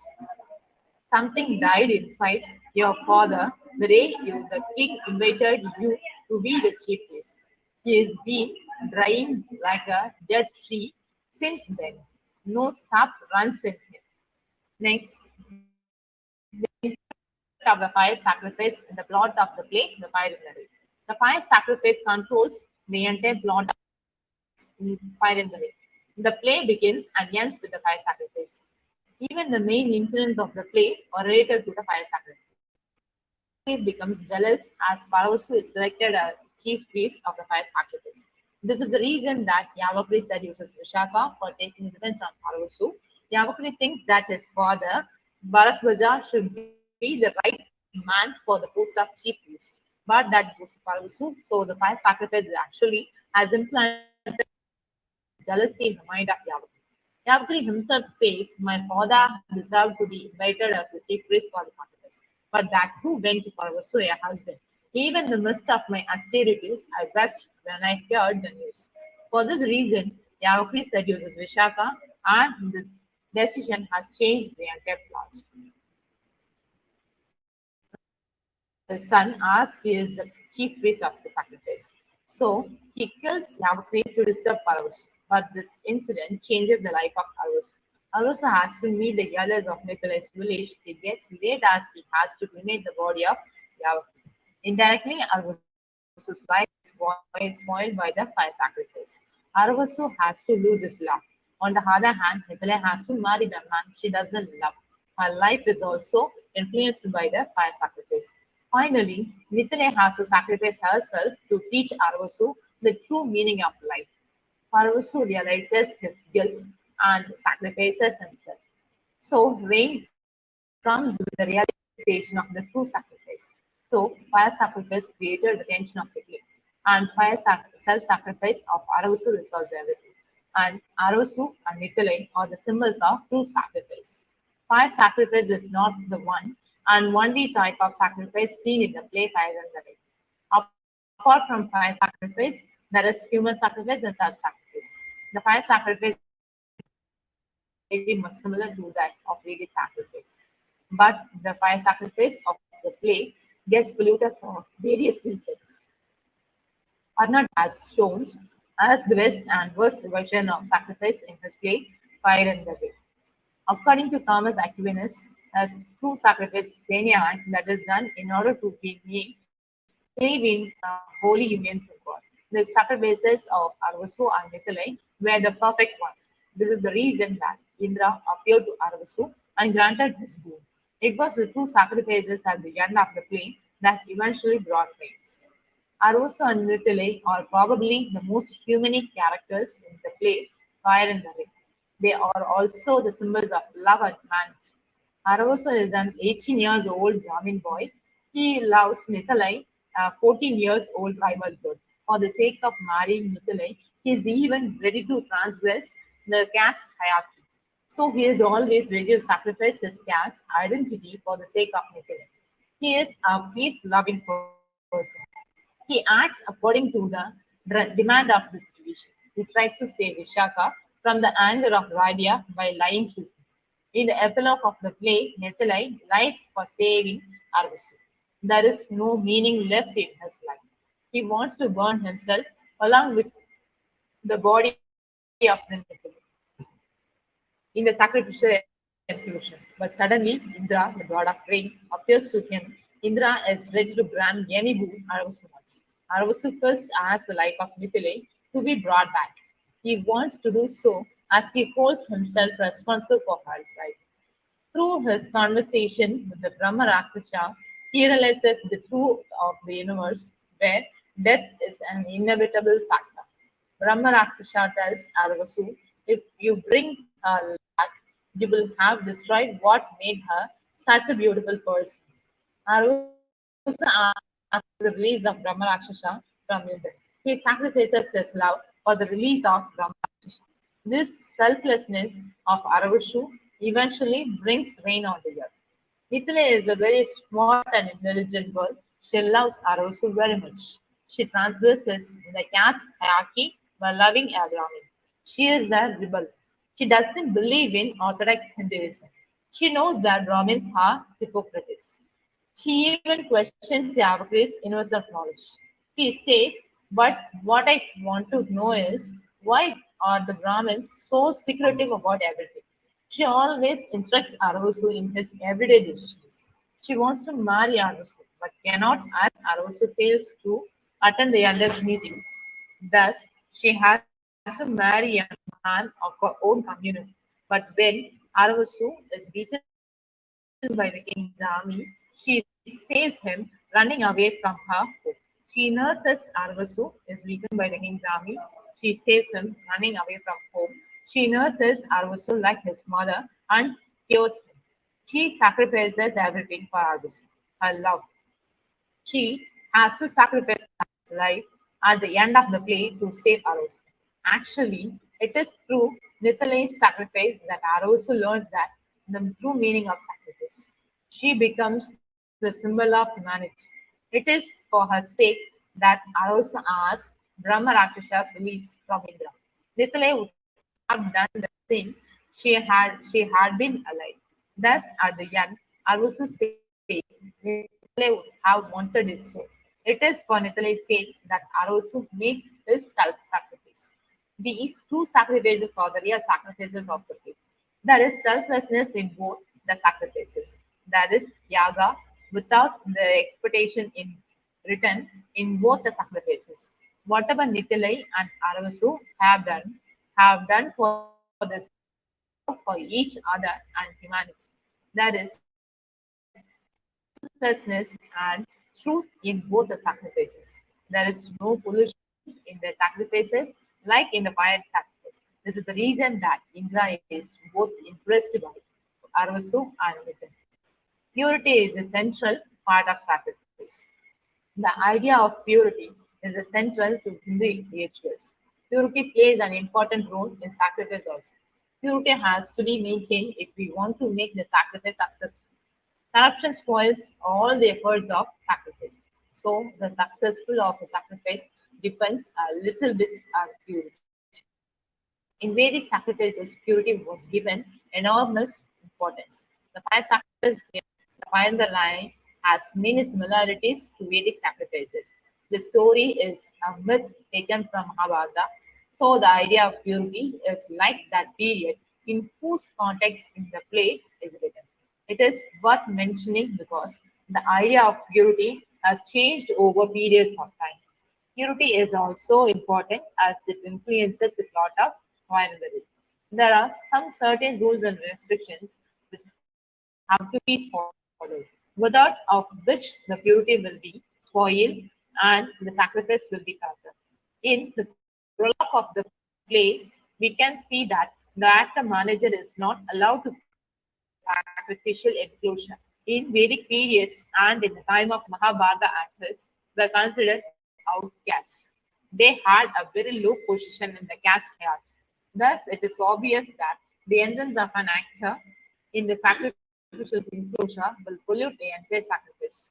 This is the reason that the actor manager has to talk from a distance. Parvasu, the chief priest of the fire sacrifice, says in the prologue, "You may shout out whatever you have to say, but please stay away from the sacrificial enclosure so you don't pollute it."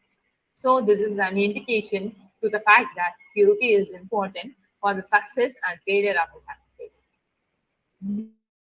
There are various ways through which a sacrifice gets polluted. Anyone who undertakes the responsibility of performing the ritual has to be free himself from pollution and sins. So, purity of a sacrifice lies in the purities of her performance. Next, the idea of human sacrifice in the play. The basic element of a sacrifice is the gift, and the essence of it is the faith that our offerer has in his heart. The efficiency of a sacrifice depends on the kind of offering made. Human sacrifice is probably the boldest form of sacrifice. It is because nothing is more precious than human beings. Everything is futile if there are no human beings to hold them. So, in this context, it can be said that it is the most powerful form of sacrifice. Human sacrifice is always effective because than others, and the offering of it is very precious. The two women characters, Vishaka, a Brahmin, and Nithilai, a tribal, are portrayed as victims of society. Vishaka has no individuality. She is depicted as sex god. Her husband Parvasu uses a boy for a body for making his sexual experience. In his long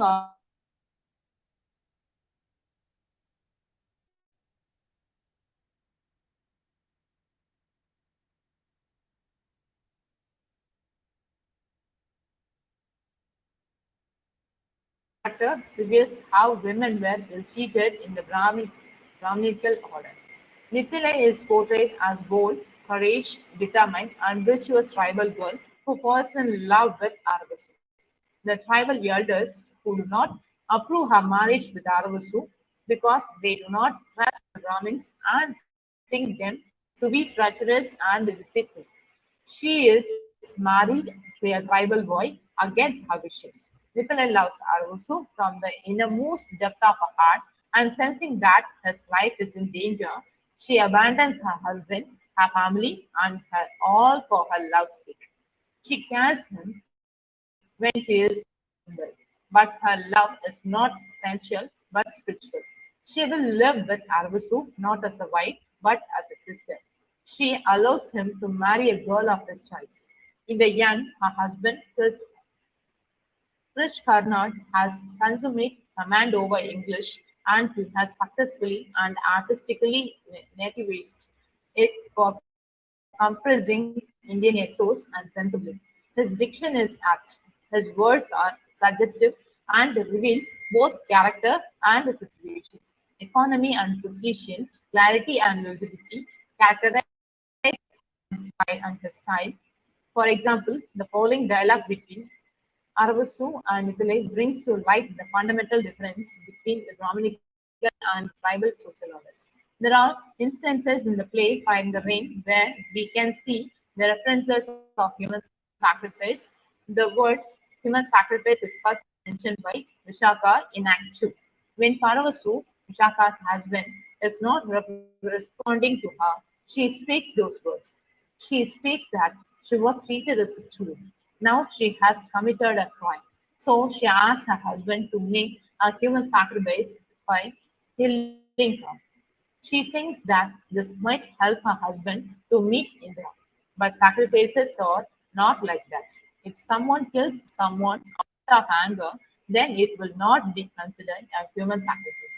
In such a case, there is no Tyaga, and without Tyaga, there cannot be a sacrifice. At the end of the play, we can see that Mithilai sacrifices her life for saving Arvas. This is the real human sacrifice, as Mithilai Tyagas her love as well as her life to save her love. There is emotion in it, that is love. Nithilai is the most virtuous character in the play. Her sacrifice of her life for love is quite shocking. This is the reason that this impressed Indra. Indra himself said that in the epilogue, they loved the way you challenged Indra and persuaded him in the play. But it could also be because of Paravasu sacrifice or Nithilai's marriage. Whereas the fire sacrifice failed to bring rain on the earth, human sacrifice did. Arvasu also in the epilogue wants to sacrifice his life as his reason of living was no more. He wants to go to the sacrificial enclosure and burn himself. Then, through the sacrifice of Mithilai, wants to sacrifice of Mithilai, Arvasu learns the true meaning of life. He after that sacrifices love for the release of Brahma Rakshasa, and that eventually brings life. So we can see the power of human sacrifice at the end of the day. Sacrifice is such a powerful act that has the power to please or displease God. It requires a lot of devotion. Nowadays, people are self-centered. They don't think of others. The real meaning of sacrifice is the loss to humanity. Sacrifice is such an act that promotes peace. In the present time, many people are suffering from mental disorders. People are very depressed. They find no solution out of it. But I think the solution lies in history when people used to be happy. We have to look at our scriptures. through which we can get the answers of many mysterious problems. Human nature is something that is unchangeable. We must learn that there is pleasure in Yaha also. Humanity can be preserved through compromise and Yaha only. Otherwise, there will be no peace, only we will be destruction. This is a mental state. We have to learn and practice it. It is act of surrender or to God. Helping and loving are the parts of sacrifice because without our which will not be sacrificed. We can say that sacrifice is doing good to others without expectation of anything else. It was practiced in ancient times, Vedic periods. But I think it is the time we need to practice self-sacrifice most. There is a corruption and pollution because there is no sacrifice. In present times, people only think of profits with the intention they are even ready to commit sins. Thus, it disturbs the balance of the universe. So, we can do to people only when we will not be self-centric. They have to learn to give up for others. Aravasu was self-centric in the play, fire and the rain. On the other hand, Aravasu teaches us the true meaning of life, Vyaha, and love. Yes, that is. Thank you all. Thank you for giving me this wonderful opportunity. Thank you.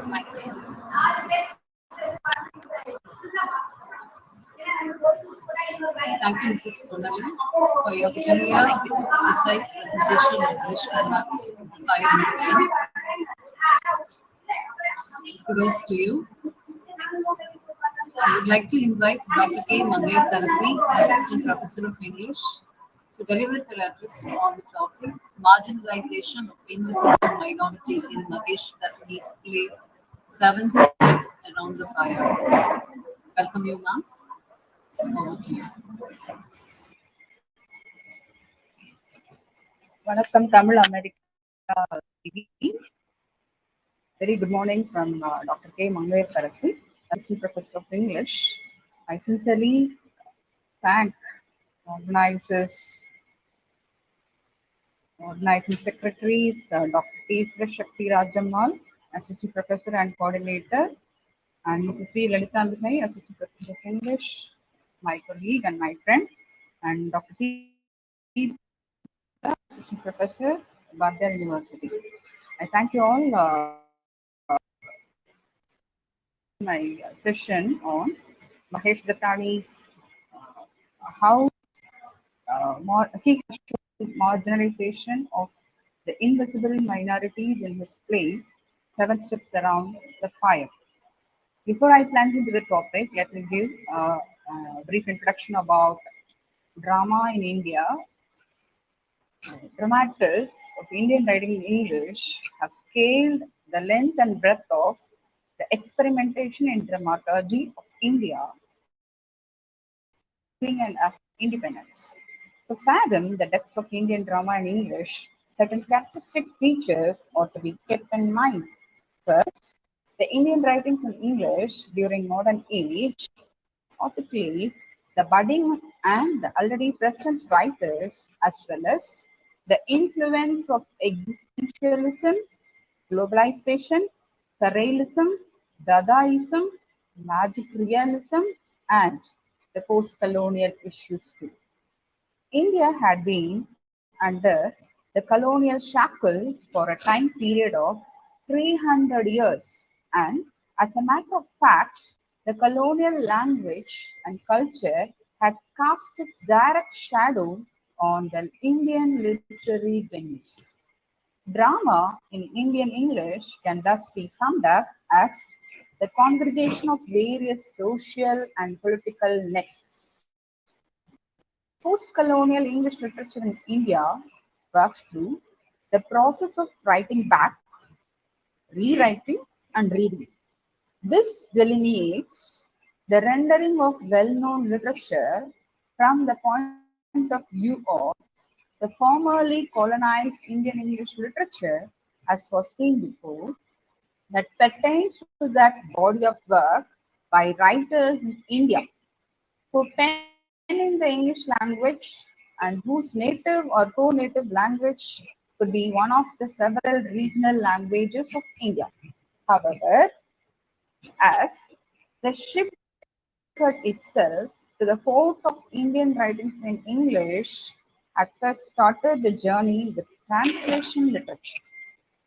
Indian drama in English translation has made bold innovations and fruitful experiments in terms of both thematic consents and technical virtuosities. It has been increasingly turned into history, legend, myth, and folklore, tapping the strings of vitality and vocal cords of popularity with splendid results. Thus, regional drama paved the way for national theatre, into which all streams of theatrical art seem to gain coverage. The plays written under the pre-independence and post-independence phase were originally written in English. Among the plays written in English, there are few ones which were at first written in the regional language and subsequently translated into English by the authors themselves. Thus, they are transcriptions and merely translations. Rabindranath Tagore, Mohan Rakesh, Badal Setkar, Vijay Tendulkar, and Girish Karnad have remained the most representative of Indian English drama, not only in Marathi, Kannada, Bengali, and Hindi, but also on pan-Indian level. With Vijay Tendulkar's plays translated and staged in other regional languages, the plays received thespian recognition. He ventured for experimental theatre, which can be interpreted as a synonym for modern and Western. Both Tendulkar and other younger playwrights wanted to give theatre a new form and experiment with all aspects of it, including content, acting, decor, and audience communication. In his early one-act plays, he used the techniques common in contemporary European and American theatre. Most of his plays deal with the social life in the post-colonial era. This was an age when human beings were exploited, women were probably the worst sufferers, and the social order was a victim of communal violence and political unrest. His plays included in the first period are Srimant, Manus Navashi, Ashi Pakhara, Yeti, Sariga Sari, Ni Jinklo, Ni Haralo, Shankatha Kochaluahi, and Madalya Bint. The plays are colored by the pangs of financial strains, problem of and inadequate income of those with jobs, problems of housing and high rent, marriage and oppression of women, and so on. The stark realism of his work is further highlighted use of humor and satire with telling effects. He had an uncanny ability to develop a complete image of the characters with relative ease through few but sound details. The Shremant, which was published in 1955, deals with the familiar theme of the conflict between the rich and the poor in a capitalist society. It also explores the predicament of a lower middle class family with the problem of premarital pregnancy. Both Srimant and the subsequent Garaka Amuche Chan deal with the corrupt, money driven, and selfish life of the rich who are morally lacking. Many of his early plays are fairly conventional in dramatic form and style, but in his later ones, he has experimented with both, though not in an artificial manner. In Shantata and Code Chaluahi, he had interwoven the rehearsal of a play and a real life story to produce intense dramatic encounters where reality and fiction become difficult to separate. The works of Vijay Tendulkar poignantly portrays the human sufferings, and they also reflect the author's compassion and respect for the human beings. The plays in the second period break away from the setting of the middle class and dwell deep into the socio-political and historical realm. Githade, Sakaram Binder, Gashiram Gotwal, Balya Kaka, Bahu Murarao, and Baby are some of the plays written during this period. They are felt to be better conceived than those written in the first period. Gashiram Kotwal, his most popular play, was published in 1973, performed in December 1972. This play, a dance and musical display on one level, is a bitter commentary on the hypocrisy of the dominant castes and classes in society. On another level, its characters are historical figures, and it is set in the Beshwa period, but it is not a historical play. It is a fictional account of the social circumstances that can create characters like Gashiram. The theme of the play, the dishonesty of the Orthodox Brahmins of Pune, and impoverished Gashiram's willingness to offer his daughter to the demands of lecturers Nana Padandavis, created a storm of social protest in Pune. Tendulkar's play makes use of chorus as well as kirtan, a folk music form used primarily to narrate religious mythical stories with incisive effects. Talking about Bhishkarna, he made his playwriting debut with Yayati in 1961. This play was about reworking this Mahabharata legend about responsibility. Tughlaq, his other work, 1964 was published in 1964, was inspired by Albert Camus' Caligula. Shot to fame as it made history contemporaneous by reading the dilemmas of Prime Minister Jawaharlal Neru's period into Tughlaq's rule in 1325 to 51. Hayavadana in 1971 took its leitmotif from an ancient tale in the Sanskrit language, Vetala Panchavinshaktika, retold by Thomas Mann in the transposed text. This was of the dichotomy between mind and body and the problem of completeness using folk elements such as masks and the supernatural. Anju Malige, that is Fearing Jasmine in 1977, recalling Edward Albee's Who's Afraid of Virginia Woolf as a foreign setting and deals with incest. Kitchina Himsha, that is Dauko, in 1982 describes Queen Amrutamati's sexual attraction for an ugly Mahuch, the theme borrowed from Jana's Yashodhara Charity, a Jain poem. In Nagamanda in 1998, Carnot gave a Freudian interpretation to a folk tale about a woman's love for a cobra that impersonates her husband.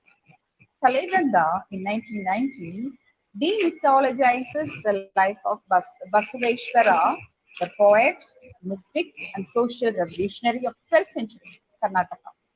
Agnimattu Malai, that is, The Fire and the Rain in 1994, depicts the story of Yavakrita in the Ramayana. Thus, Karnad made his name as a lead actor in Kannada art films like Samskara, that is in 1970, and Vamsha Vriksha, that is Family Tree. The latter one he co-directed in 1971.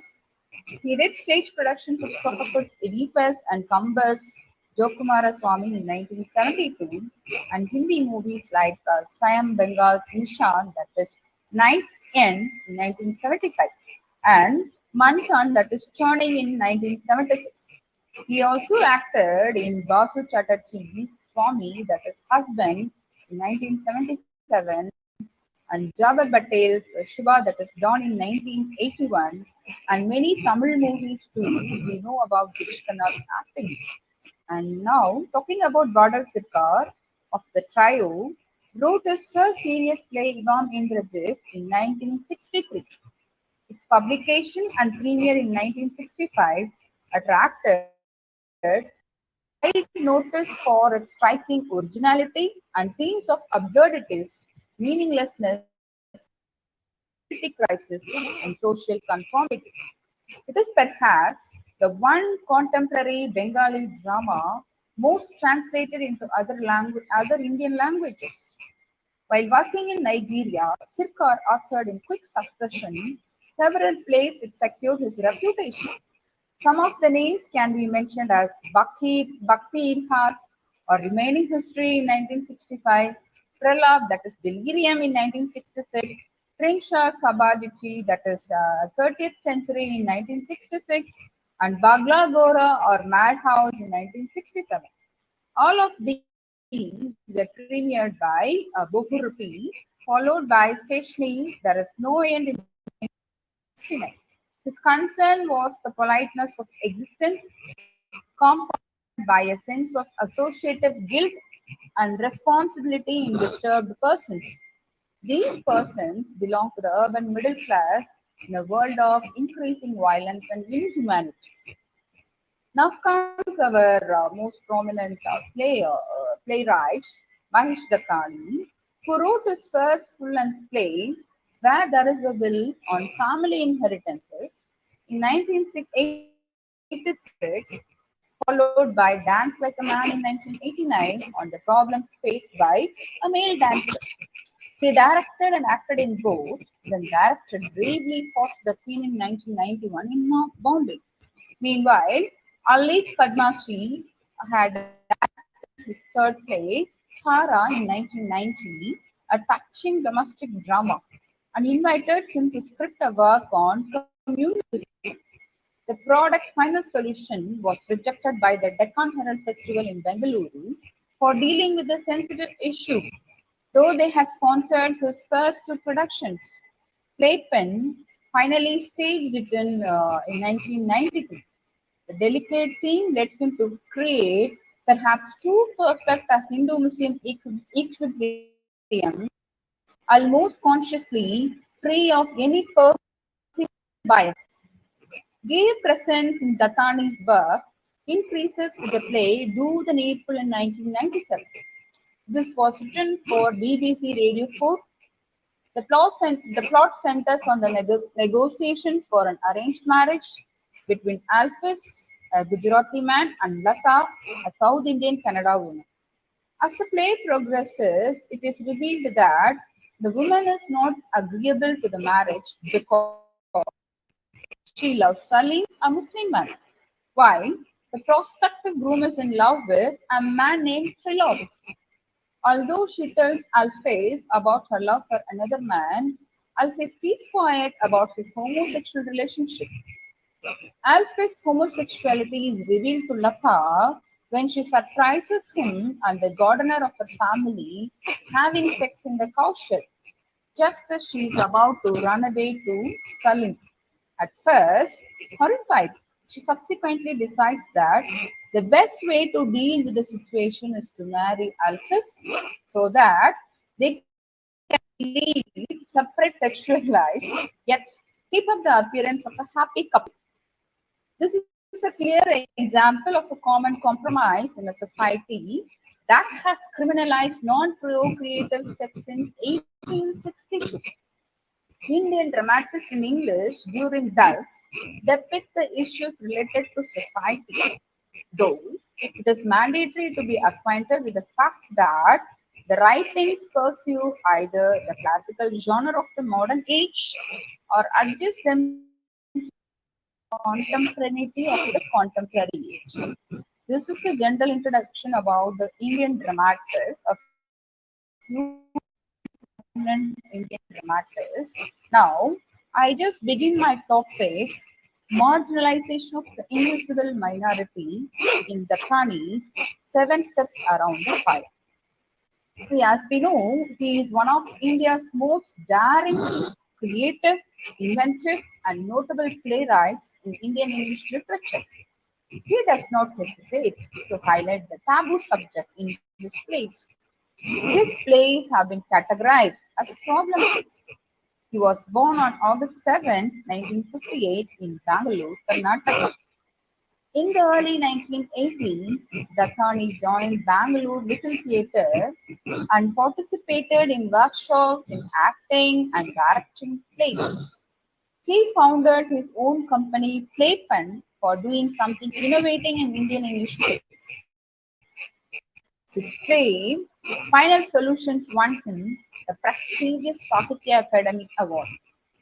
And Mango Shuffle won the Best Motion Picture Award at the Barcelona Film Festival in 2002. Mahesh Rathani himself directed the film. He is a playwright of word stature and also one of the most celebrated Indian English dramatists till date. Among his contemporary dramatists, already we have seen, he is different in his concern for the marginalized groups of society. Let them be women, incest children, homosexuals, or eunuchs. Through his play, Dattani tries to raise those fringe issues which have not been dealt so boldly by other writers earlier. His writings are the projection of the here and now of modern contemporary Indian society, of his own life and others too. Let me give a list of the major works written by Mahesh Rathani. Where There Is a Will, Tara, Dance Like a Man, Final Solution, The Girl Who Touched the Star, 7 Steps Around the Fire, On a Muggy Night in Mumbai, Do the Needful, Bravely Fought the Queen, 30 Days in September, Morning Raha, and Brief Candle. What are the major themes dealt by Mahesh Rathani in all his plays? His major themes are gender identity, alternate sexuality, child sexual abuse, communal riots, exploitation of Hijra community, suppression of women, and also theme of crime. This presentation is a deep analysis of his play, 7 Steps Around the Fire, how the Hijras are suppressed or denied their rights by the society in India. Actually, it is a radio play. It was broadcast on BBC Radio 4 on January 9, 1999 with the title 7 Circles Around the Fire. This play was first performed on 6th August 1999 at Museum Theatre in Chennai by MTC Production and the Madras Players. The play deals with the socio-psychological crisis of the eunuchs or the transgenders. It highlights the conflicts, anguish, dilemmas, insecurities, fear, and frustrations of the Hijra people. See, here I try to show the sad plights of the Hijras. Actually, the term comes from the language Urdu. The writer tries to bring forth how this section of society, how the transgender remains unheeded in terms of their existence, identity, and rights. The writer did not confine in projecting their pathetic condition only, but he provokes the people to think about this burning issue and make them aware of the injustice being done to them in our society. Let us have a look at who the Hijras are. It is a general view that the Hijras are neither men nor women. They hold a different gender, the third gender. They have defective genitals. The scientific reason behind the birth of a Hijra is that there is an abnormal level of sex hormones during fetal development. Thus, they are neither completely male nor female. Most of the Hijras never exhibit a sexual orientation towards males or females, and they label themselves as a third gender. But they have got the tendency to associate themselves with the female gender only. The society only, on the basis of their defective genitals, treats them roughly and cruelly. They are isolated and segregated and constitute an invisible minority within the society. This is very pathetic. They are the neglected.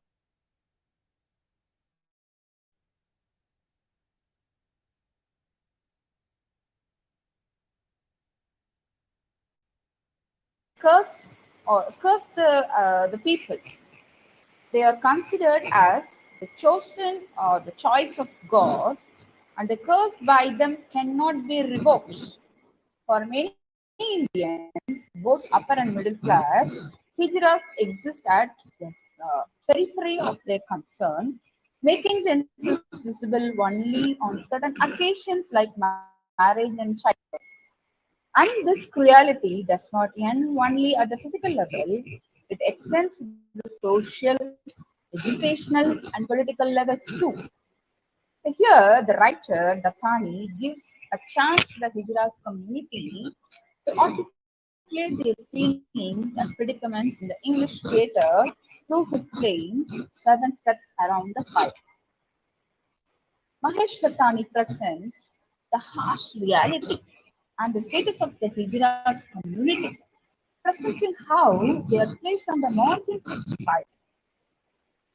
Dattani has used nearly 10 characters in the play for the first time. Usually, there are 6 to 7 characters in his other plays. See, his characters in the Seven Steps Around the Fire are Uma Rao. Actually, she is a professor of sociology and she is the protagonist of this play. Suresh Rao is a jail superintendent and he is a husband of Uma Rao. Munsami, he is a constable, and Mr. Sharma, he is the minister of that area. Nadu, he is the son of Mr. Sharma, the minister, and Salim is like a PA to the minister Sharma, and Kamla, a beautiful hijra. Anarkali, her sister, and Champa, the leader of the hijras. They all the characters contribute to the development of the play. In fact, the whole play revolves around the mystery of the murder of a beautiful hijra named Kamala, who secretly married a minister's son. The role of the police, politicians, and the society is questioned by the author. So here, the main objective of this play is to explain how variedly the world treats the hijra community. Actually, how the play begins. Kumara, a sociology professor, she wants to write her thesis on the third gender or the transgender. Suresh Rao, her husband, it was in the beginning was not interested to let her do her project or thesis on this topic as he has no respect for the transgenders. So, but anyway, as he insists, he lets her to deal with uh, a victim who had been arrested in the case of this Kamla, a beautiful hijra. So Umara, okay, with the help of Munsami, the constable, she visits the jail. So Munsami also threatens or not threatening, he just frightens, okay. So Umara telling her that okay they won't they don't deserve your meeting. So better do some other cases, ma'am. Okay, that's how he advises. But Umara is not ready to change her mind. She wants to proceed with her decided topic on transgender. So when Constable Munsami takes her to the jail, where Anarkali Hijra is kept in that, okay, along with the male prisoners. See how you can just know she Anarkali actually we had already seen. No, they want to be identified as women or as female, but here the police superintendent or the police they kept Anarkali, the transgender, at the male section of the jail. So she was in a way, she uses a different slang. We know about how they use a peculiar slang, okay, for speaking with all these things because she's irritated and she's punished by for the crime not done by her. All these things makes her to speak abusive language, okay, without considering So she speaks in she uses all kinds of bad words to address. Okay, so even she considers Umara as a journalist who wants to help the police. Okay? So this Umara, she just convinces Anarkali that she's not a journalist. She has come to deal with Anarkali, and she wants to know about the real murderer of Kamla. Okay? The beginning, Anarkali did not reveal anything about this, and she tells if you want to know about the murderer of Kamla, you go and meet Champa. Okay, who the Champa is? Champa is none but actually the present leader of the Hijra community. See, so if she tells this to her husband Suresh Rao, definitely he won't let her to go and visit, okay, or go and meet this Champa, who is the leader of that Hijra community. So, what she does is, without the knowledge of her husband, she, with the help of Mulsami, who in the beginning also hesitate, okay, to help her, or hesitate to take her to the specific place where the transgender people are living, because he's afraid that these transgenders are liars. They will just pounce upon this Umara and they may spoil, okay, everything. So Munsami is not, okay, supporting this decision of Umara, but finally, when she decided to take the auto rickshaw to that particular place in order to meet the Champa, so somehow he has a soft corner for this Umara, and he also joins or he accompanies Umara to that particular place. Right. So here, so when she meets, okay, the place is beautifully described by Manjashitani, how it is occupied, fully occupied with pigeras. So this is and how they are neglected, how they are marginalized, how they live the state, all these things in a beautiful manner. And now she enters, okay, the place of Champa. Champa is also, as Anarkali is irritated, Champa is also not willing to cooperate with Umara in revealing all these things.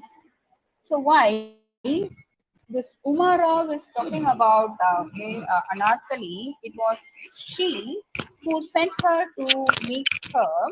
She was not ready. She was furious on hearing the name Anarkali because she too believed that, or she too just acts as if Anarkali is the murderer of Kamla, her sister.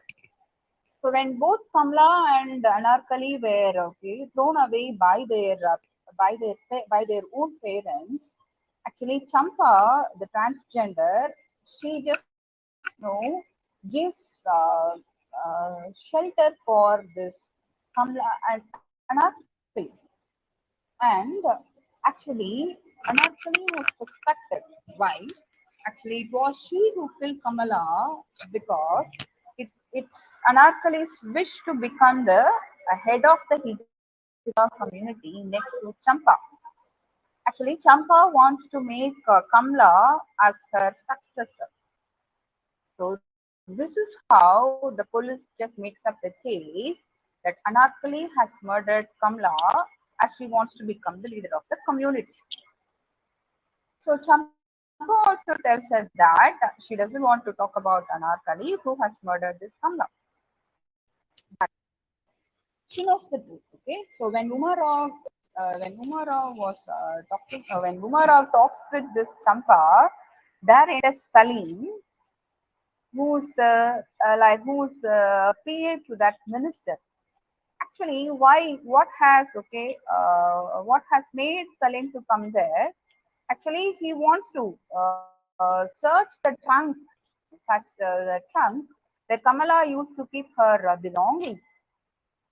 See, Kamala, who loves, as we know, transgender people, they love to wear lots of jewels. They pay so much attention on their beauty. They want to have a beautiful appearance. So, this Salim wants to have a peek through or wants to have a look at the belongings of Kamala. In fact, he was in search of something that we come to in the later part of the play. So, so when he understands that okay, Umara is there, and Salim comes to know that she is the daughter of Vice Chancellor and the daughter-in-law of the Deputy Commissioner of the Bangalore. So he has that fear, and he leaves that place suddenly.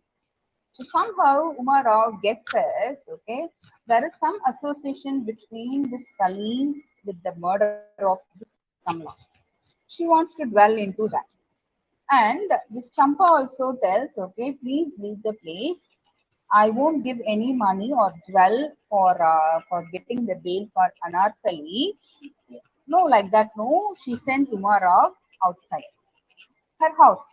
So Anarkali says here in the jail, she suffers a lot, okay, because along with the police, the men in the jail also beat her like anything. This is what, because you are not ready to recognize them as human beings.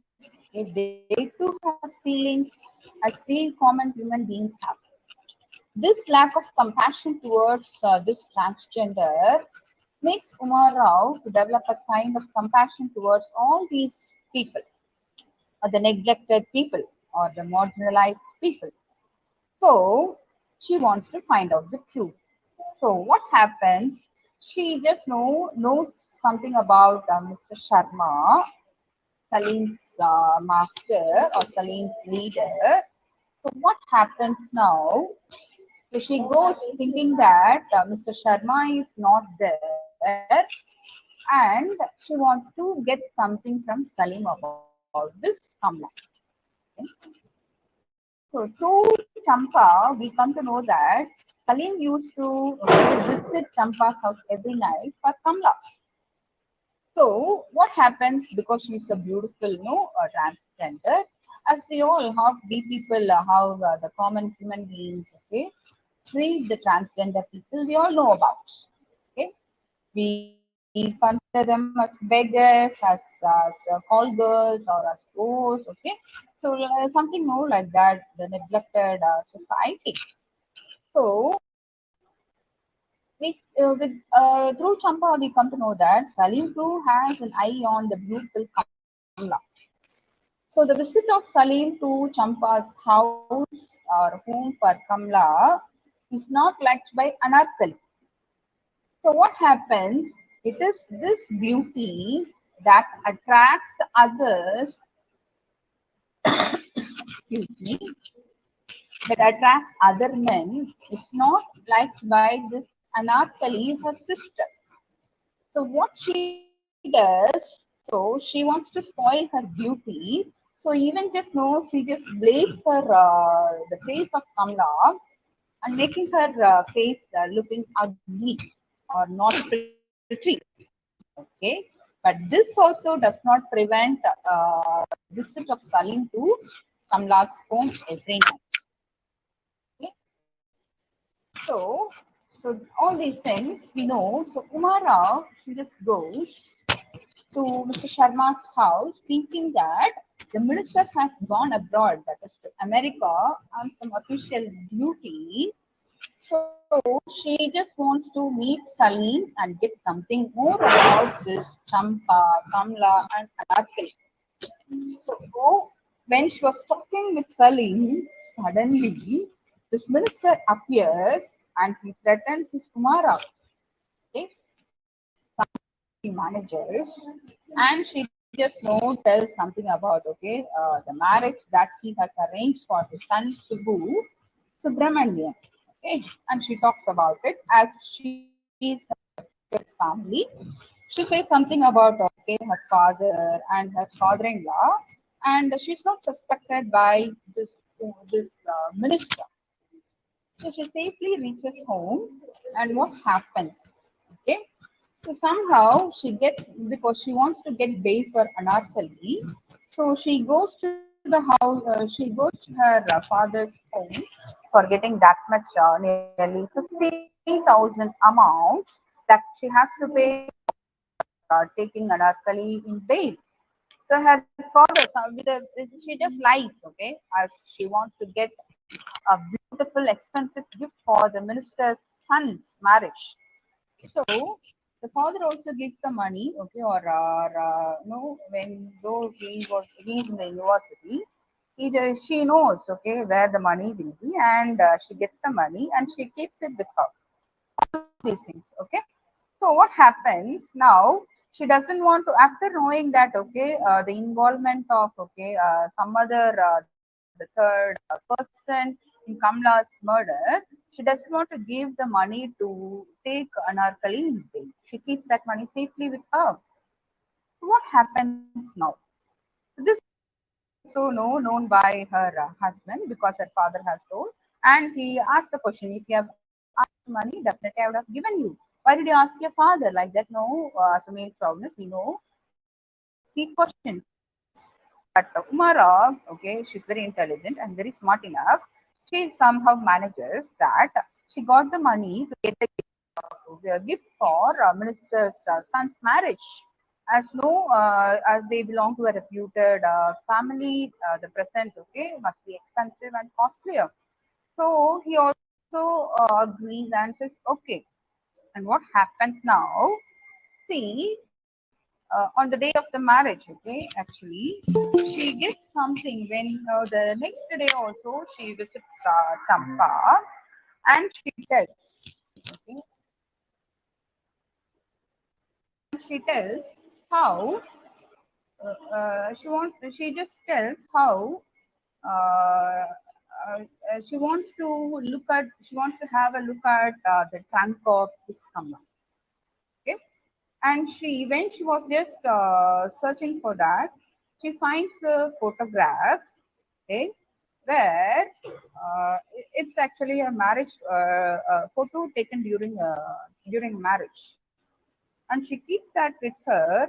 And okay, now she comes to know who the murderer would be, but she doesn't reveal the matter to anyone.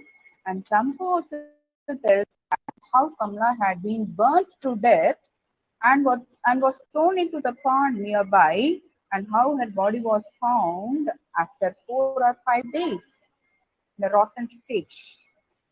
So this creates sympathy in the mind of Umarov. In the name of doing her project on this transgender people, she wants to find out who the real murderer is. So, on looking at the photos, somehow she finds out, or that makes her to come to a conclusion or come to a decision who the murderer would be. So she visits the house, she visits the marriage party of this Mr. Sharma's son, Subbu. Okay, so even she wants to meet Subbu, and he's agitated or he's completely disturbed, though it's her wedding day. The day is supposed to be the most happiest day in anyone's life, at least on that day. But what happens? He looks very, anticipated, or he looks very, no, not happy at all. That's one thing I would like to say. he was not even happy about what's going on around, okay, in his family, and she was shouting at her at his top of the voice. And when Uma Rao, she shows the picture that she's having with her for, okay, and this I'm sorry, what this Subbu is demanding that photo.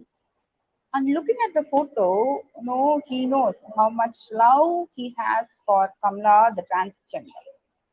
Okay, actually, we come to know that in the photo, it is nothing but the marriage between Kamla and this Subramanian, the son of the minister. As we all know, the minister has a status and he is not ready to accept a transgender as his daughter-in-law. So he doesn't want this to happen. No, he doesn't want. He was not ready to accept this transgender as his daughter-in-law. It is he who has, okay, who has made all the arrangements, or he has made the thugs to murder or burn this Kamla. Okay, after her marriage with Subbu. Okay, this is the reason why Subbu is not happy, because he doted upon this Kamla. We just came to know that Salim every day visited the house of Kamla. Actually, this is not for himself. Okay, as everyone, okay, suspected, or as everyone guessed, that it is not for Salim, it is not for for his personal cause that he had visited the house of Kamla, but for, okay, this Subbu and Kamla. Say Salim used to take Kamla to, okay, at night to Subbu's room. Yeah, thus they developed a strong love for them mutually, which is not at all accepted by the society, by the common society. Now, how can, okay, Mr. Sharma, the minister, accept this marriage with his son's marriage with the transgender? So that is why he has made, okay, all the arrangements to kill, okay, or to murder, okay, this Kamla, the transgender. That's ended the marital life between Kamla and Subbu. So Subbu cannot question because his father is a minister. So he is not in a position to question his father. He was dumbfounded. Now, on the day of his marriage, anyway, he doesn't want to have this marital life. He wants to end his life. He pretends, he takes the gun and he pretends, no, everyone, no, don't come near me, otherwise I'll shoot, okay, like that. So, unexpectedly, after getting the photo from the sociology professor Umara, he looking at Kamla or his wife, okay, the transgender wife, he immediately shoots in and he dies. So Mr. He did not even expect this to happen, was terrific, was totally shocked, and he couldn't come out of it. Of course, we all know that this is a marriage occasion of the minister's son. We know the people who have, we may guess, okay, who are the people who have gathered to attend the function. The policemen are there, okay, all the know, the judges are there, okay, everyone is there. But so how, even after coming to know that Kamla has been murdered by this minister's people, the society or the administration is not ready to arrest the minister or his, okay, the tax, okay, who he has appointed. So that is why, the hypocrisy of administration thus is brought to limelight by the author Mahesh Dattani in, okay, the Seven Steps Fire. Actually, the title, the aptness of the title, we can look at it.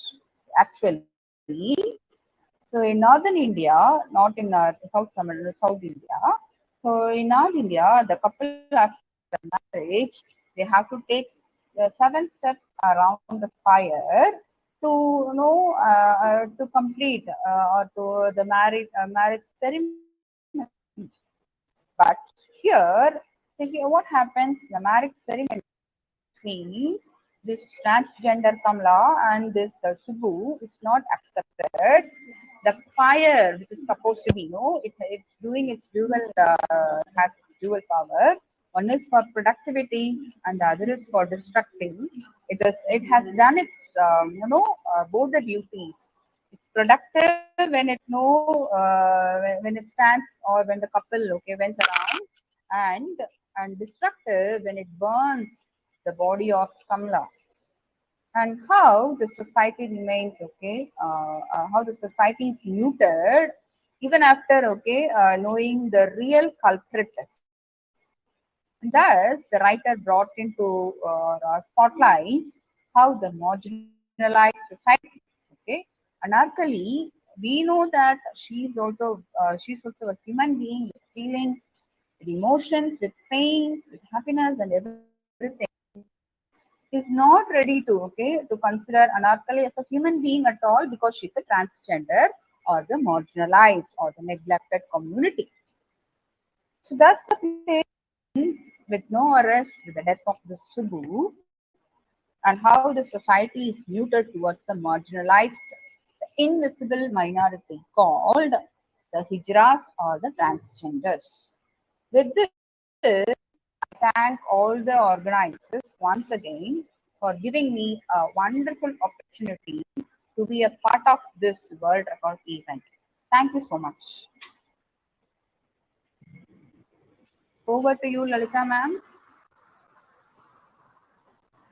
Thank you, Madam, for your elaborate explanation, the detailed speech on Ganesh Dattani's and steps around the fire. Thank you so much for your Thank you, ma'am. Thank you. presentation. Meant a lot to us. Thank you, ma'am. I would now like to invite Dr. G. Umadevi, Assistant Professor of English, to begin her talk on Henrik Ibsen's play A Doll's House. Welcome, ma'am. To you. Please take over the session. Yes, thank you, ma'am.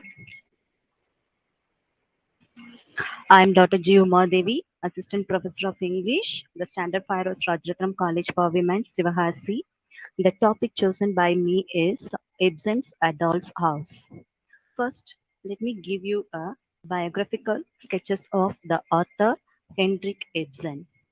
So this Henrik Ibsen's lifespan covered from 20th March 1828 to 23rd May 1906. He was a Norwegian playwright and a theatre director, and he is one of the founders of modernism in theatre. He is often termed as a father of modern drama, and he is pioneered in realistic dialogue and presents his character with psychological depth on the stage. That's why he is often referred to as the father of realism. So, Henrik Ibsen is often regarded as one of the most influential playwrights in the 19th century. Then I'm going to give you some of the works of Henrik Ibsen. He has written 25 plays in his lifetime, and some of his important plays are Brand. So first one is a semi-dramatic poem was published in the year 1866. And then the next one, Peer Gynt, was published in the year 1867. Next one, An Enemy of the People, in the year 1882. Next, Emperor and Galilean, in the year 1873. Next one, A Doll's House, 1879. Next one, 1881. Next one, The Wild Duck, 1884. Next, Heda Habler, 1890. Next, When We Dead Awaken. So these are some of the popular plays of Henrik Ibsen. So throughout his life, he has written 25 plays, and all his plays had a strong influence upon contemporary culture. Okay, his plays had a strong influence upon contemporary culture. Then, as a playwright, he influenced some other playwrights and novelists.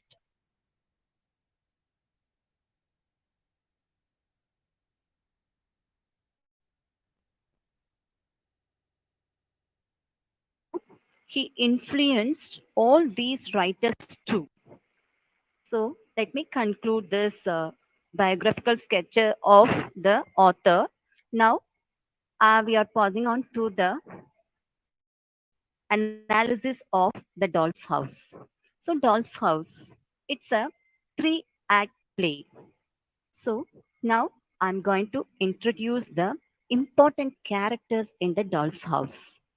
First one, the protagonist of the play, Nora Helmer. Nora Helmer is the protagonist of the play and she is the heroine of the play. Next one, the next important character is Torvald Helmer. He is Nora's husband. Third character, Mrs. Kristin Lindy. She is a widowed friend of Nora. Next, Nils Krogstad, widowed bank employee. Next one, Dr. Rank, family friend of the Helmers. So the whole play revolves around these five characters. So all these characters play the most important part in this drama. Now let me get into the analysis of Act 1. This Act 1, it opens in the Helmer's household. Now we are introducing to the protagonist, Nora, as well as the another important character, Helmer. So the scene opens in the Christmas Eve. Nora purchases so many gift items for her Christmas Day celebration. She purchases some items some gift items for her children as well as the decorative things for her house. And she comes back with her shopping bag and she gives a amount to the porter and she is in a very happy mood because the previous year she did not have enough money to celebrate Christmas. So she worked very hard during the Christmas time in the past Christmas celebration. So this time she is really very happy because Torvald Helmer, that is her husband, is going to get a promotion soon. By the new year, he will be in the next level of his job. That going to get a promotion in his job. So, because of this secure income and a good job, she is very happy. So, she spends some extravagantly for this Christmas time and she shows all the gifts items and the things that she has purchased from the shop to Tower Helmer. On seeing that, Tower Helmer, he lovingly calls Nora as my little spendthrift, and he affectionately calls Nora as my little squirrel. Why do you spend a lot of money extravagantly on such things? For that, Nora says some a trivial reason. So, like that, they are exchanging some lovable words with each other. By the time the maid of the house announces the guest for the day. So Towel leaves the place Mrs. Linde comes. Mrs. Linde the school friend of Nora. She has come back after 12 years, it seems. So Mrs. Linde comes and she introduces herself to Nora. At first, Nora could not recognize Mrs. Linde because Mrs. Linde has changed a lot. Okay, so after some time only she realizes Mrs. Linde's appearance and she feels really very happy and welcomes Lindsay, and both of them are exchanging about their hardships in life. So at that time, Mrs. Lindsay says that she has lost her husband and she has lost her mother too, and now she has no one to depend on, and her life is totally a reckless one, and she feels somewhat destitute and alone. So, after listening to Mrs. Lindy's story, Nora feels really very sorry for her friend Mrs. Lindy. And Mrs. Lindy learns about Nora's husband present promotion in the bank. So Nora promises Mrs. Linde that she will help Mrs. Linde in order to get some job in the bank. So Mrs. Linde also feels very happy. At that time, Mrs. Linde asked Nora about her life. So Nora also explains about all the hardships that she had encountered in her life. That when Nora and Helmer married, in the first year of their marriage life, they met a severe financial crisis. So, in order to meet the financial crisis, both Nora and Helmer worked very hard throughout day and night. As a result, Helmer was sick, and the doctors advised Nora that she should take her husband to some warmer climate area. So they preferred, the doctor suggested Nora to take her husband to some hilly area or some mountainous region to cure her husband. So Nora has decided to a trip to Italy.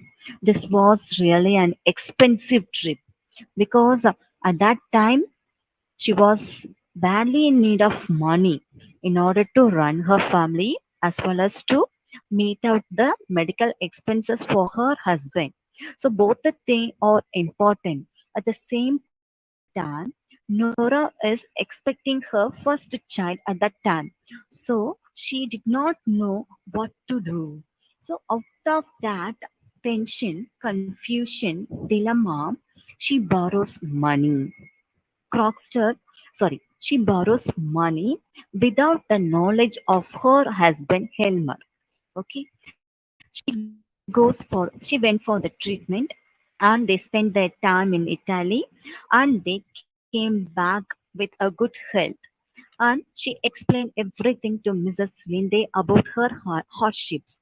But at the same time, she mentioned that without her husband's knowledge, she borrowed money. So Mrs. Linde thought that she might have got it from some help, wealthy person, some relations of Nora. But Nora doesn't reveal the person from whom that she gets the okay. So while they are talking about these things, immediately they get another visitor, that is Dr. Rank. So Dr. Rank, I already told you, he is the family friend of Helmer. Okay, Dr. Rank usually daily visits Helmer's house and he talks about something with both Helmers and he lives for his house. So it's a routine duty of Dr. Helmer to visit Helmer's house. So to that day also, Dr. Rank comes and he sees Mrs. Linde and Nora are talking. So he immediately goes to Dr. Helmer's house. There, Helmer and Dr. Rank talk with each other. So, thus, the four characters are engaging in their dialogue. The maid comes and inform about the arrival of next character, that is Crocksted. So this Crocksted, he is a widowed bank employee and he is at present working as a clerk in the Bank of Tower Helmer. So he has come to meet Tower Helmer. So on looking at Crocksted, both Nora and Mrs. Linde react different way. Okay. Now Crocksted enters the study room of Helmer and he's going to talk about some official terms. He's going to talk some official duty.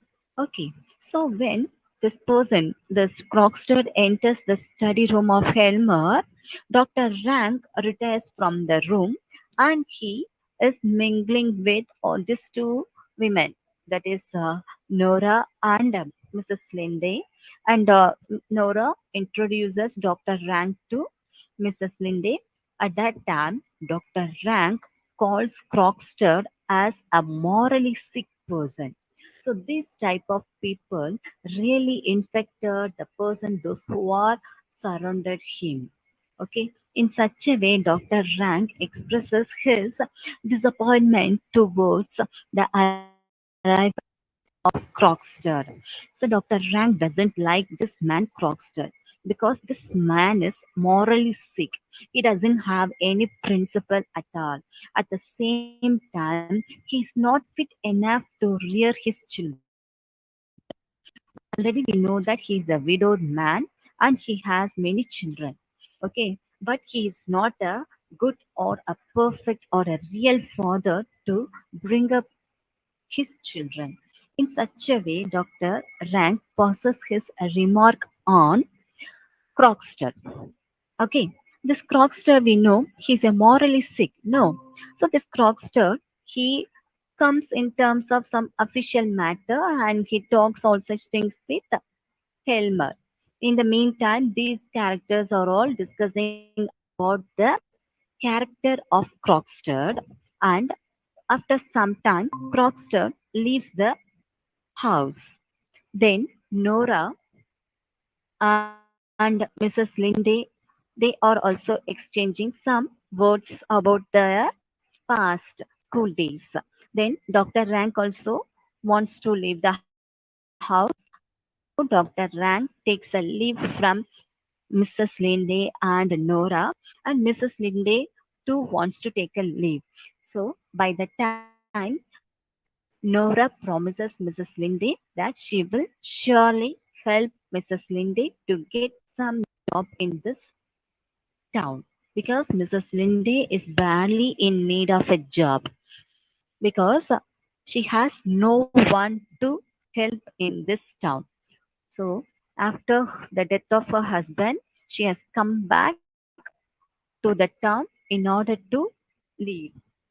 So that she badly in need of a job. That's why she asked the help of Nora. So Nora is to help her school friend Mrs. Linde. So now Mrs. Linde and Dr. Rank, these two characters, leave the stage. That means they leave the house of Helmer. So now Nora is alone and she has three children. Already I told you, no, Nora has three children. They are Ivor, Bob, and Emmy. Okay, two male children and one daughter. So now Nora plays hide and seek game with her children. So from this we come to know that Nora loving mother too. Nora, in first dialogue itself, we know that Nora is a loving wife. From the towards the end of the scene, we can say that Nora, as a loving mother, she spends most of her time children, Ivor, Bob, and Emmy. She plays always with children. So just like a small kid, she too enjoys her stay with her children, Ivor, Bob, and Emmy. So now she plays a hide and seek game with her children. At that time, suddenly Crockstead enters. So this Nora, she feels really tensed to see Crockstead at that time because no one is there in the house except the kids as well as the maid. Nora is really tensed to see, and she says to Crockstead that everything gets over. No, then why do you come now? Helmer also at present not in the house. In such a way, she says that. Then Crockstead says that I have come here only to inform about my career in the bank at present is not in a very good stage. That means that Crockster is going to demand something from Nora. That he says that he happens to meet the another lady when he leaves the room of Helmer. So he inquires about that lady. For that, Nora says she is my schoolmate and she is Mrs. Lindy. So Croxton Mrs. Lindy, that's what he asked about Nora, about the person. So now Mr. Croxton, he tells Nora that Helmer is going to fire him from the job. So that's why he has come here to get the help from Nora. That Nora should help Crockster by influencing Helmer in order to